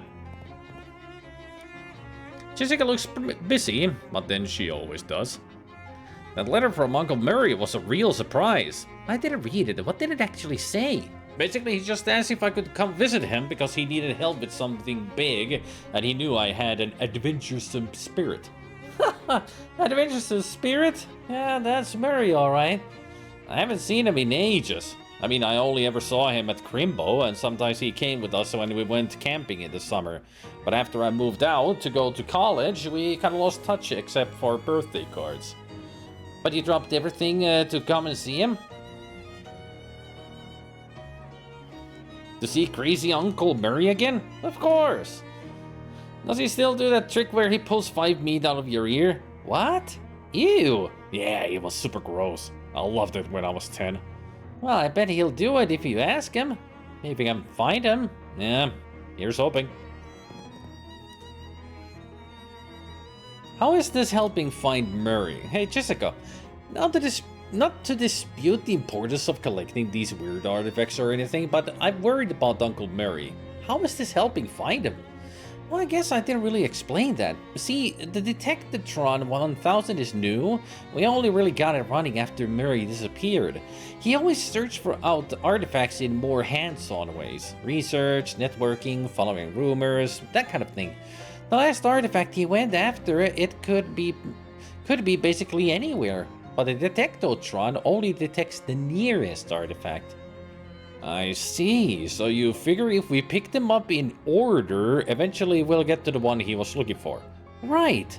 I wish the hell he'd left a note about where he was going, but I guess he either thought it was too dangerous, or didn't want us following, or he just rushed off all excited like a kid in a toy store. That's Murray for you. Yeah, that tracks. I got attacked by some kind of weird shadow monster. Like a sort of crazy abstract nightmare thing? Yeah, you seen them? Nope, never. Murray did though, he described them to me once. Did he have some kind of ultra-scientific name for them? Yeah, weird shadow monsters. Is there anything I could do about them? Well, here, take this ring. Murray gave it to me and said I could use it to banish them if I ever got attacked by one, but I never have, so you might as well take it. Great, thanks. I found a weird little hole in space. A what? Like a sort of shadow pocket kind of thing? Huh. You didn't put your hand in it or anything, did you? No. Okay, good. You think that would be bad? Yeah, I don't know. Maybe it's just me, but it seems like putting your hand into a weird pouch of shadow energy would be a bad idea. Makes sense. Jessica opens a desk drawer and pokes around inside it. Charles did something to a pair of pliers, deionized them or something I didn't catch. Ah, here they are. Shadow closing pliers. If you see any more of those things, you should be able to use these pliers to pinch them closed without actually touching them with your hands. Oh, neat. Thanks.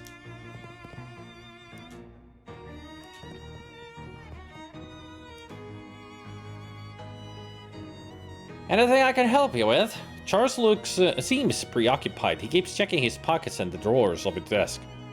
Lose something? I said I misplaced the chuck key to my drill. What's a chuck key, Charles? It's a little twisted thing for tightening the chuck of the drill. Any idea where you lost it? It can't have gotten too far. The cord on this thing got stuck in the outlet and it's not long enough for me to drill anything that isn't in this neighborhood. I could help you look for it. Oh yeah, that'd be great. Like I said, it's gotta be nearby. Just wander around, I'm sure it'll turn up. One of the tin lizzies flags you down. It was. Ah, my trusted lieutenant, Emily Aluminum. Close enough. What's up? We got the proceeds for the last shipments of found parts we sold. After overhead and taxes and all, this is your cut. You pay taxes? I mean, we pay taxes? Gotta keep up appearances. Don't want the fates breathing down our necks, right? Okay, yeah, that sounds pretty gross. All right, thanks. And yet again, the old man. Stop stuffing meat in my mouth. Just put it in my pocket. You see a glint of metal underneath a nearby bush. Hey, this must be the thing Charles Wallace lost. Nice. Charles says this thing performs some sort of drill-related function. This is a pair of pliers made out of some weird shiny metal. Jessica assures you that the jaws come together at a special angle or something. This cheap hunk of costume jewelry will probably turn your finger green, but it also banishes shadow monsters, so it's probably worth it. Maybe they're allergic to zinc. Hi there, Abe. Any luck finding my chuck key? You hand Charles the key. That's it. Thank you. Where'd you find it? Under a bush? Oh yeah, probably that bush I was drilling holes in the other day. Well, now, what can I do for you? Nothing right now, Charles. You were drilling holes into a... Sure. Why not? Ah, a regular house instead of a tentacle house. Some glowing ooze. Nice.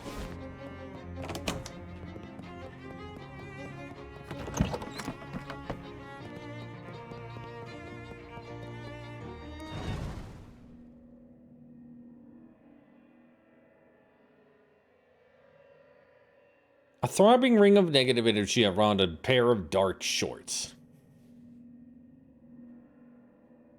Trying to remember, how do I... Oh yeah, I gotta be tainted with shadow. Right. Just like in West of Loathing, there's the corruption. Here, it's the shadow taint. If I want to pick these items from the portals, I would need to be shadow tainted.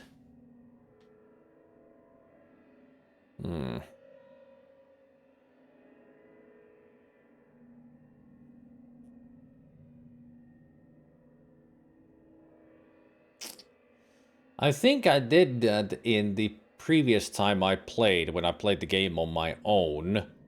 And they're not really that worth it. You need to be shadow tainted to use them, but they're like the goblin food in West of Loathing, that they have something that they boost, but they lower other stuff. Like these pants would be like +1 to Moxie and Mysticality, but -10 to HP or something. Well, maybe not 10, but -5 to HP. Usually it affects mostly... The negative effect is like your maximum HP and AP or something like that. Otherwise boosts your stats quite a lot. Well, at least these pants are not too useful. I remember that there is one that becomes a familiar that would be the most useful to get.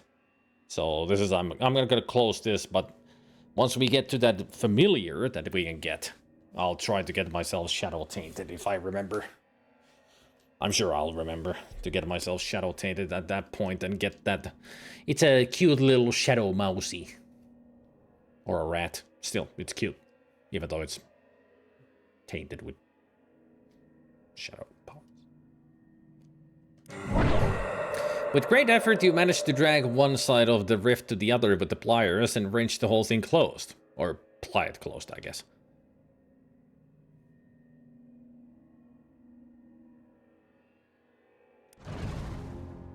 There, it's gone. Just a regular house. Basement. You see an IRS agent again. They are fixed. Oh, this wasn't the place. It was the Gideons.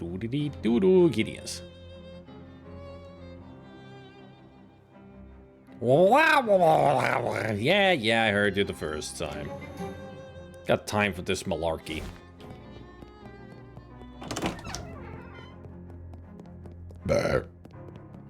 No, it wasn't here. Yoha! Hey, Mr. Eridan. Shortly, street tough in the alley challenges passersby to arm wrestle for the title of Alley King. There. Gone. I forgot, I've done the test for this guy. Hi! Hello, how's the grenade project going? I threw all of 6 of them, and 4 of them flew up in my face. 4 out of 6 isn't too bad. I think I can still sell them. In exchange for your research, I'll give you a discount from now on. How much of a discount?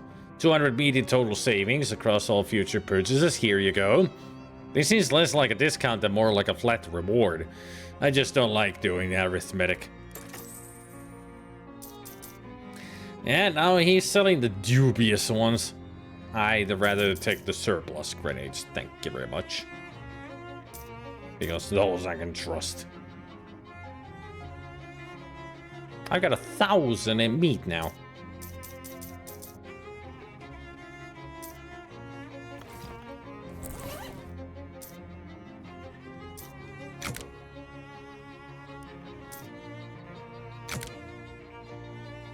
Ah, yes, now I can study this. You commit to the techniques to memory and then practice them by shooting the book to pieces with the nearest convenient handgun. Advanced handgunnery.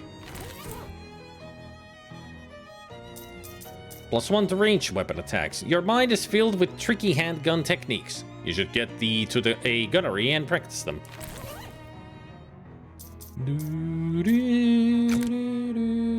Ooh. You study the detailed yelling instructions until you're pretty sure you understand them. Then you practice yelling at yourself for a while after you accidentally drop the book in the ditch and ruin it.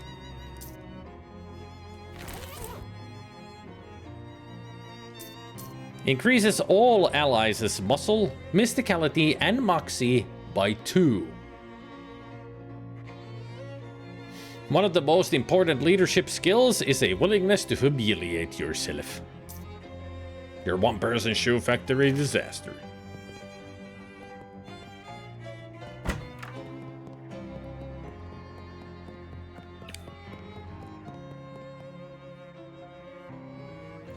Where the heck was that one shadow ball that we saw?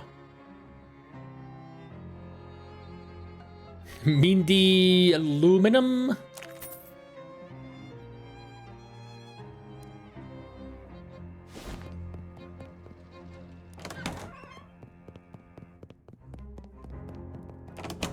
Yeah, it was here. I can either reach inside or close it. I mean, the only way to get shadow tainted would be get the items from inside them. That seems like a really bad idea. Are you sure? Yes. I can't stress enough that you shouldn't do this. It might give you some kind of shadow disease. Or it might just bite your hand clean off. Or anything. Do it. Alright, it's on your head. Or hand, rather. Don't come crying to me if something horrible happens. Whatever. You stick your hand in the hole, grab the first thing your fingers brush against, and yank it back out. A shadow hot dog. The shadowy pocket vanishes with an otherworldly... A sausage-shaped hole in reality has been placed into a regular hot dog bun for your convenience. Increases your muscle by 1 and damage of your melee weapon attacks by 5. Damn. It's a good one.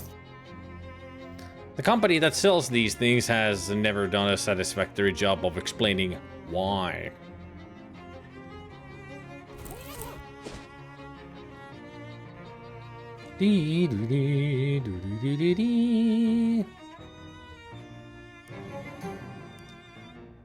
Always good for some extra XP, even if it's just giving a guy a match. Hey, before you go to bed, I need you to approve a new tenant for the storefront next door. What? Why is that up to me? Charles shrugs. Somebody's got to do it. There's 3 applicants for the place. Okay. What are they? The first applicant is Yardware's Hardware. I guess if your name is Yardware, your options for rhyming business names are pretty limited. The second is Advanced Pants. It doesn't say what they plan on selling, but I have to assume that it's pants. And the last applicant is 10 Things I Hate About You. A hat store, I presume. Terrible name. Hardware, pants, or hat?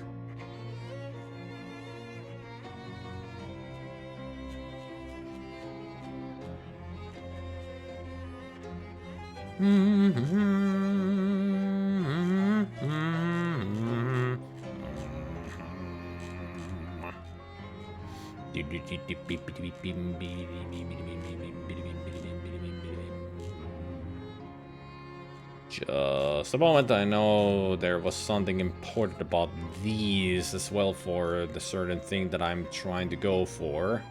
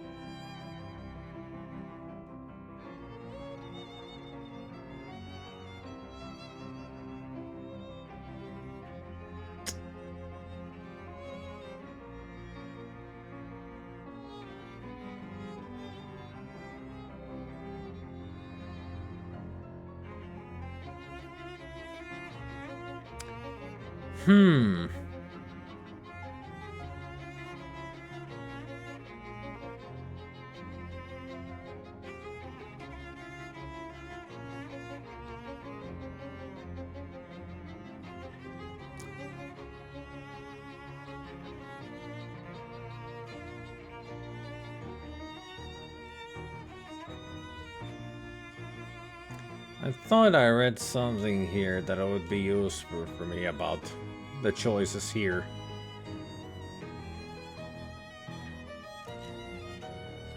I guess it was for something else. So I'm not seeing anything here about this.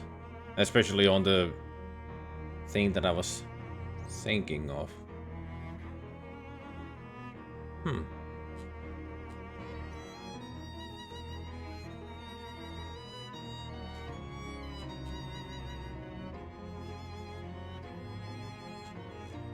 I guess these 3 don't matter. Just gotta go with the one that I think would be the best. Let's see. Hardware would give me anarchist hardware to buy, so I can make my own bombs and all that, advanced versions of them. Pants, well, and pants and hats are just self-explanatory. I think I should go with the pants one. It might give me later on some really good pants that I should get for the later stuff.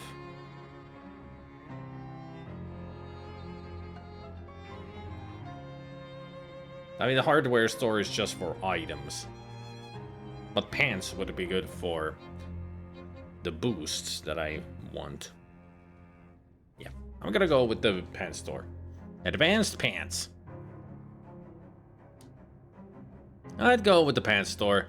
Okay, I'll get it moved in and get the next storefront ready for applicants. Thanks, Charles.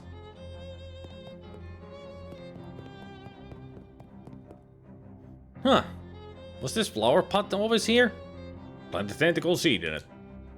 It's your little tentacle buddy. Tickle him.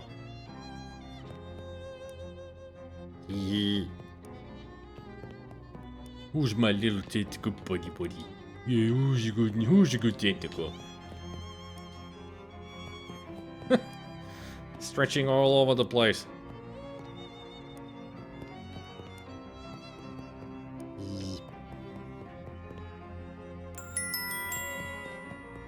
You like that?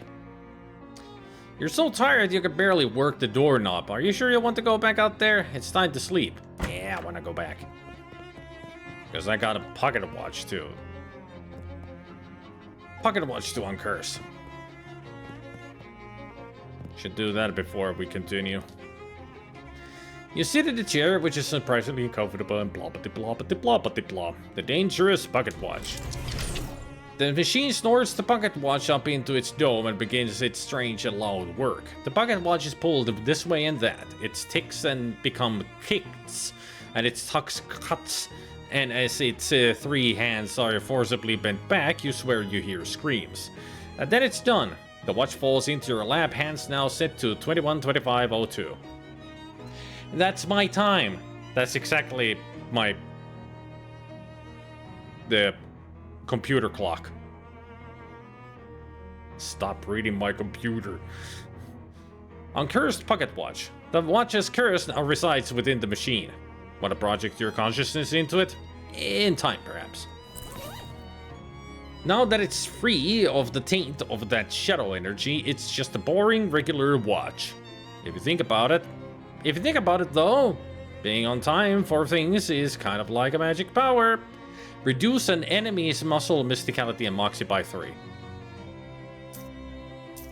Only once per fight. I mean, it's useful, but I've got items that I can use over and over. As long as I have them. Anybody want to play chess? Not me, never learned. Jessica? Sure. You play white this time. What's your first move? The smelly rook trick. Take that. Beginner's luck. Skewer knight. Crap. Snowman's knight attack. Bet you didn't see that coming. Nice move. Jessica moves a knight. Develop one of your bishops. Jessica suppresses a laugh. Darn it. Immoral pawn ruse. J'adouve a rook. Withdraw a pawn. Defend your queen with a knight. That was one of your rooks. Checkmate. Well played, Jessica. I remember that you need to get your armor like up to 10 or so if you want to win the chess game. Let me check something. Pocket watch.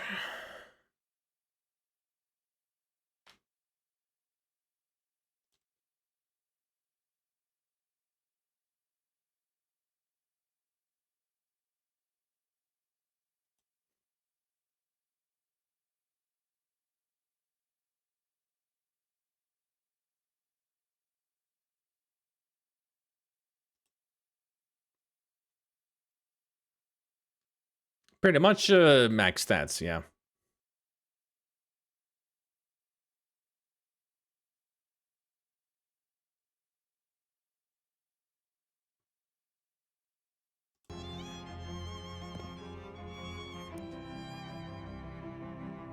Where do you want to go? The pocket watch's curse, please. In your mind's eye, you see the hands of the pocket watch spin back on themselves with jittery violence.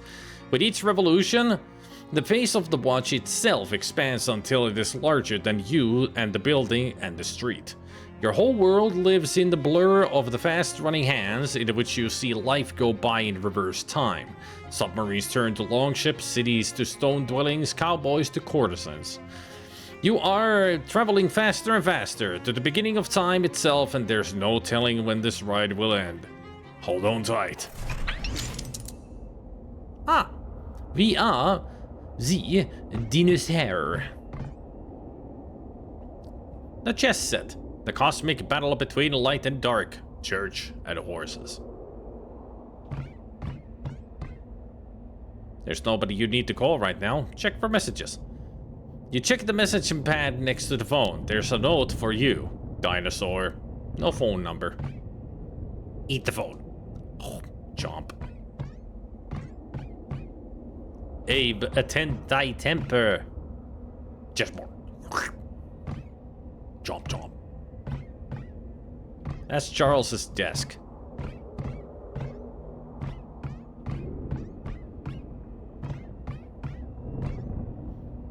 Jessica looks pretty busy. What strangeness afflicts thee? Never mind, for the sun transits the horizon, and I grow ever the more in need of thy assistance. Understand, whilst you sleep under this roof, thou art my lodger, and a signature on this paperwork is by me required. Why did you start talking like this?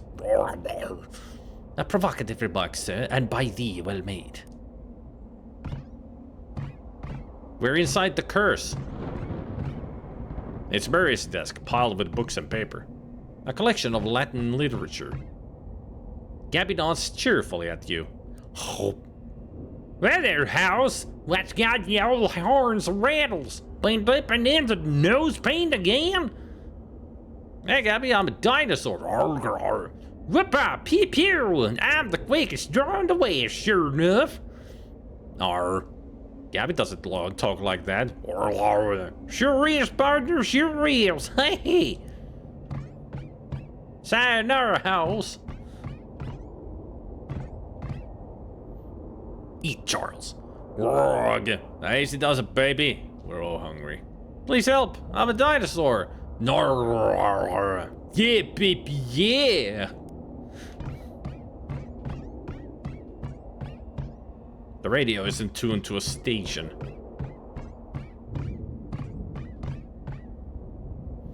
Open a door, eat cat. I don't want to eat cat. Also, you messed up already, I know. I should have read that friggin' to-do list first. Couldn't remember what I was supposed to do. You still might fit inside this. The curse remains unresolved. I don't think this helps. It doesn't really reset the whole thing. No. Damn it. I'm an idiot. I am a moron. I'm a moron. Yeah, it does.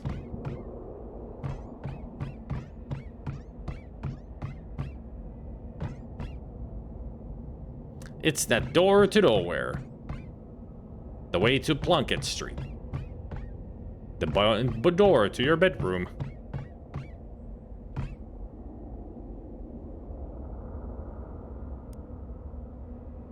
Yeah, I need 10 dexterity to open the door.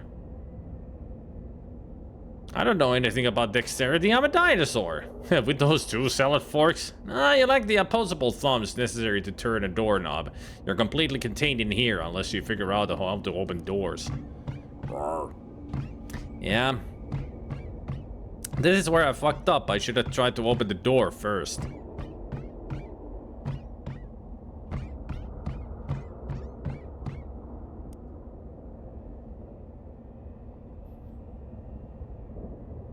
Whilst thou tarry, good sir, in the absence of thy John Hancock on my paperwork grows ever more urgent. Thy signature, if it pleases thee. Can you open the doors for me? Curious, sir, for I do not believe those doors to be locked. Well, what do I know? And thou wilt find it in the telephone table thither, a key to satisfy thy need. There's nobody you can call anymore. Howdy, baby. What you cheering now? Snuff for me, same as always. Can you open the door for me? Oh, I don't know. Never had a hit for puzzles, Abe. This got me right funkified.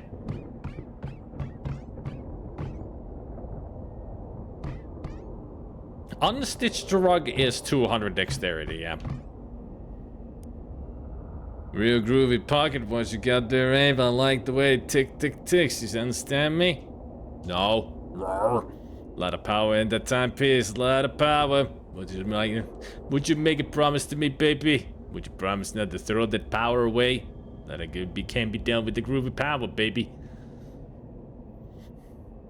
Can you open the door for me? Huh? What's that, Greta Garbled? Yeah, let's do it, man. Groovy, baby. Absolute smash and shake on it, baby. He holds out his hand. I ain't got the dexterity though.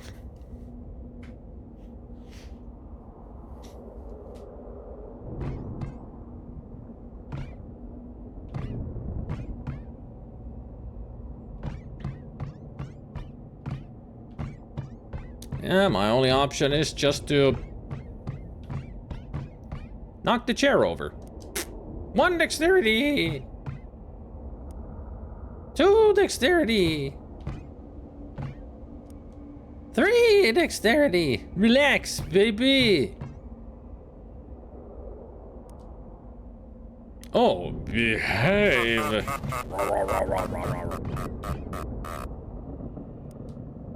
You expend a considerable effort wrangling your claw around the knob, only to find the drawer is locked.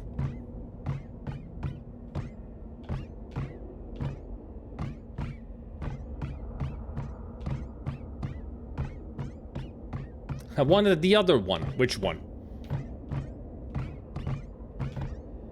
Eat the table. Your stomach is bigger than your brain, and you devour the entire table in a few quick bites. The key to the doors now lies safe and sound in your dinosaur stomach. Can I just barf them out?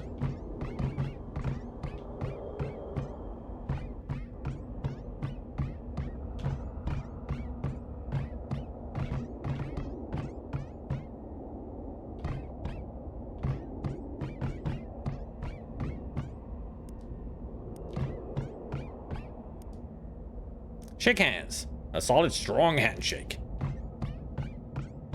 Now, the only option is to eat the cat, so I don't want to get even near the cat. Mary's desk, piled with books and papers. You peruse the newspapers, claws making only minor holes in the pages. Collection of Latin literature.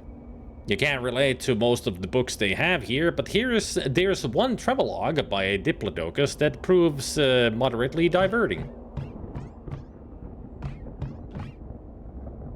Add to the list. Your talents carved the letters HELP into the chalkboard. Yep, HELP. Sign your name. You scroll an uneasy line. I'm much obliged, Abe, and I hope from now thy sleep is all the more sweet for its legal correctitude.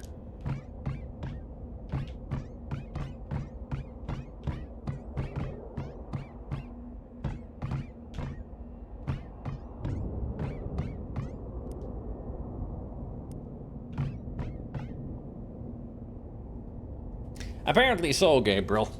Even I thought that was done. But now I should be able to open the door with 10 dexterity. What? I opened the door with 10 dexterity, everybody. Oh, the typos. Oh, the typos.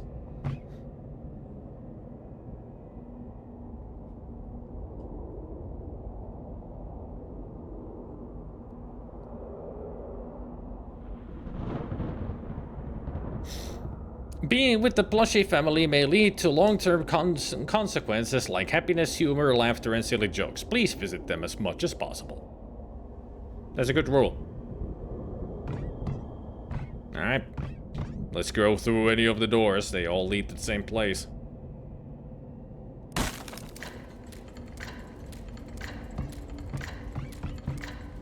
The clock casts a long shadow of over a barren wasteland, cold and infinite. It is the end of the world. Yeah, they do. Yeah.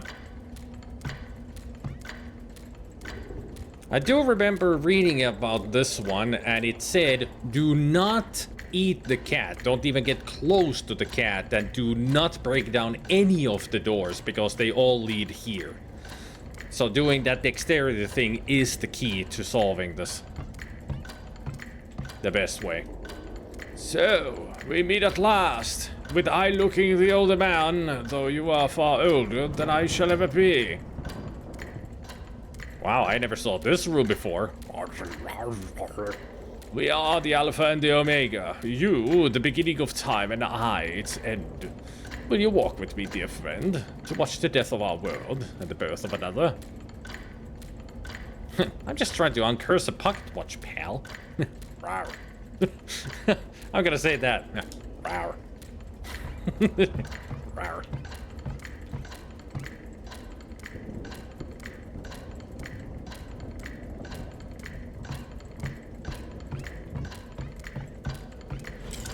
Hey! Tick, tick, tick. The hands on the of the uncursed pocket watch beat on, both with the current born correctly into the future. You pull the pocket watch out and look at it. It's gained some luster. The curse is lifted, time is in its rightful home, and you no longer have a tail. Yeah, baby! Excuse me? Nothing. Now that it's free of the taint of that shadow energy, it's just a boring regular watch. If you think about it though, and being on time for things is kind of like a magic power. Reduce enemies' muscle, mysticality, and moxie by 5 instead of 3 now. It's much better. We did it! I didn't screw up. Here's a happy dance.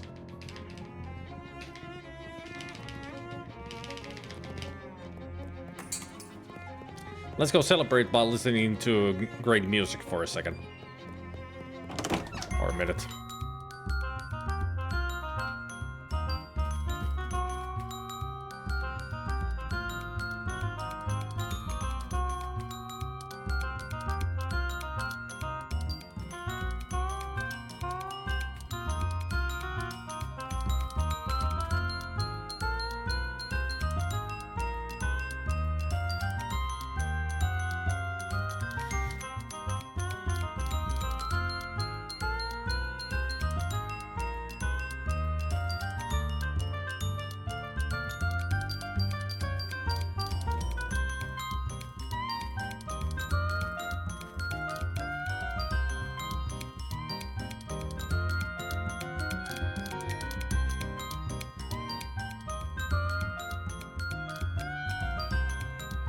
These people are obviously on a first date and you shouldn't bother them.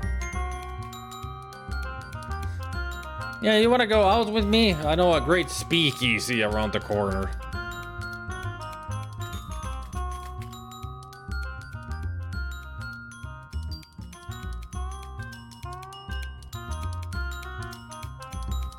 I wonder what the game would say if you actually had 200 decks for that rug. I don't remember if there's any way of actually to do anything with the rug. Don't remember reading about it. Like it's just a joke that you require 200 dexterity for it when you can only get 10 in total.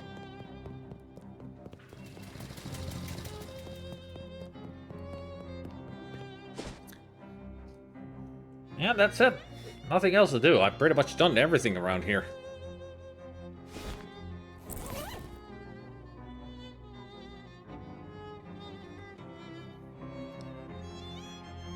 Let's see if I can find...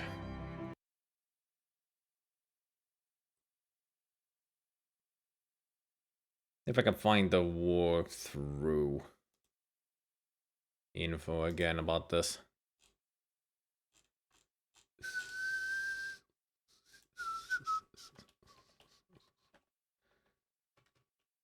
Shadows over loathing. Cursed objects. I think that's how I found it.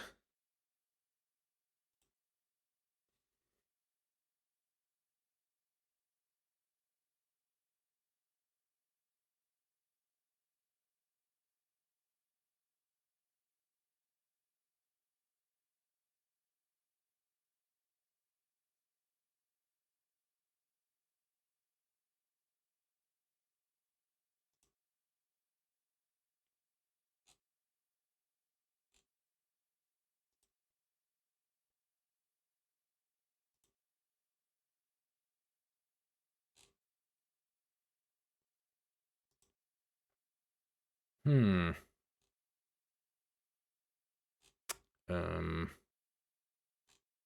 Those are just what they do. Let's see if I look up dinosaur.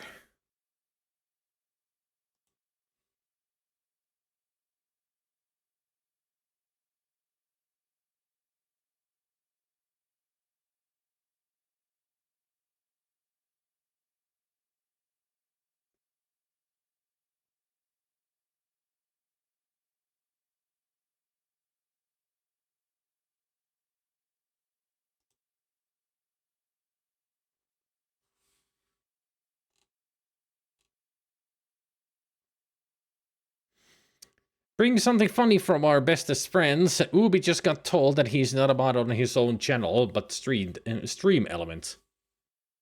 Ah, that makes sense.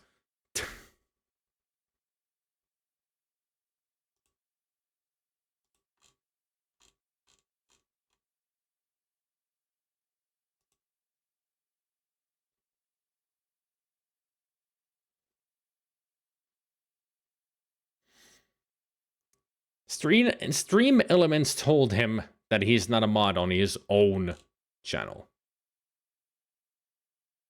Right.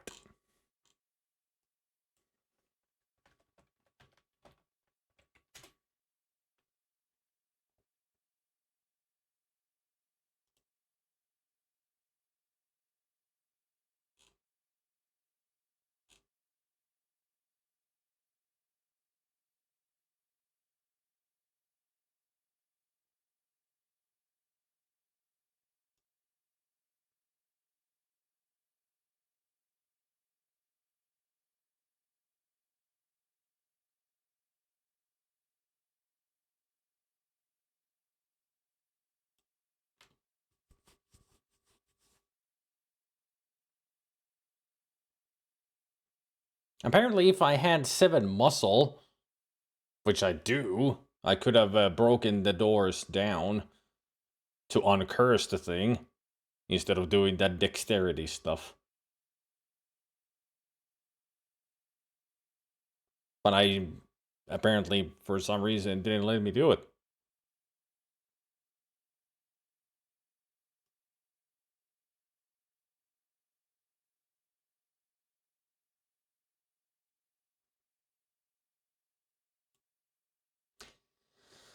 Apparently, even though if you somehow manage to unstitch the rug, it doesn't do anything. Apparently, you can also wind the grandfather clock with 20 dexterity.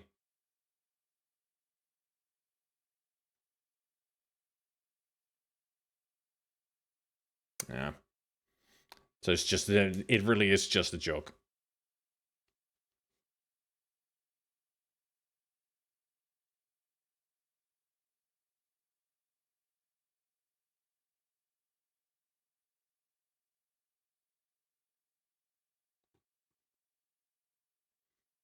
But apparently I could have been able to pet the cat. It would have been a choice, probably, to eat cat or pet cat.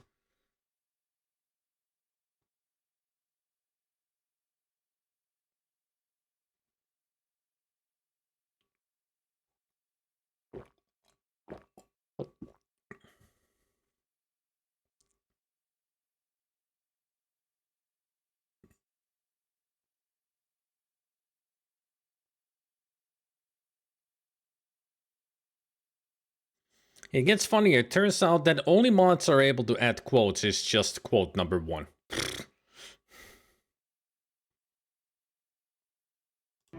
I see.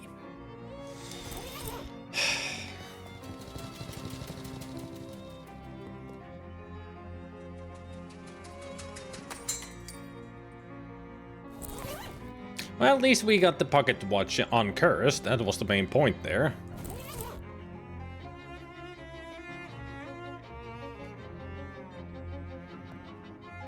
I mean, it could be that the break in the door is because I am a pig skinner and I have muscle 7. Because a lot of people say, even this walkthrough that I'm looking, it says that the breakdown 7 muscle. It says there, break it down, 7 muscle required. Now maybe that's why the break it down was there, because I have a 7 muscle. Otherwise it wouldn't be available. So I could have just kicked the door in right from the get-go and done the uncursing like... Well, at least now I know for the next playthrough, if I want to just break down the door, I've got to make sure that before I do the uncursing, have 7 muscle. Then I can just... I'm in!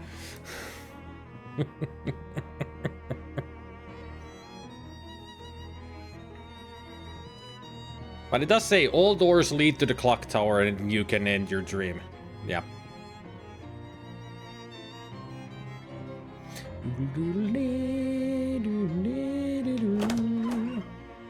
Alright, might as well go to sleep now. You're so tired at this point that the idea of going anywhere but bed is... Yes? Oh, sorry, nodded off there for a second. Just go to bed. Fine. You can barely keep your eyes open at this point. Yeah, especially with the sunglasses on. Whoa! Oh, there's Abe. Hey, Abe. It's Abe, that cat from the gas station. Funny coincidence running into him here. Oh, good kitty. He's so cute. Look at him. Oh.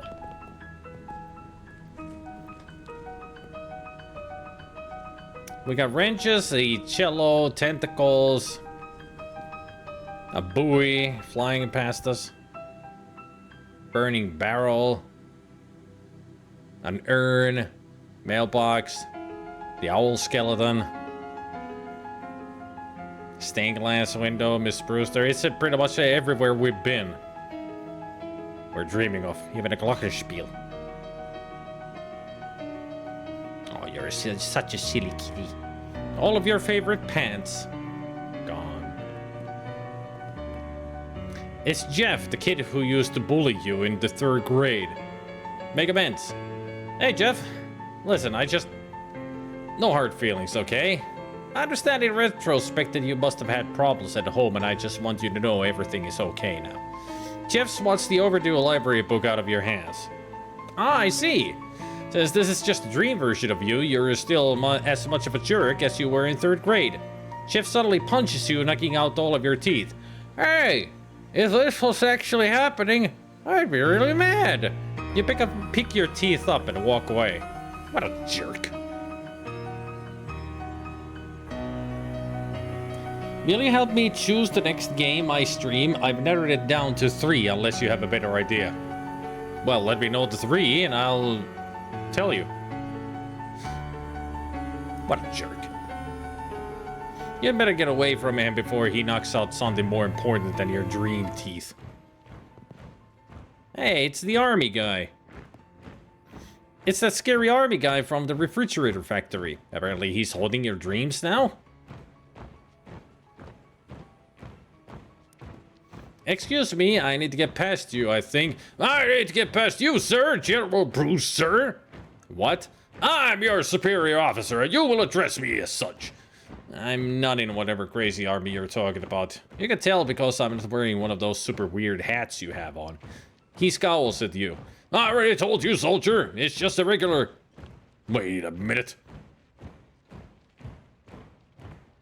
Follow orders and wait. He points a weird little device at his hat. It starts beeping in fast, irregular pattern. You can see the phenomenon? Do you mean how your hat's all weird? Yeah. He furrows his ample brow. The president is going to want to know about this. The president? Huh. Why would President Coolidge care what your hat looks like in a weird dream I'm having? Don't make me laugh. I'm not talking about clueless Cal. I'm talking about the real president. I see. That's right, soldier. You see well above your clearance. Next time we meet, I'm going to be fixing that. He turns away, walks over the edge of whatever this is you're standing on. This won't end well for him. Paradigm, Machinarium, and Deponia. Well, if you were me, Paradigm.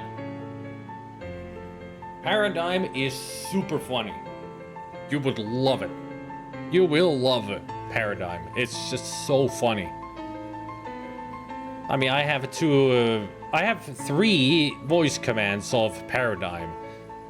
It's the oh yes, dope, and nice. Noise. That's a Paradigm.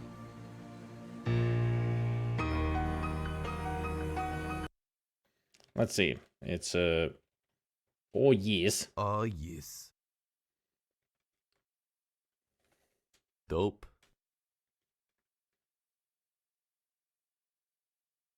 And of course. Nice. Those are all paradigms saying them.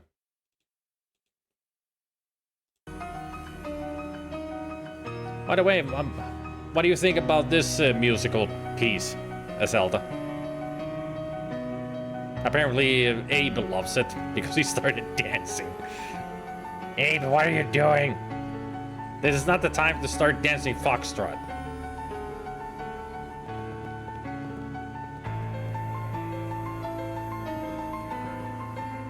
You want to know what this tune is called?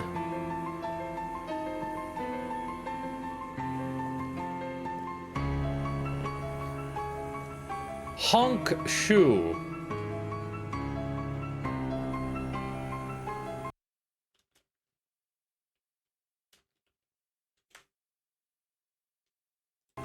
You know, because it's a dream.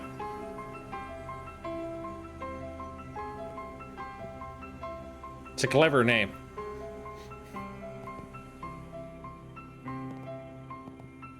This bookshelf is not behaving the way bookshelves do when you're awake. Take a closer look. You grab a book at random and the bookshelf puffs out of existence. Chaos and its discontents.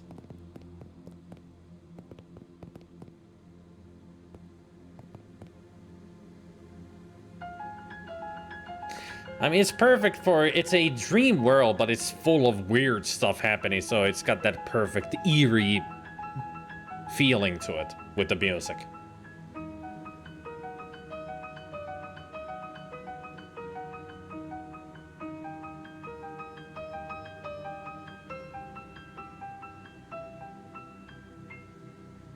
Shadows over Loathing just has a fantastic soundtrack.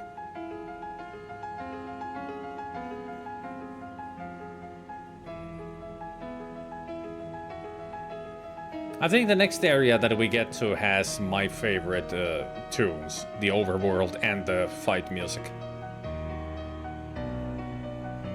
And speaking of that, how about we go there? A doorway back to the waking world.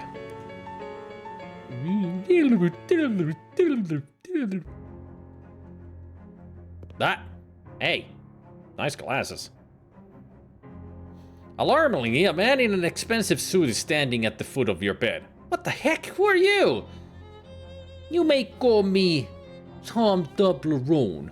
I represent a certain organization of, shall we say, like-minded criminals. Organized criminals? Like the mob? Wait, you're the Don of the local mob? The mob boss? In my room? Personally? No, I'm not the Don. That is merely my nomenclature. It's an abbreviation of Donald. Oh, well, that's confusing. It's been a matter of some confiscation, yes. I do have a sobriquet, but I don't care for it very much. What is it? Donny the Saurus. I'm gonna hazard a guess that they call you that because you like long words. That is very astute of you.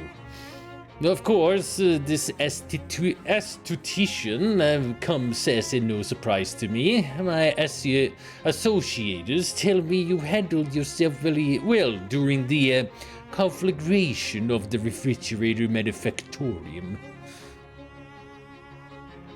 Do you actually own a thesaurus? I do myself well all the time. I'm here to propound for your considerationing a certain proposition. Come again? I'm here to make you an offer.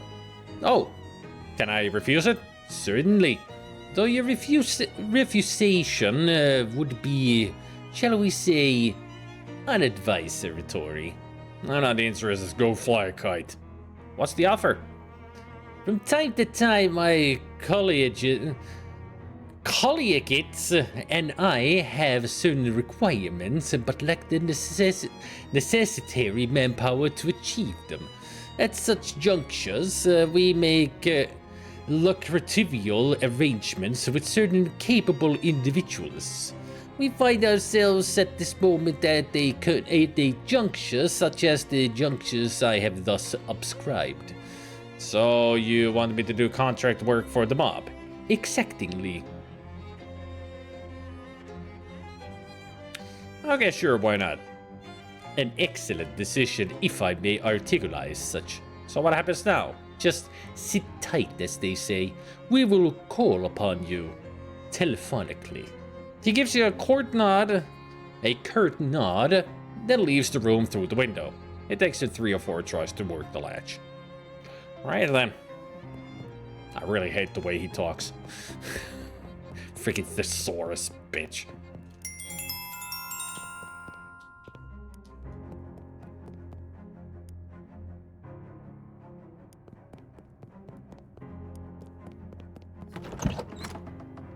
Hey there, Abe. How'd you sleep? Fine, until a mob guy crawled in my bedroom window. Oh yeah, that window is pretty lousy. Anyway, the next antique I need to find is a compass. The directions kind, not the circles kind. The detectatron says it's out near Crystal Dream Lake. I don't know where that is, but I bet it's too far to walk. Do you have a car I can borrow? No, but I have something even better than that. 2 cars? A bus pass. The stop out front is your gateway to a whole wide world of adventure. Swell, thanks. Where do I go when I get there? Unfortunately, I couldn't get a more specific reading than near the lake. Something about the place is making the instruments go all screwy. Here, take this map. This is a postcard. It has a map of the lake on it. It has a picture of the lake on it. Yeah, that's what a map is, a picture of a place. I guess I can't argue with that logic. I mean, he's just right.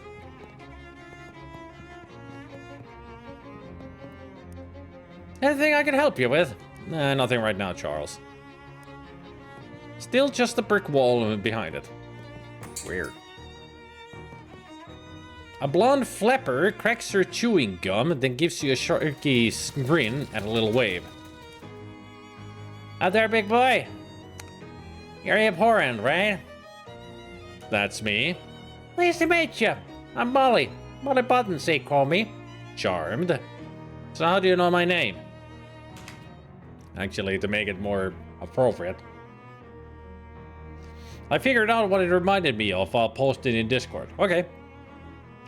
The boss said me'll lend you a hand. And to keep an eye on you, savvy? What? Hey now, I put in my 2 weeks' notice before I left Poughkeepsie, fair and square. Huh? I'm not that boss, you palooka. The boss. The boss? You know. She glances over both shoulders, then hisses at you. The mob boss. Oh, that's the boss. Sheesh, I can't tell you if you got a screw loose or if you're just funning with me. I like to keep people guessing. So what, you're supposed to partner up with me? That's the deal, McNeil. And do what? What's a 20-something girl like you doing working for the mob anyway? Hey now, I ain't just a pretty face.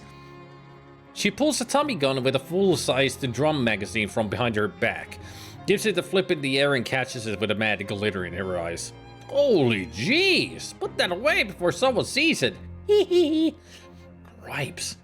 You have to whisper, the boss, but you're fine with waving a machine gun around in public? Shall we teaming up or what? Sure, why not? Welcome to the party. Molly has joined you as a companion. Peachy, you want I should come with you right now or cool my heels at the Sunken Bar for a while? Come with me now.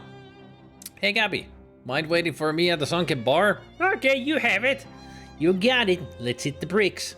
Hit those bricks. It's the unsinkable Molly Buttons. She shoots you a wink. At least it did shoot me a bullet. Everything with Molly? Sure, Buck. Everything's just ducky. Hey, you know if there's a good heater joint around here? I gotta stock up on pills. They make pills for heating things? Sure, you know, hot lead for ventilating things. But ventilating things usually make them colder. Yeah, I'm gonna put them on ice, alright? What are we talking about?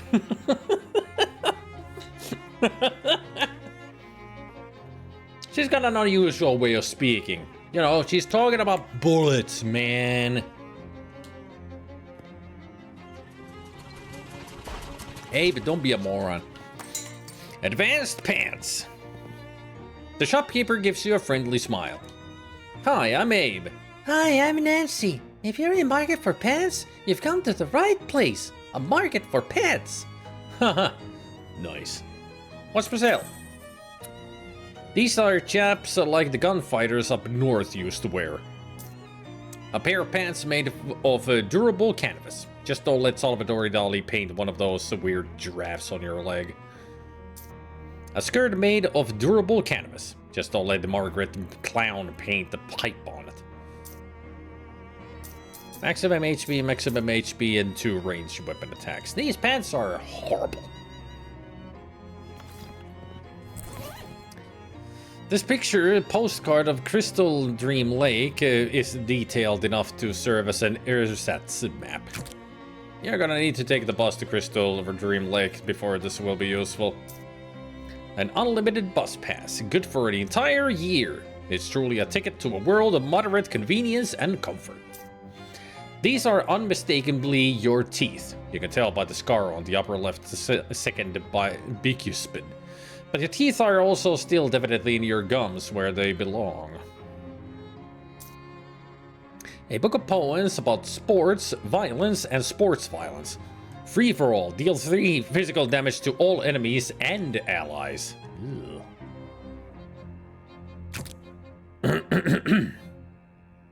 You read a few of the shorter poems. They inspire you to feats of unpredictable violence.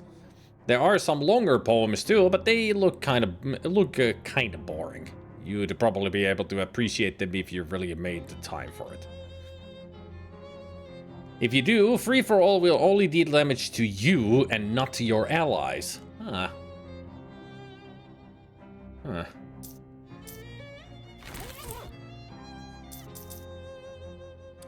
It's not a party unless everyone gets hurt. Sure.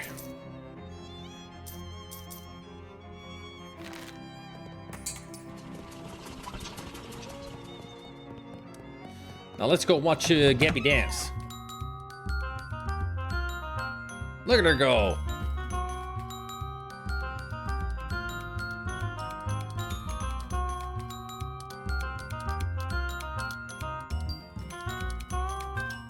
I think if I have Gabby with me, Molly here will go dancing as well, I think. What's shaking, Dan? I am. Here's a cut of the profits, baby. What do you have to drink around here? Beer? I'll have a beer then. Excellent choice. Keeps things simple. Bottoms up. You've had better beer, but you've definitely had a worse beer.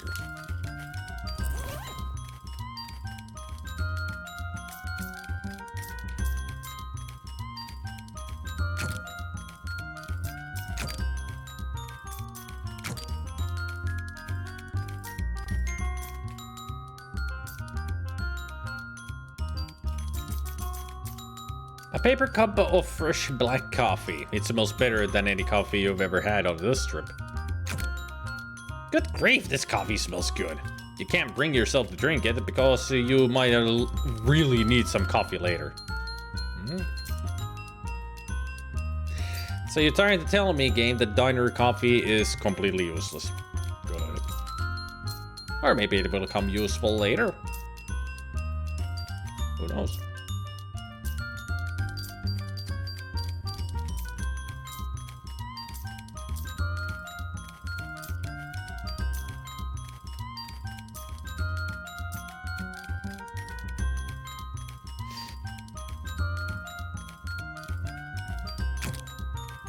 You drink the substance which is entirely unlike tea.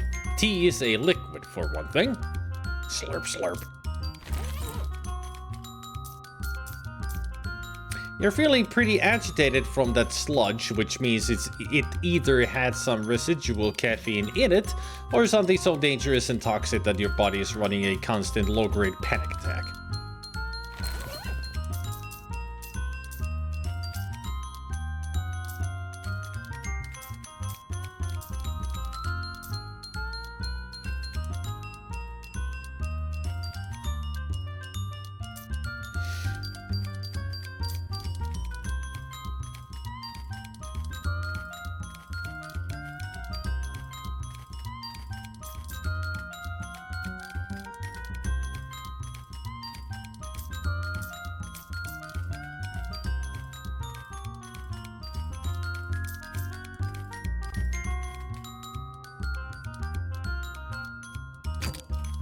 You wonder briefly what role the role will play in your life, and then it is revealed that to be that of a role that you just ate. Bravo! Bravissimo! You're doughy, but in a good way. What's up, boss? It won't budge. Must be barred shut from the other side.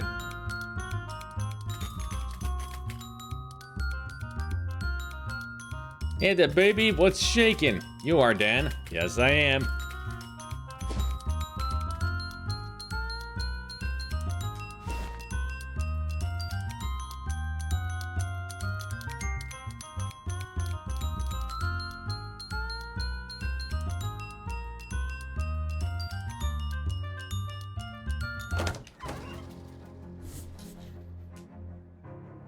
Ah, right. That's the boon that I was thinking about. A couple of black orbs, or holes, or whatever bizarre shadow monsters are made of, are drifting toward you.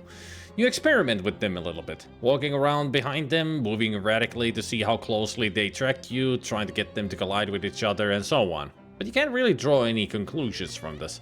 Also, they seem to be getting annoyed with all your fooling around, although you aren't sure how you know that.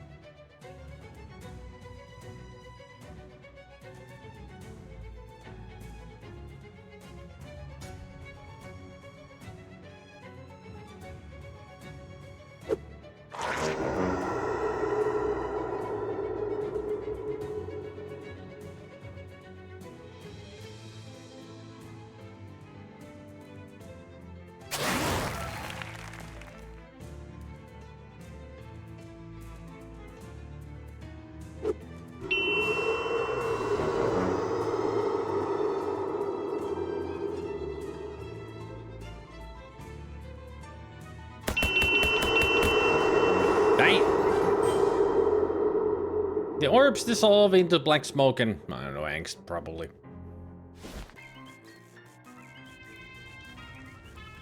There, warm hands.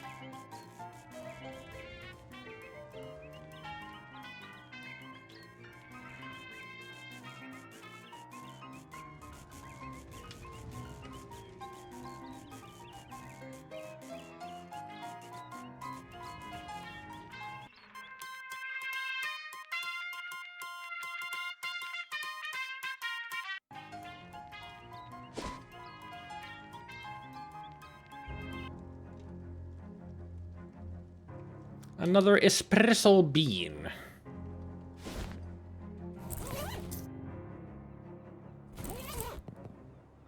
Take a bus somewhere. Crystal Dream Lake. Chapter 2. The Spooky Forest.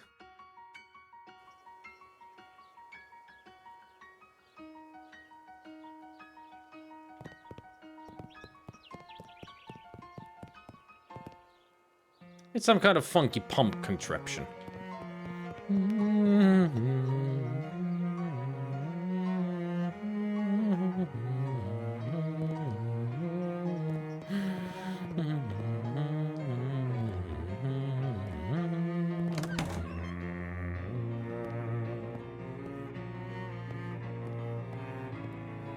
The cello is just so beautiful in this.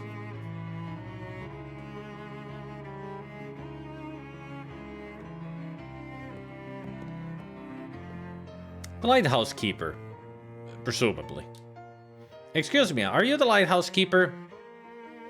Sorry to bother you. My name's Abe Horn. Red leather, yellow leather, red leather, yellow leather. Are you okay?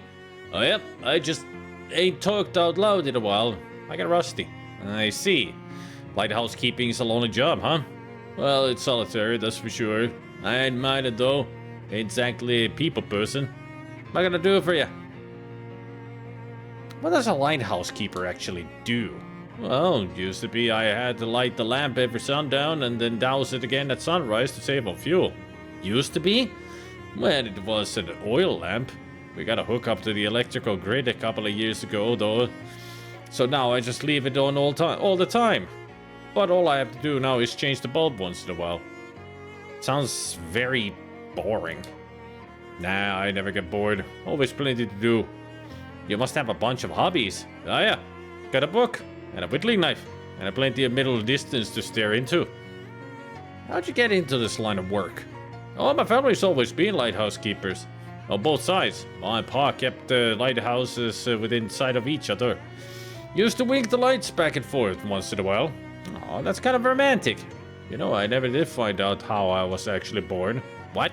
Anyway, was there something you needed?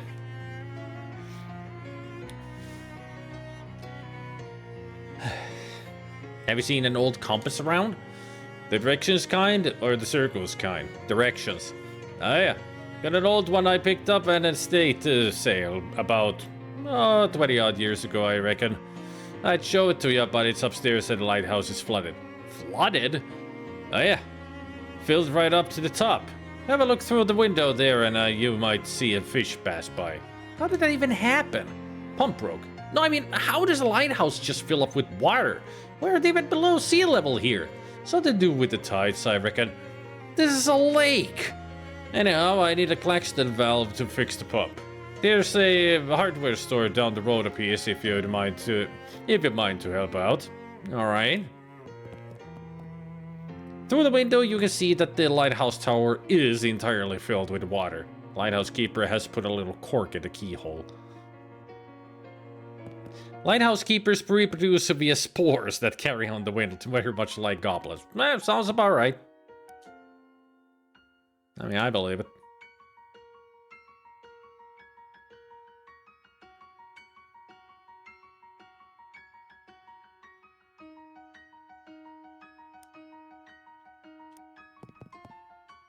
Simple vanity for a simple man. Hey there, good looking. The lighthouse keeper's bed is simple, but very tidy. A single book sits on the table. War and Peace, huh? That's a hefty one. Mind the bookmark now? Of course. Oh, looks like you just started. Been reading about 5.5 years. Your bookmark is still in chapter 1. I just about got up to the last sentence of it. I've been reading one word every day. War and Peace is almost 600,000 words long. Aye. Don't tell me how it ends. I won't. So he's gonna read it for 60,000 days. Isn't that like over 200 years?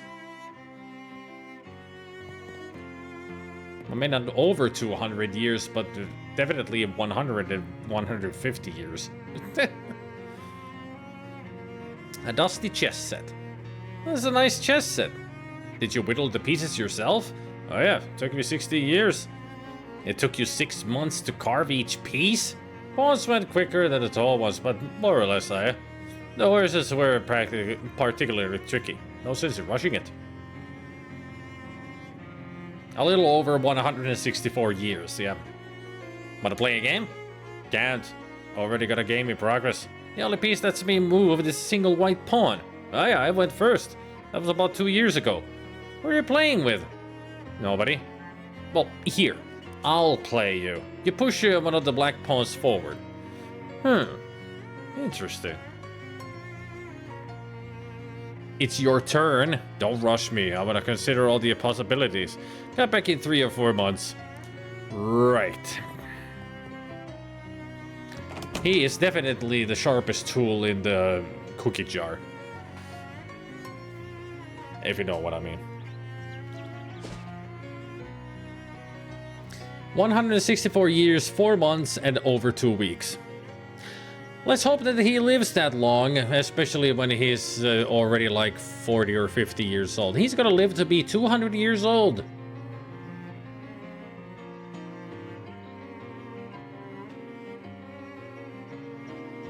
Visit beautiful Crystal Dream Lake.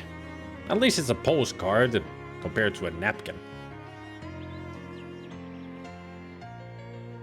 As you're heading down one of the idyllic paths around the lake, you encounter a giant fallen tree blocking your way forward. Just move it out of the way. You heave the tree out of the way and then flex your muscles at some nearby squirrels for a few minutes. Few minutes! Just imagine there's some squirrels just standing there. You're like, ugh. Ugh. Yeah. Ugh. The squirrels are just...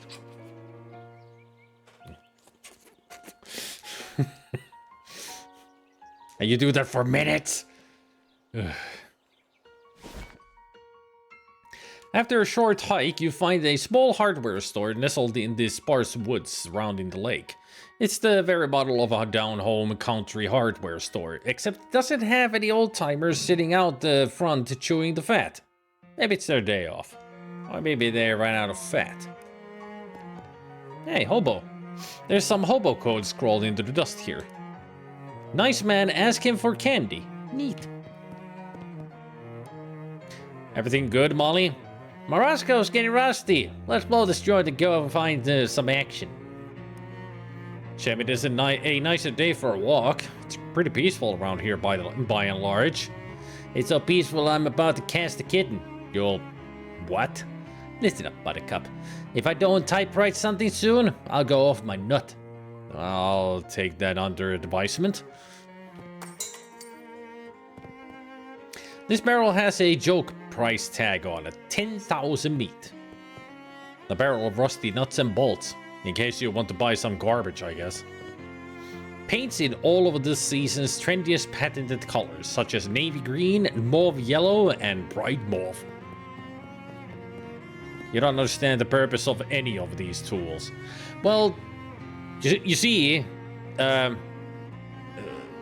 a hammer, and then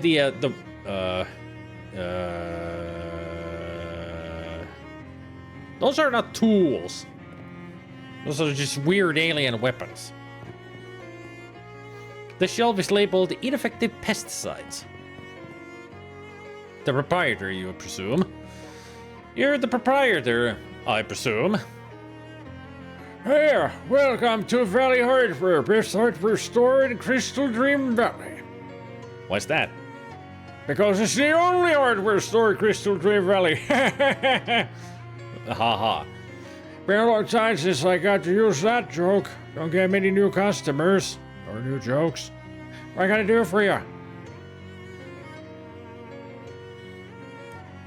Do you have any candy? Why, sure. Here you go. He pulls a piece of hard candy out of a jar under the counter and hands it to you. Thanks. What do you have for sale? Batteries, comfy hat lining.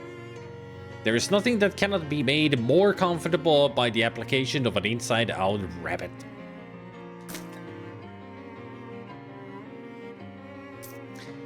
Batteries, fuses, and matches. Self-adhesive rivets, sharpening stones, steel-toed boots. For people who value their toes a lot more than they value the rest of their feet. People will hear you coming. I tried to tell me that those are noisier than the boots that I already have. The heavy boots. And a used plunger. There's almost nothing in the world as unpleasant to think about as somebody else's toilet plunger. Yeah, but I can use it as a weapon. I'll take those. Actually, thank you. I'll take everything. It's a lot of good stuff. So might as well just take it all. So what do I have in my fish in a sack? It's pungent. Stink Eye, Magikarp, Pacific Schizoid, Cobbler Scrod, Damp Squid, World According to Carp, an orange peel, and another orange peel. Might as well sell it now. It's 15 meat. It's a good start.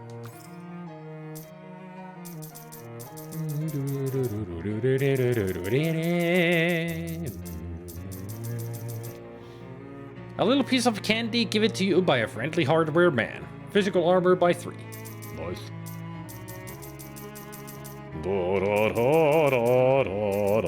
There we go.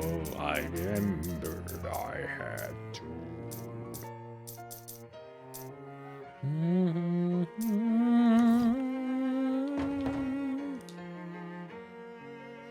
Ask about valve. I need a pump valve for the lighthouse keeper. Oh sure, what kind do you need? It was a Malston, Snaxton, Marston, Glarston, Glaston, Garpston, Wixton, Glaston, Glarpston, Glaxton, Glackstone, Claxon, Sloxton, Clixton, Claxton, Maxton, Faxton, Flaxton, Huxton, Soxton, Saxton, Gloxton, Slaxton, Slixton, Waxton, Harston, Claxton, Cluxton, Cluxton,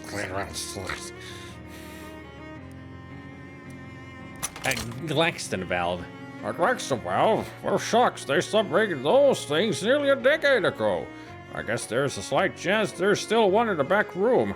Ain't been back there since termites got the inventory. Or maybe after he got flooded.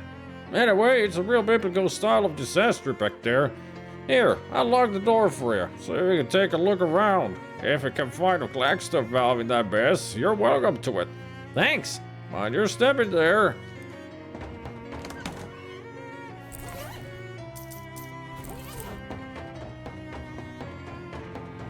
Yeah, the heavy boots are heavier. Sound. A pile of waterlogged garbage. It's a good thing you don't care what month it is, because this calendar is worthless. Seepage has caused this concrete to become set in its way. Blew its mind. You open the concrete's mind to the wonders of the world. It feels stronger and more capable now. Got some powerful grit. How much of a door has to be gone before it doesn't count as a door anymore? Nasty trash. These boxes would be perfect for storing a collection of mildewed clothes. Something's wrong with this door, in a way that termites and flooding doesn't readily explain. Step through it? You step through the hole in the door, and immediately feel a sickening lurch in your stomach and a burst of "this was a bad idea" in your mind, like when you hit the first drop on the traveling carnival's rusty and hastily assembled roller coaster. After a moment, when the feeling has subsided enough, you open your eyes and look around. It looks like you're still in the same place you were, except someone came in and cleaned everything up while you were looking? Huh. Stacks of boxes, neatly labeled. It's a workbench covered in tools. Shelves full of neatly organized hardware that definitely hasn't been destroyed yet. There's a 1917 calendar on the wall by the desk. It looks brand new. As you leave the storeroom, the shopkeeper spins around and you both stare at each other in surprise. You, because the shopkeeper looks quite a bit younger than he did when you went in there, and him because... Hey now, what in the heck were you doing in my back room? How'd you get back there without me seeing you? I'm a termite inspector? I didn't call for any termite inspector. No, I do surprise inspections so the termites won't find out in advance. Well, how'd you get past me? I'm very good at my job. Huh. Well, I don't expect to find any termites. I make my own custom pesticide. Yes, it seems to be pretty effective. I might have to go back in there for a follow-up check later, though. That's fine, I suppose. Just don't move stuff around too much. I like to keep it tidy back there. No problem. This shelf is laden with dangerous pesticides that you're pretty sure were banned years ago. You don't understand the purpose of any of these tools and never will. It's the hardware store guy back when he was younger, or is younger. Paints in all the season's most popular colors, such as regular white, inoffensive blue, and plain red. A barrel of gleaming nuts and bolts. A sign on this barrel says, "Not for sale." Welcome to Valley Hardware, best hardware store in Crystal Dream Valley. Why's that? Oh, shucks. Nobody's ever asked me to justify that claim before. Is it because it's the only hardware store in the valley? Yeah, that's a good one. I'll have to remember that. I'm sure you will. What can I do for you? You're renting out houses? I mean, you're renting out houses? Yeah. At least I was. Now that indoor plumbing started to get popular, there's no market for him anymore. Just got one left, and after that, I'm calling it quits on putting up new ones. Can I rent the last one? Yeah, sure thing. It'll be 200 meat up front for the installation, half that each month afterward for maintenance. What maintenance do you do? I dump some powdered lime down the hole, clean out the ventilation pipes, and check for splinters. And once the pit starts to get full, I'll move the outhouse over a couple of yards and dig a new one for you. Plus, you get a free subscription to the local newspaper.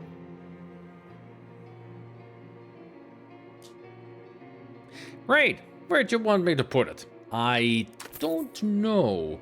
I've heard of impulse shopping, but buying an outhouse when you don't actually need it, that's a new one on me. Listen, that thing ain't going nowhere. Why don't you just hold on to the meat and come back when you got a plan? Thanks. What else can I do for you? I'd like to buy one of those new Claxton valves. Ah, sorry, government fellas bought my entire stock. What? Yeah, for that big dam they're building. I can order you one, though. How long would that take? 6 to 8 weeks. Would you mind holding on to it for me if I'm not back right away? Oh, sure. That's no problem. How long you figure? 11 years? What? No. Forget how I said that's not a problem. Oh, nuts. Listen, I can tell you they bought a heap more Claxton valves than what they're gonna need for that dam. If you go up the work site, you might get the foreman to sell you one of their spares. Where is it? Southeast end of the valley. You got a map? Well, I have a postcard. Crystal Dream Lake? I never heard of that. But it's got a little picture of a dam on it there, see? That's about the same place. Well, it is for here. Great, thanks. What do you have for sale? Another comfy hat lining, fuse, matches. A regular plunger. You know, intellectually, that a brand new one of these cannot be dirty. This knowledge does not change anything.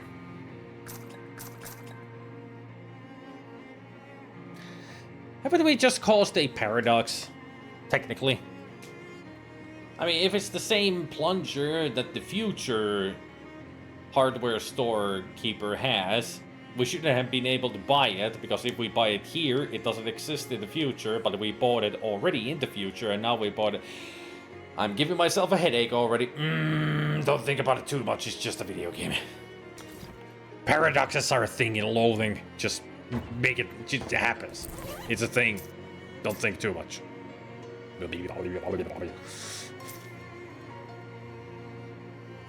Sleep well, Zelda. We'll see you tomorrow.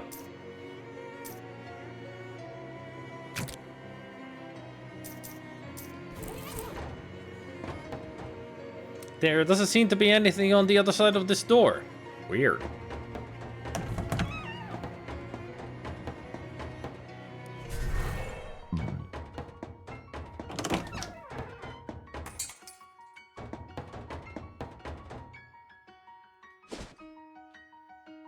Damn.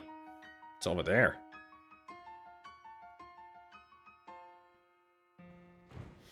Two of those hovering shadow orbs float up to you. They look basically like the ones you saw before. That is, they look like nothing, or perhaps holes in everything.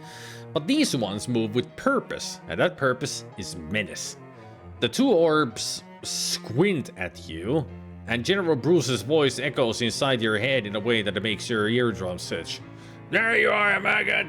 I had a hunch you'd be showing your ugly mug around here. Was our last skirmish not enough of a warning for you? The skirmish you ran away from? That was a tactical withdrawal. What happened to the rest of you? Did your hat eat you? Why? No, idiot! I'm speaking to you through secure communications channels. You listen to me, and you better listen good. Keep your nose out of our business. I'm just trying to find my uncle. How about you keep your nose out of my business? How dare you take that tone with an officer? Drop it, give me 50, maggot. No, I'll give you 50, alright. 50 push-ups. You drop to the ground and start counting off push-ups. Yeah, that's what I say. Those are pretty good push-ups, I gotta admit. 47, 48, 49, 50. So there. How do you like them apples? I've had enough about your lip, kid. Next time I see you, it's war. The black orbs wink out of existence. Actually, I guess that's a blink. Ha! There's more push-ups where those came from. What kind of an encounter was that? This, what do you call it, is huge. Damn. They had to go there, didn't they?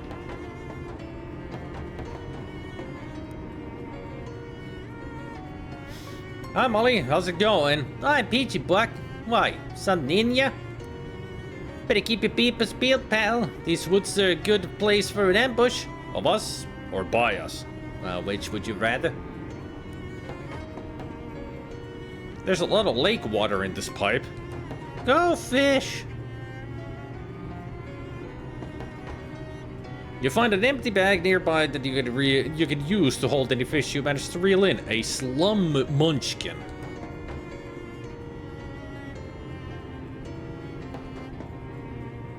A glarp. That actually wouldn't be a fish name. Glarp. A nippling tipplefish. This pump has a Claxton valve on it. Rabbit. The valve is held in place by decades of corrosion. Even if you could detach it, it'd get wrecked in the process.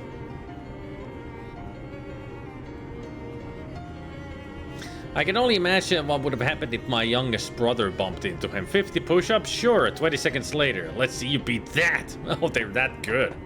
Damn. 50 push-ups in 20 seconds? This drain pipe has some nasty goo coming out of it. A beautiful flower stands in defiance of the reining in of nature. It smells as good as it looks. Oh.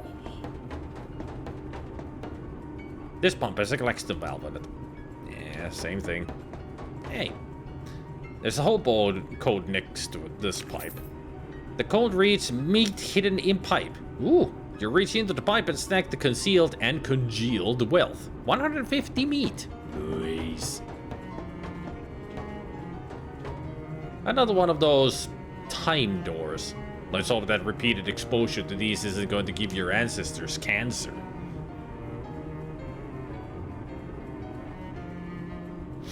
He's still as quick with push-ups as we ever were as kids, and he's in his 40s. Gets mistaken for a 20-something all the time. Damn.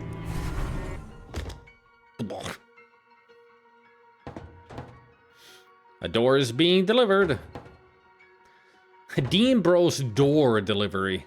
Why would they bring a door to a dam? Crate labeled pipe shoes. See what's inside. Huh. This is probably not what they meant to order. Yes, I got shoes that are made of pipes. These don't make any sense, but you're just going to have to roll with it. Helps you get around. Get it? I can roll with them. Help me get around. That's the joke. I'll roll so I can get around.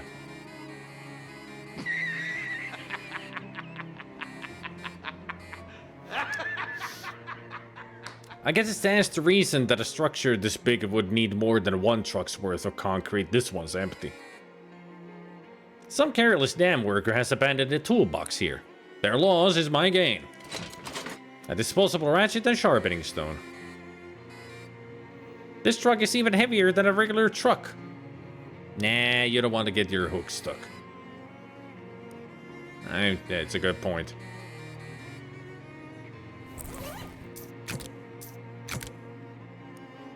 There, I have a sharpened used plunger. Don't ask, it just works.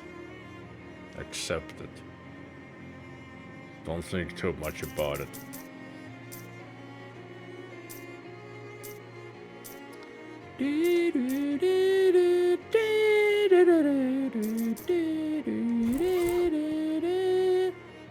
Hey, Bruce says nobody who ain't on the crew is allowed on the site.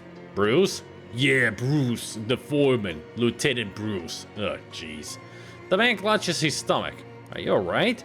Just starving is all. Rest of the crew went to lunch, but somebody had to stay here and keep all the rubberneckers and looky-loos off the site. I drew the short pants. Short pants? Do you mean straw? Now we got these 6 little pairs of pants we found when we cleared out a nest of fairies. I see. Can I have them? No, because then we'd have no way of picking who stands guard. Oh man, I can't believe how hungry I am. It's like I'm gonna turn inside out. What about that table over there that says lunch? There's a reason everybody else left the site to eat, pal. You know what I eat when Bruce considers lunch. How bad could it be? Is it jellied eels or something? Man, I'd kill for a jellied eel. No, it's old Cold War MREs. More like MCW DWEs, if you ask me. More like what? Beatles construction workers don't want to eat. Listen, these hunger pangs are making it hard to concentrate on my jokes here. Gotta be some slack, pal. Jellied eels was, there were jellied escargots. I don't remember if there were jellied eels in the west of Loathing. Jellied eels are a meal, at least they are food in Kingdom of Loathing. So maybe that's a reference to Kingdom of Loathing with a food item. Sounds awful. That's because it is awful. He clutches his stomach and moans. I'll give him the homemade cookie. Oh wow, thank you. He greedily devours it. His stomach is still growling. How about the press ham and the panini? I need to go make food for him. You don't know when you are, much less where.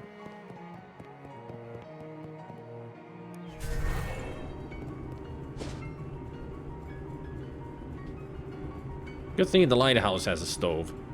Molly points out a sign posted at a fork in the trail. Sandwich Historical Village and Witch Trial Museum. Ooh, witches! Let's go check it out. You like that kind of spooky stuff? It's the berries. Gets the blood pumping, you know? Well, if they have a haunted house, you have to promise not to shoot any of the actors. No promises.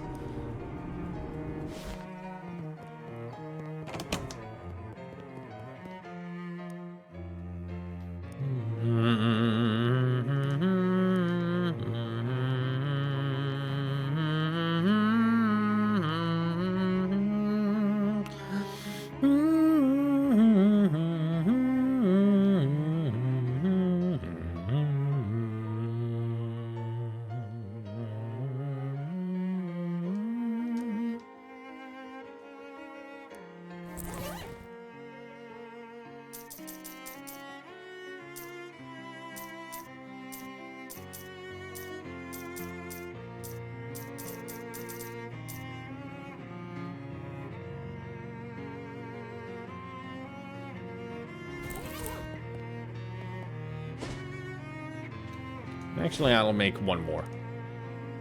One more basic food for the guy. Let's make some powerful grits.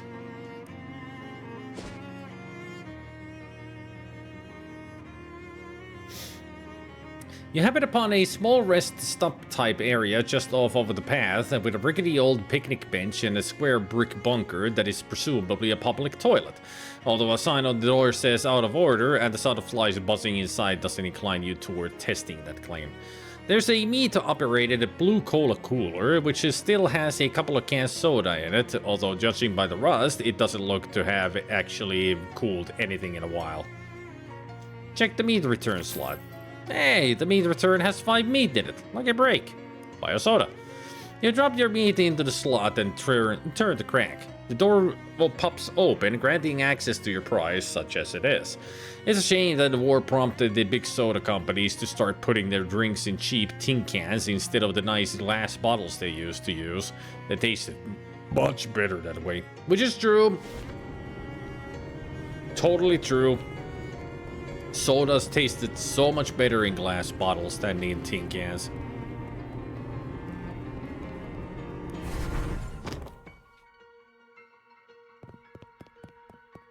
Somehow, just the tin on the cans or the plastic in the bottles changes the flavor of any kind of soda. In glass bottles, it's just what's more je ne sais quoi, but better, just better. Here's a bowl of Frosty Flakes. Oh wow, thank you. He greedily devours it. If I had to describe his current mood, you'd probably say he's 60% sleepy and 40% hungry. Powerful grits.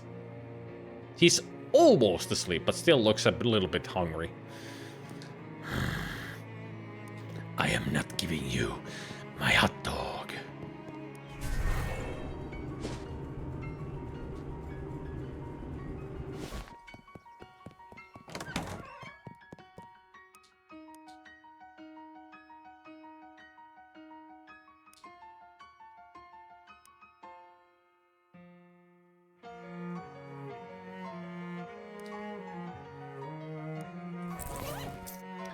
A burger-shaped puck of slimy lipids.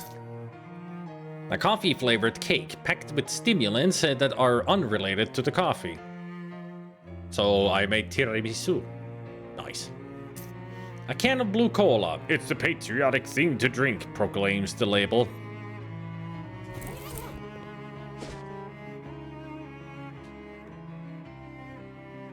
You see a faded billboard advertising some kind of crystal shop. Crystals, Crystal Dream Valley Crystal Shop. I wonder if it sells crystals.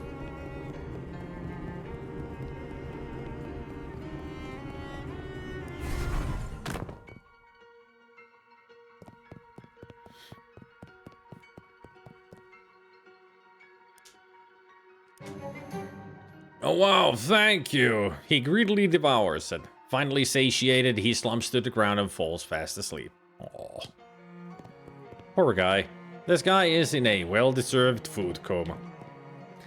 The sign says lunch, but what's on the table isn't identifiable as anything you'd want to eat. This brick outhouse is extremely well constructed. The taps don't work, but there's still a bunch of water pooled in the basin. Surprise! It's full of water! You should leave the rest for people who need to use this room for its intended purpose.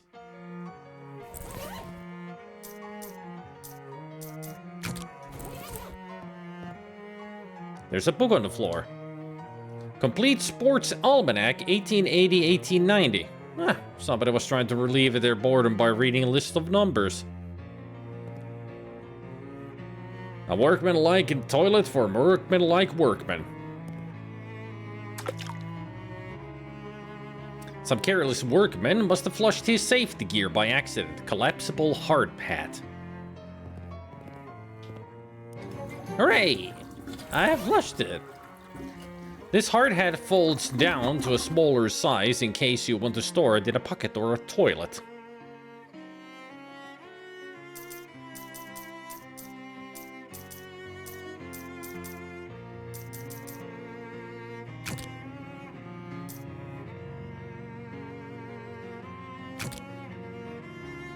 Currently wearing a collapsible hard hat. Add the comfy lining to it. Yeah. You add the lining, dramatically increasing the comfort of your hat. Oh. Comfy collapsible hard hat.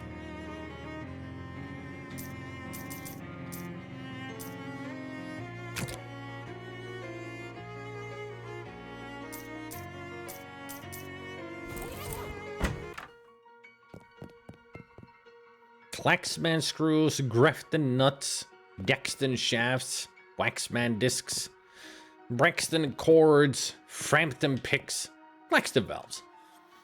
There's only one left. Good thing you got here when you did. It's good that they're building a dam. It'd be a shame if future generations got to enjoy this beautiful forest. I really do look like a foreman, don't I? With the sunglasses and a big hard hat.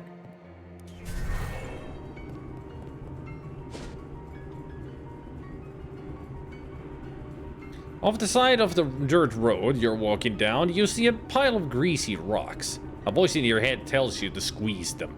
The voice is the voice of your history of rocks professor who taught you a greasy rock squeezing technique. Squeeze them. You squeeze the rocks, separating the greasy parts from the rocky parts. Eh?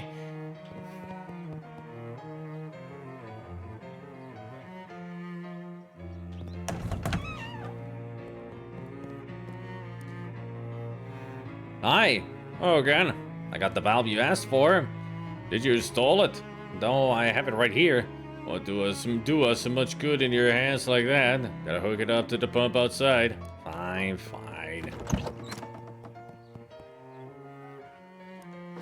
Fortunately, the place where it slots in is clearly labeled.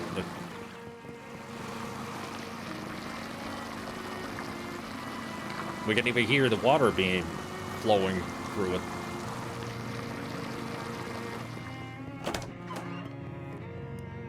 Hi, hello again. I installed the valve. Oh yeah, I've been watching the water level through the window here. Should be dry enough for our purposes now. Coming upstairs. He disappears through the door behind him.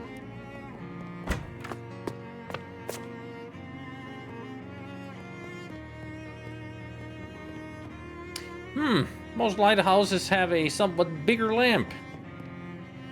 A box of spare 60-watt light bulbs. An empty, wet bookshelf. Good thing he had his book downstairs. Well, here we are. Welcome to where the magic happens. Magic? Sure. Fiat lux. Meh, old lighthouse keeper joke. So, can I have the compass now? What? Oh, certainly not. I need that. What? You asked if I had an old compass and I said I did, that I'd show it to you. Never said nothing about giving it to you. Oh, well, I really need it. So do I. I gotta calibrate this lamp to the North Star every so often, and I need a good compass to show me which one is the North one. What if I get you a new one? Nope, I said a good one. The new ones ain't any use at all. Why not? Because of how they changed them. What? Changed the compasses? Didn't they teach you that in school? Folks got short memories. It was only around about the turn of the century. Some metals company bought the patent on the West and rebranded it as New North. Then they did a recall on all the compasses and issued new ones. They all point west now, and that's useless for my purposes. Okay. Well, how about I find you another old one then? If you can find another pre-New North compass in at least as good a condition as mine, then sure, I'll swap you. Don't really get what the point of what that would be though, since you'd already have one. It's a long story. Never mind then. Here, maybe this'll help you. Most of the old compasses got radium paint on the dials, so you can't read them at night. This old Geiger counter ought to be able to pick up the radiation from that. Where should I start? Well, most folks consider the old kind of compass to be trash nowadays, and if I was trash, I'd probably be at the old junkyard. Neat, thanks. You only use 6-watt light bulbs? Don't need much. Ain't that big a lake. Huh.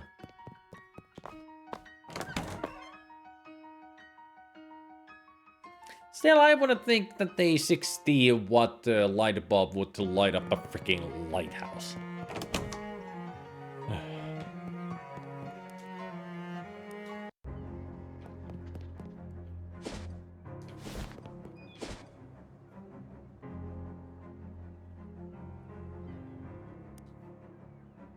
Ooh. We just sent down another shipment of spare parts. There was some leftovers that weren't quite up to our standards, so unrustedness and no cracks having. But we thought you might be able to use them for whatever it is that you use this stuff for. Neat, thanks.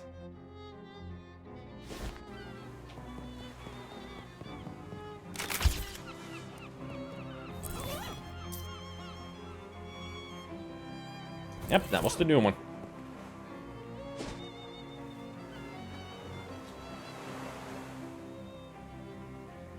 As the two of you are walking down the street, Molly suddenly stops and gestures at a nearby gun shop. Oh hey, I know this bulldogger. Hang on a second. You wanna go shopping? Nah, I just wanna get my typewriter a quick tune-up. The sign on it's kinda hinky. Cut yourself a piece of cake. I'll be right back. You don't see any cake around here, disappointingly, but Molly returns presently with a freshly polished Tommy gun and a cheerful grin. Molly's moxie increases by 1. Now we're hitting in all sixes. Come on, Buck, let's get a wiggle on. And here I thought Gabby was hard to understand. Yeah, I'd say Molly is a lot more difficult to understand. She's got that hip lingo going on. Sup, boss?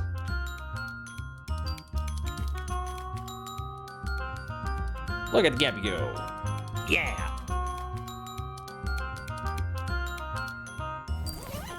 Alright. The newest innovation of the Hey Really company, this device allows you to detect radiation by making an annoying clicking noise whenever any is nearby. Oh wow, a sports almanac. With this, you can take advantage of time travel to place lots of bets on upcoming... Wait. Damn it.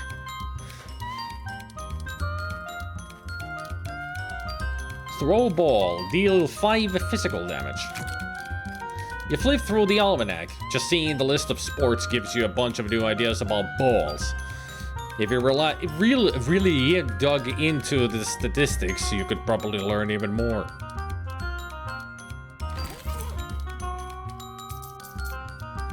You've got a golden arm, and you're not afraid to hurl with it.